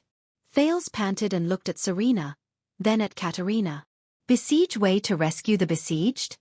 Although he knew that this was a ruse that was mixed with personal grudges, Thales also understood that this was probably the only way. One of the soldiers collapsed, gasping for breath. He no longer hesitated. Ida! Thales roared furiously. He looked ahead at the cloaked figure who was fighting with ease. Take down that queen. Ida understood what Thales meant. My duty is to protect you. Ida replied coldly. Thales said angrily without hesitation. Our men are dying. Stop them. Ida glanced at him, her mouth twitching under the cloak. I beg of you. Thales stared at his supreme class protector. Ida snorted softly. In the next second, the secret protector took out an exquisitely crafted machete from under the cloak. With the help of a birch tree beside him, he leaped into the air. He pounced towards Katerina. The exquisitely crafted machete drew a brilliant flower in the air. As if she could predict the future, she struck down 3 Blood Clan warriors who pounced to intercept her. Ida broke through the obstruction and continued to dash towards Katerina. However, a powerful arm appeared out of thin air and grabbed Aida's right shoulder. Madam! Simon, who appeared in the blink of an eye, laughed happily and said, You are my... However, before he could finish speaking, he felt Aida's shoulder sink and she instantly broke free from his grasp. Simon's expression changed. This dexterity... Before he could finish his thought, the secret protector under the cloak somersaulted, grabbed his arm in a reverse grip, and nimbly flipped onto Simon's shoulder. Simon did not have the time to be shocked. He turned around at lightning speed and struck out with his claws at the same time. However, Aida's entire body twisted and moved like a boneless spirit snake, causing Simon to only be able to futilely grab at the air. Ida tapped her foot on Simon's shoulder. Instead, she used the force of Simon's turning to leap up easily. As if she was passing through obstacles, she sprinted towards Katerina without stopping. Simon's expression was extremely unpleasant. He was broken through and could not even stop her for a second. Even Katerina furrowed her brows as she watched Aida's movements and leaps. Her dexterity was simply extraordinary. The second Supreme Class Elite, Hestad Corleone, appeared in front of Ida with a flash. His expression was solemn. This cloaked person is probably not an ordinary Supreme Class, he thought. However, no matter how dexterous he was, in front of the blood mist formed by the blood shadow dance, Hestad laughed hideously. His body started to turn invisible. However, his expression immediately changed. Because the blood shadow dance, belonging to another blood clansman, had also turned into blood mist and unknowingly wrapped around his entire body. Chris Corleone, Serena's old butler, appeared behind Hestad without a sound and grabbed his neck in a death grip. Chris! Hestad roared furiously. With a quick turn, he broke free from his opponent's grip and thrust his claws towards Chris' heart. The 2 Supreme Class Blood Clansmen suddenly disappeared from the ground as if they were teleporting. They then reappeared on a tree, in midair, and on the snowy ground. Every time they appeared, it was accompanied by an extremely dangerous exchange of blows. Hestad, old friend. Chris replied expressionlessly, What a nostalgic old time. The 2 blood clansmen instantly turned into mist at the same time. Like 2 entangled tornadoes, they swept up into the sky. In front of Ida, the path to Katerina was no longer obstructed. Thales thought of something. What's left, as long as Ida can subdue Katerina, or even gain the upper hand in the battle, then there will be a chance. However, in the next moment, Thales felt Serena, who was beside him, gently hugging his waist like a lover. This way, no one will come and disturb you and me, she said softly. Thales, who was fully focused, was about to impatiently shake off this senseless old witch. However, his brain suddenly thought of something. Serena. You, me, and me. Why did the words she said suddenly stop leaking? Thales turned his head in shock and looked at Serena in disbelief. The silver-haired, red-eyed Princess Serena Corleone was looking at him with a smile. You found out the moment I exposed myself? As expected of my ally. I can finally speak normally. This past month, I've been working so hard to pretend. What an overly smart brat. Thales watched all of this with an empty mind. What happened? Before he could figure out the cause and effect, he sprawled on the snow-covered ground and lost consciousness. In the chaotic battle, Ralph stepped on his sore knees. He was still not very used to this pair of prosthetics. He used his hidden blade to parry a blood clansman. At this moment, he, who was unusually sensitive to wind, frowned. He turned his head and saw that one of the carriages in the convoy suddenly moved. The horse pulling the carriage started to run as if it was startled. It moved into the distance. Ralph frowned deeply. He recognized that it was Serena's carriage. What's going on? He turned his head, wanting to inform the others. However, he immediately realized that he was a mute. Ralph let out a helpless sigh.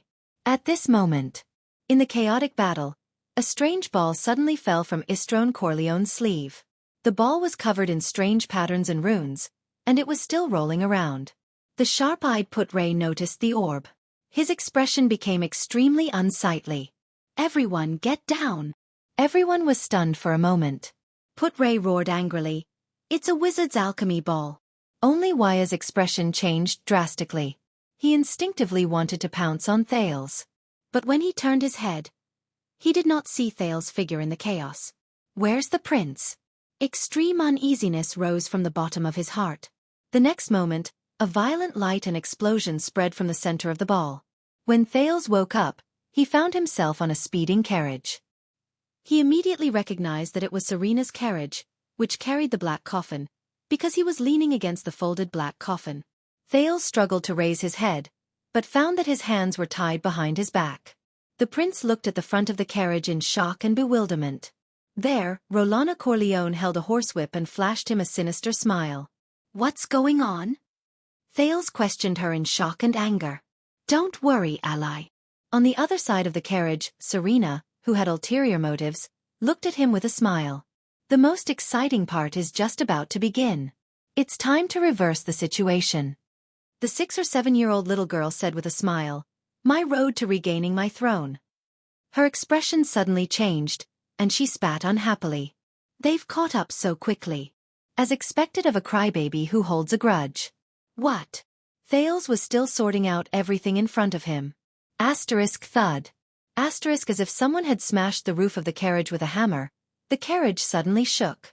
Thales was shaken so much that he fell to the ground. But an even greater tremor followed. This is?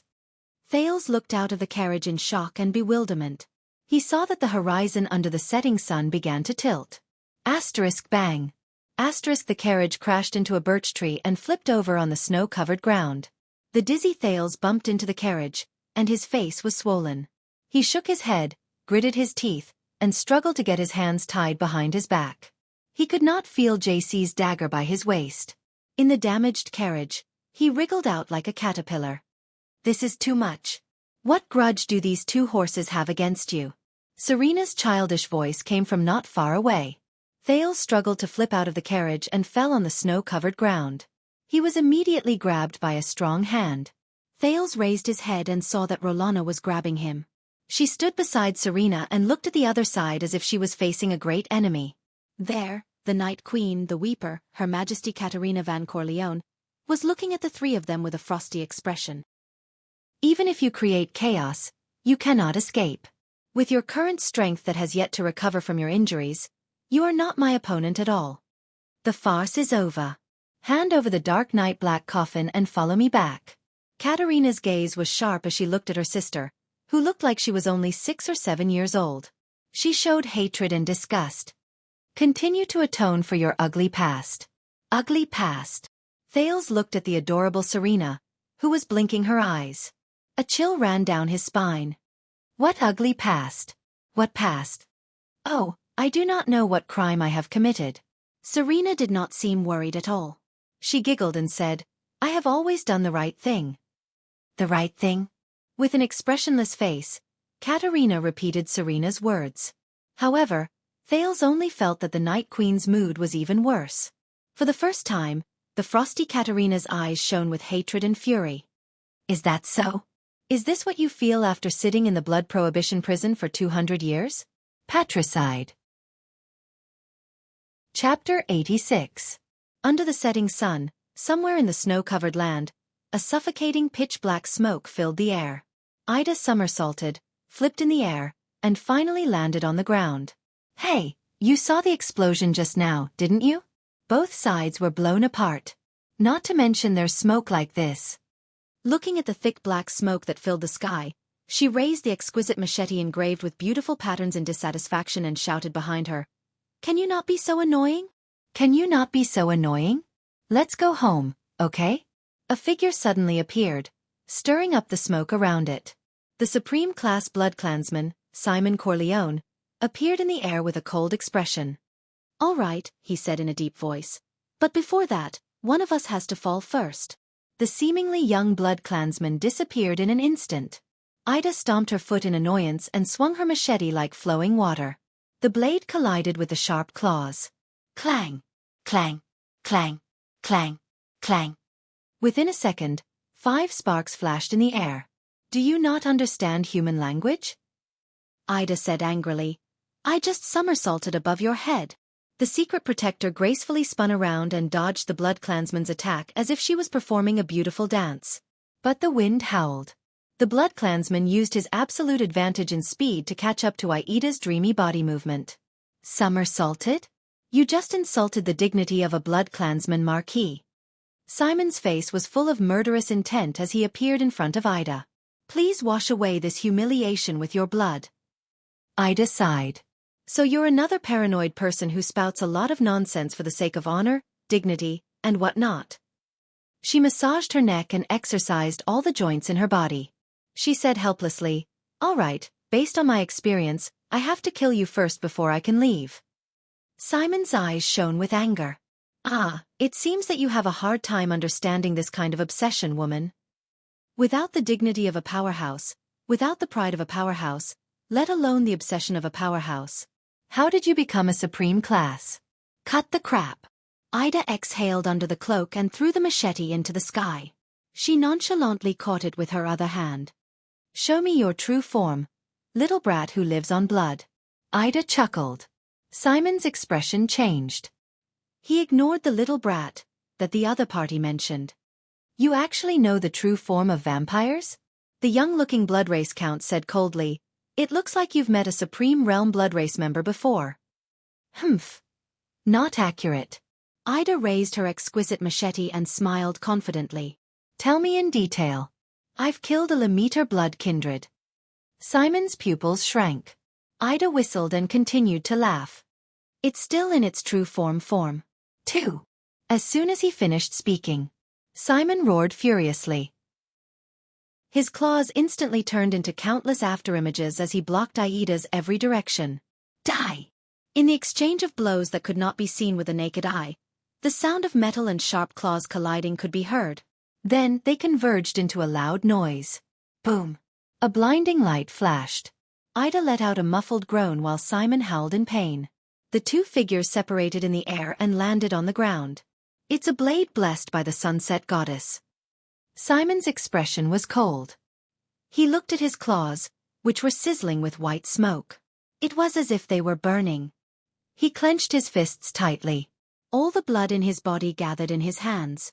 Old skin fell off and new flesh grew, rapidly healing his injuries.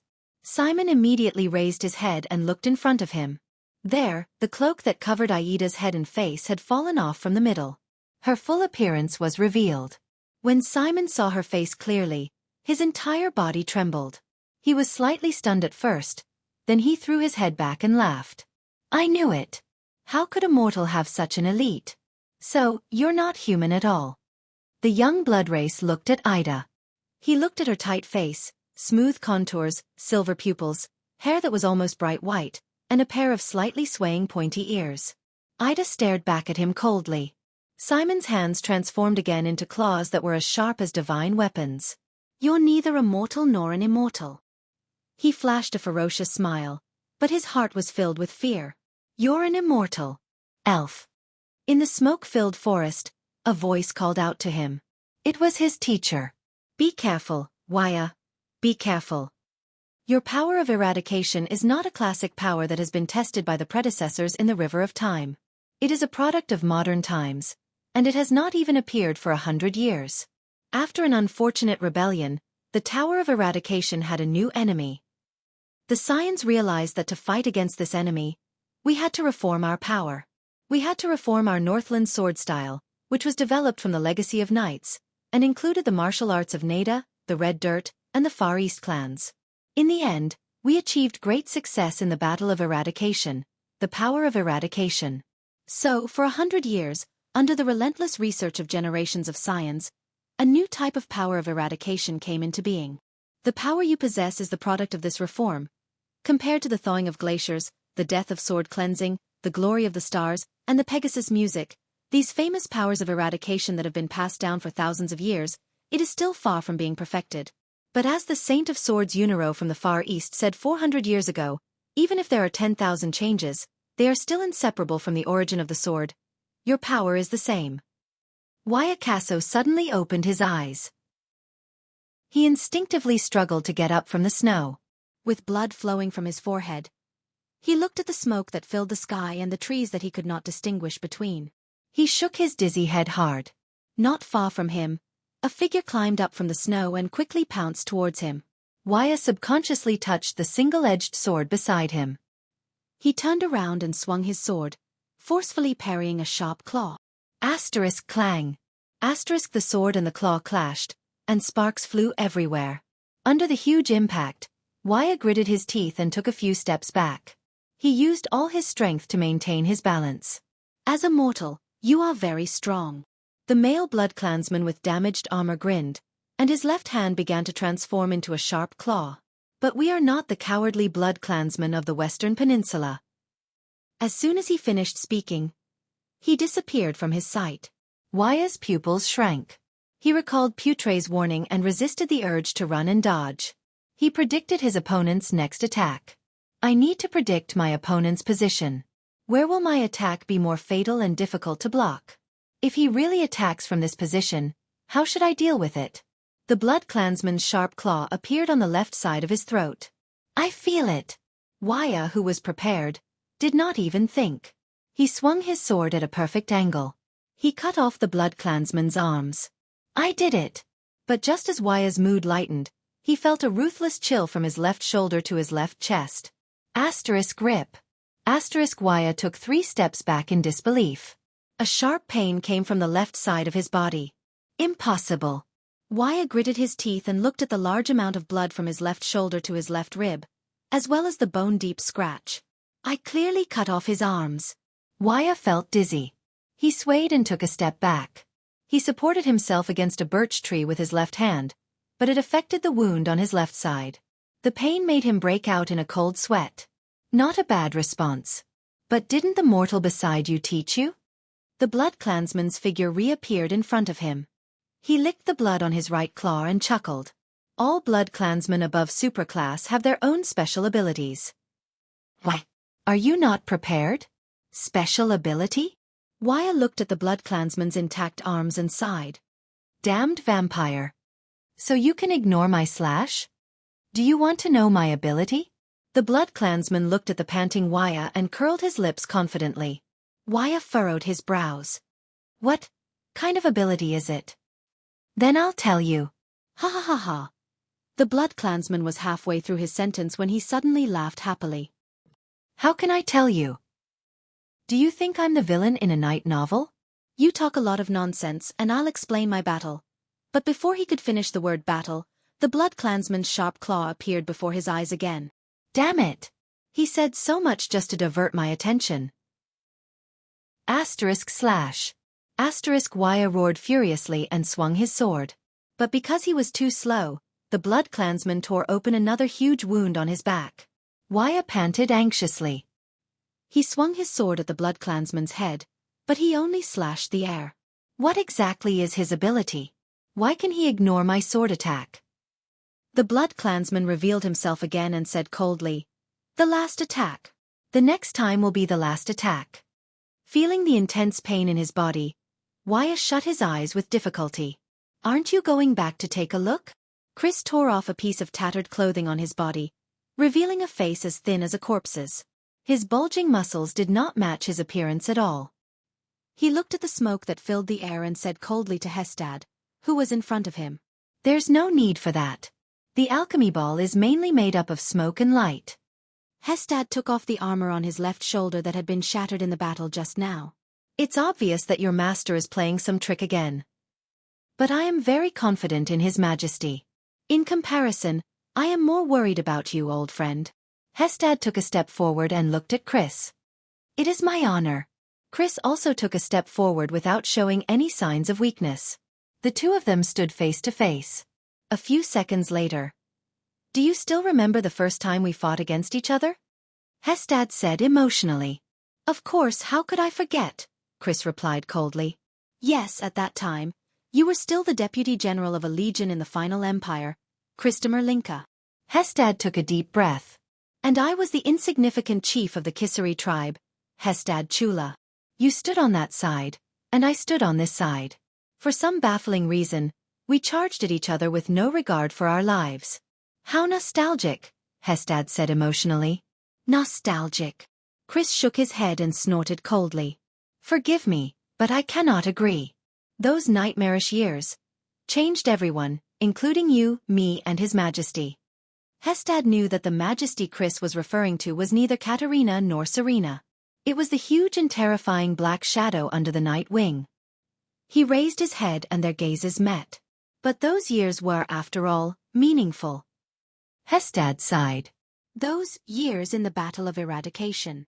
In the next moment, the two of them opened their ferocious fanged mouths at the same time and roared furiously. As their flesh expanded, it changed color, changed shape, and deteriorated. Huge bat wings with sharp bone spurs broke out of the skin on their backs. They spread out abruptly. The skin on their bodies fell off piece by piece. The muscles under their skin turned into hard leather, which became dark and pitch black. The two of them quickly changed shape. No, they grew. Their ears were tall. Their mouths and noses were ferocious.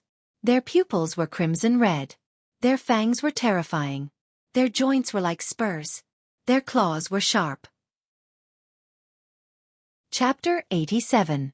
The Blood Clansman was surprised to find that Wuxia had closed his eyes tightly. Is he waiting for death? The young attendant sighed silently. It seems like there's no way to know his ability. There was only one solution left. Don't always think about your opponent's weakness, Wuxia. That's what the commander of the army has to do. His teacher's words echoed in his ears. Wuxia endured the pain. He turned the single-edged sword in his right hand and held it in a reverse grip. More importantly, you have to grasp your strongest point. Wuxia's breathing gradually steadied. Wisps of sharp, gossamer power gathered on his right arm. His pores were stimulated by this power of eradication, and they immediately stood up like sharp thorns. All the powerful swordsmen in history were self-centered and only had their own swords in their eyes. For a moment, the Blood Clansman felt a slight sting in his eyes as he stared at Wuxia. It was as if he was staring at a sharp blade. This is the power of eradication? The Blood Clansman's expression changed drastically. Before he forms his aura, kill him. Swing your strongest sword.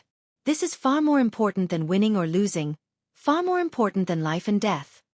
His teacher said with a smile in his memory. Wuxia took a deep breath. It was as if he had practiced thousands of times in the tower. The power of eradication scraped his body like a blade. He saw it. Amidst the unbearable pain, he saw the sharp sword intent radiating back to him in this part of the world. It was the enemy's killing intent. It was like a beam of light in the darkness. It was so dazzling. He saw it. The Blood Clansman roared and pounced. His sharp claws grew. Die, mortal sword-wielding creature. You have no chance to use your power of eradication. Wuxia, understand your power of eradication. No matter what the other party does. No matter how strong the enemy is. No matter what the outcome is. It's a power that walks on the edge of madness. His teacher sighed at that time. I only need to ensure my strongest attack. That's enough. And an inauspicious name. She picked up the sword and carved a few words. The Blood Clansman smiled ferociously and instantly attacked him. It was over. The edge of no return, his teacher said desolately. Wuxia opened his eyes suddenly. He had already swung the sword in his hand. The sword was unstoppable. It was incomparably sharp. Blood spurted. Wuxia fell to his knees in pain. The vampire tore the clothes on Wuxia's right shoulder and fell to the ground. The vampire looked at his claws in confusion. He actually didn't kill him? Why did it deviate? However, he soon found out the answer. The vampire shuddered as he carefully looked at his arms. A bloody line had appeared there. No.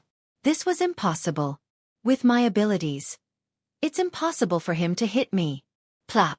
His arms, from his upper arms down, fell to the ground. The blood clansman gaped in shock. This degree of sharpness?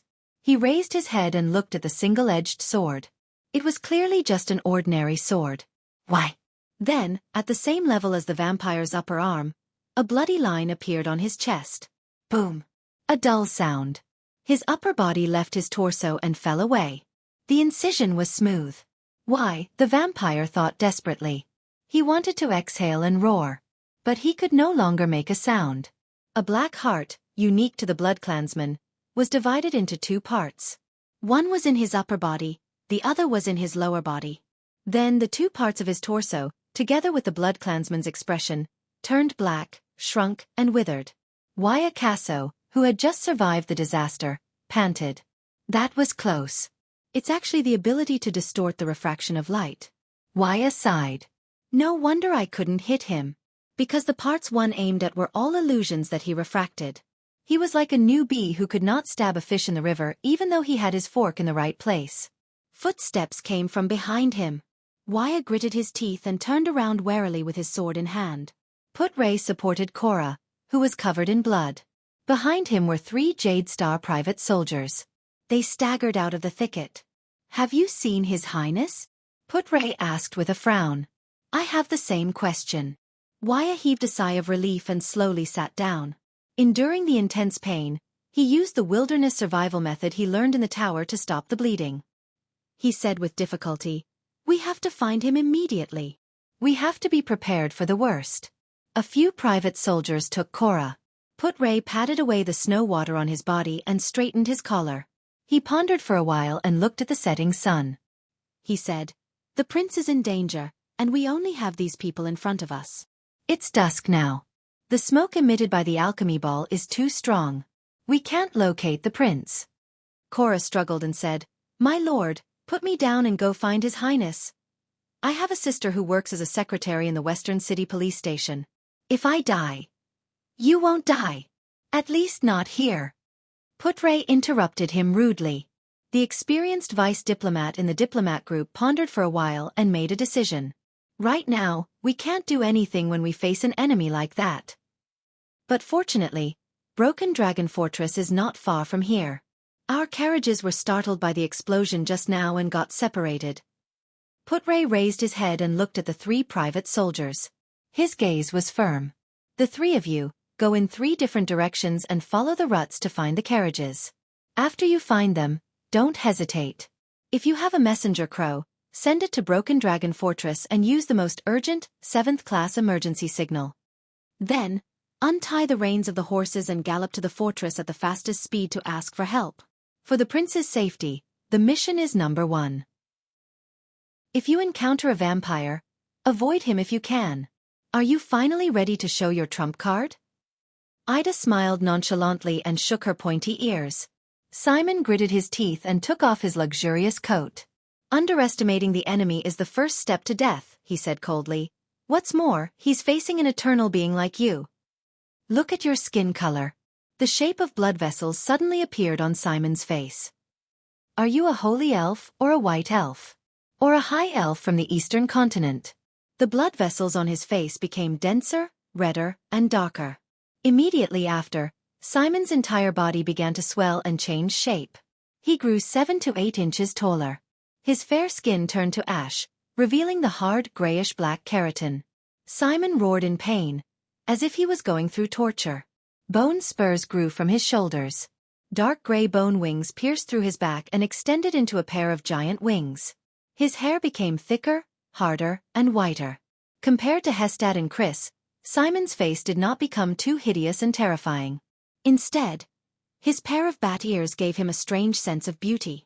Simon, who had transformed into his true form, coldly spread his wings and claws. His grayish-white eyes looked at Ida.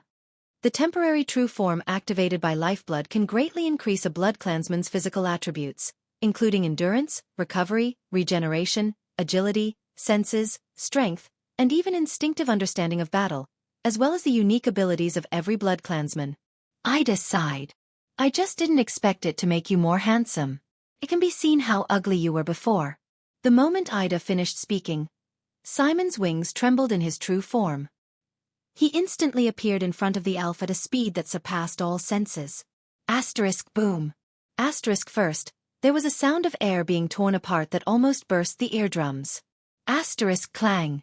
Asterisk a loud, sharp sound appeared out of nowhere. A thick and powerful dark gray claw tore at Aida's blade, creating violent sparks. Aida's figure was sent flying by his claw.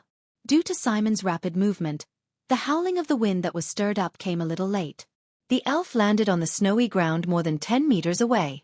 She rolled a few times before crashing into a tree and stopping. Nonsense won't make you stronger. True form Simon spoke with an even thicker and hoarser voice. He coldly stared at the elf on the ground, whose life or death was unknown. In the next moment, Simon once again took rapid steps that caused sonic booms, and in an instant, he appeared above Ida. With a swipe of his claw, he pierced through Aida's body. Speed, speed, and speed, true form Simon said expressionlessly. This is all I have, and it's also my only ability. Before Istrone Corleone advanced to supreme class and transformed into his true form, no one in the entire Night Kingdom could rival his speed that surpassed the speed of sound. Even the former King Lori could not do it.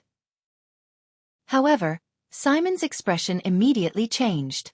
With an unpleasant expression, he raised his huge claw and lifted Aida's cloak, as well as a section of tree branch inside. He seemed to have realized something. In an instant he turned around, and with a burst of speed, there was a loud sound of wind. But the moment he turned around, an exquisite elf scimitar pierced straight into the left side of his chest. It looked as if Simon himself had delivered his chest to the edge of the blade. Simon stared in disbelief at the scimitar that pierced through his heart, and the pretty and small elf in front of him, who revealed a lot of her skin and was only wearing an exquisite crystal drop armor. I don't understand. True form Simon sighed. There is only one thing that can defeat speed. Ida coldly pulled out her scimitar and turned around in a dashing manner. That is impeccable prediction. Simon knelt on both knees. No. Simon's body returned to normal. His face was ashen. Impossible. There is no such thing as a perfect prediction in this world. Simon stared at her. Ida also stared back at him for a long time. Finally, as they stared at each other, the elf sighed and admitted defeat. It's not easy for me to act cool. Don't expose me so quickly. Yes, I don't know how to predict at all. Including my dodging just now, it's not because I'm agile. Ida pouted and said in dissatisfaction. It's because I am 100% certain about your next operation. Simon was shocked. Next operation, 100%. How did I do it? But he could only open his mouth and fall to the ground powerlessly. Ida pulled up her cloak. Suddenly, her expression changed drastically. She slapped her head, as if she had remembered something. With a long face, she frowned and muttered, Do I still have to protect that brat? Patra sighed. His mind was blank. He stared at Serena. The traveler recalled the first time they met, and what she had said. My crybaby sister illegally seized the benefits I inherited from my father King Nightwing and stole the Blood Ocean throne. No. If that's the case, Thale sighed and looked at the pair of BloodClan sisters in front of him. Is there anyone who can explain the cause and effect to me? I knew it, he said bitterly. Her Majesty, the Queen of a country, would not personally risk her life to chase after a few political refugees for no reason. More importantly, the so-called allies. Here. Serena smiled faintly and interrupted his thoughts. She waved at Rolana. Rolana casually flung Thales onto the black coffin. Thales fell headfirst into the stone coffin in agony. It's not just that, my dear Thales, Serena said gently. In front of her, the Night Queen, Katarina's expression changed abruptly. Serena smiled and enunciated each word clearly. She came here personally for this coffin. This is the only weapon that can fight against mystics. Thales trembled violently. Serena laughed and said, Legendary anti-mystic equipment. Dark night black coffin. Thales was shocked and looked at the black coffin under his butt. This coffin. I once climbed into it. It's actually the only weapon that can fight against mystics? Legendary anti-mystic equipment? But Serena had not finished speaking. Staring at Katerina's murderous gaze, she enunciated each word clearly and said, "In here, in those seemingly seamless black stone slabs, there is a 1,000 years ago." Thales' pupils began to shrink and his breathing quickened. Then, Serena uttered the last word. You're tuning in to the Xiaofan's Wuxia Tales YouTube channel. Don't forget to subscribe and join us on this journey to catch the most captivating stories.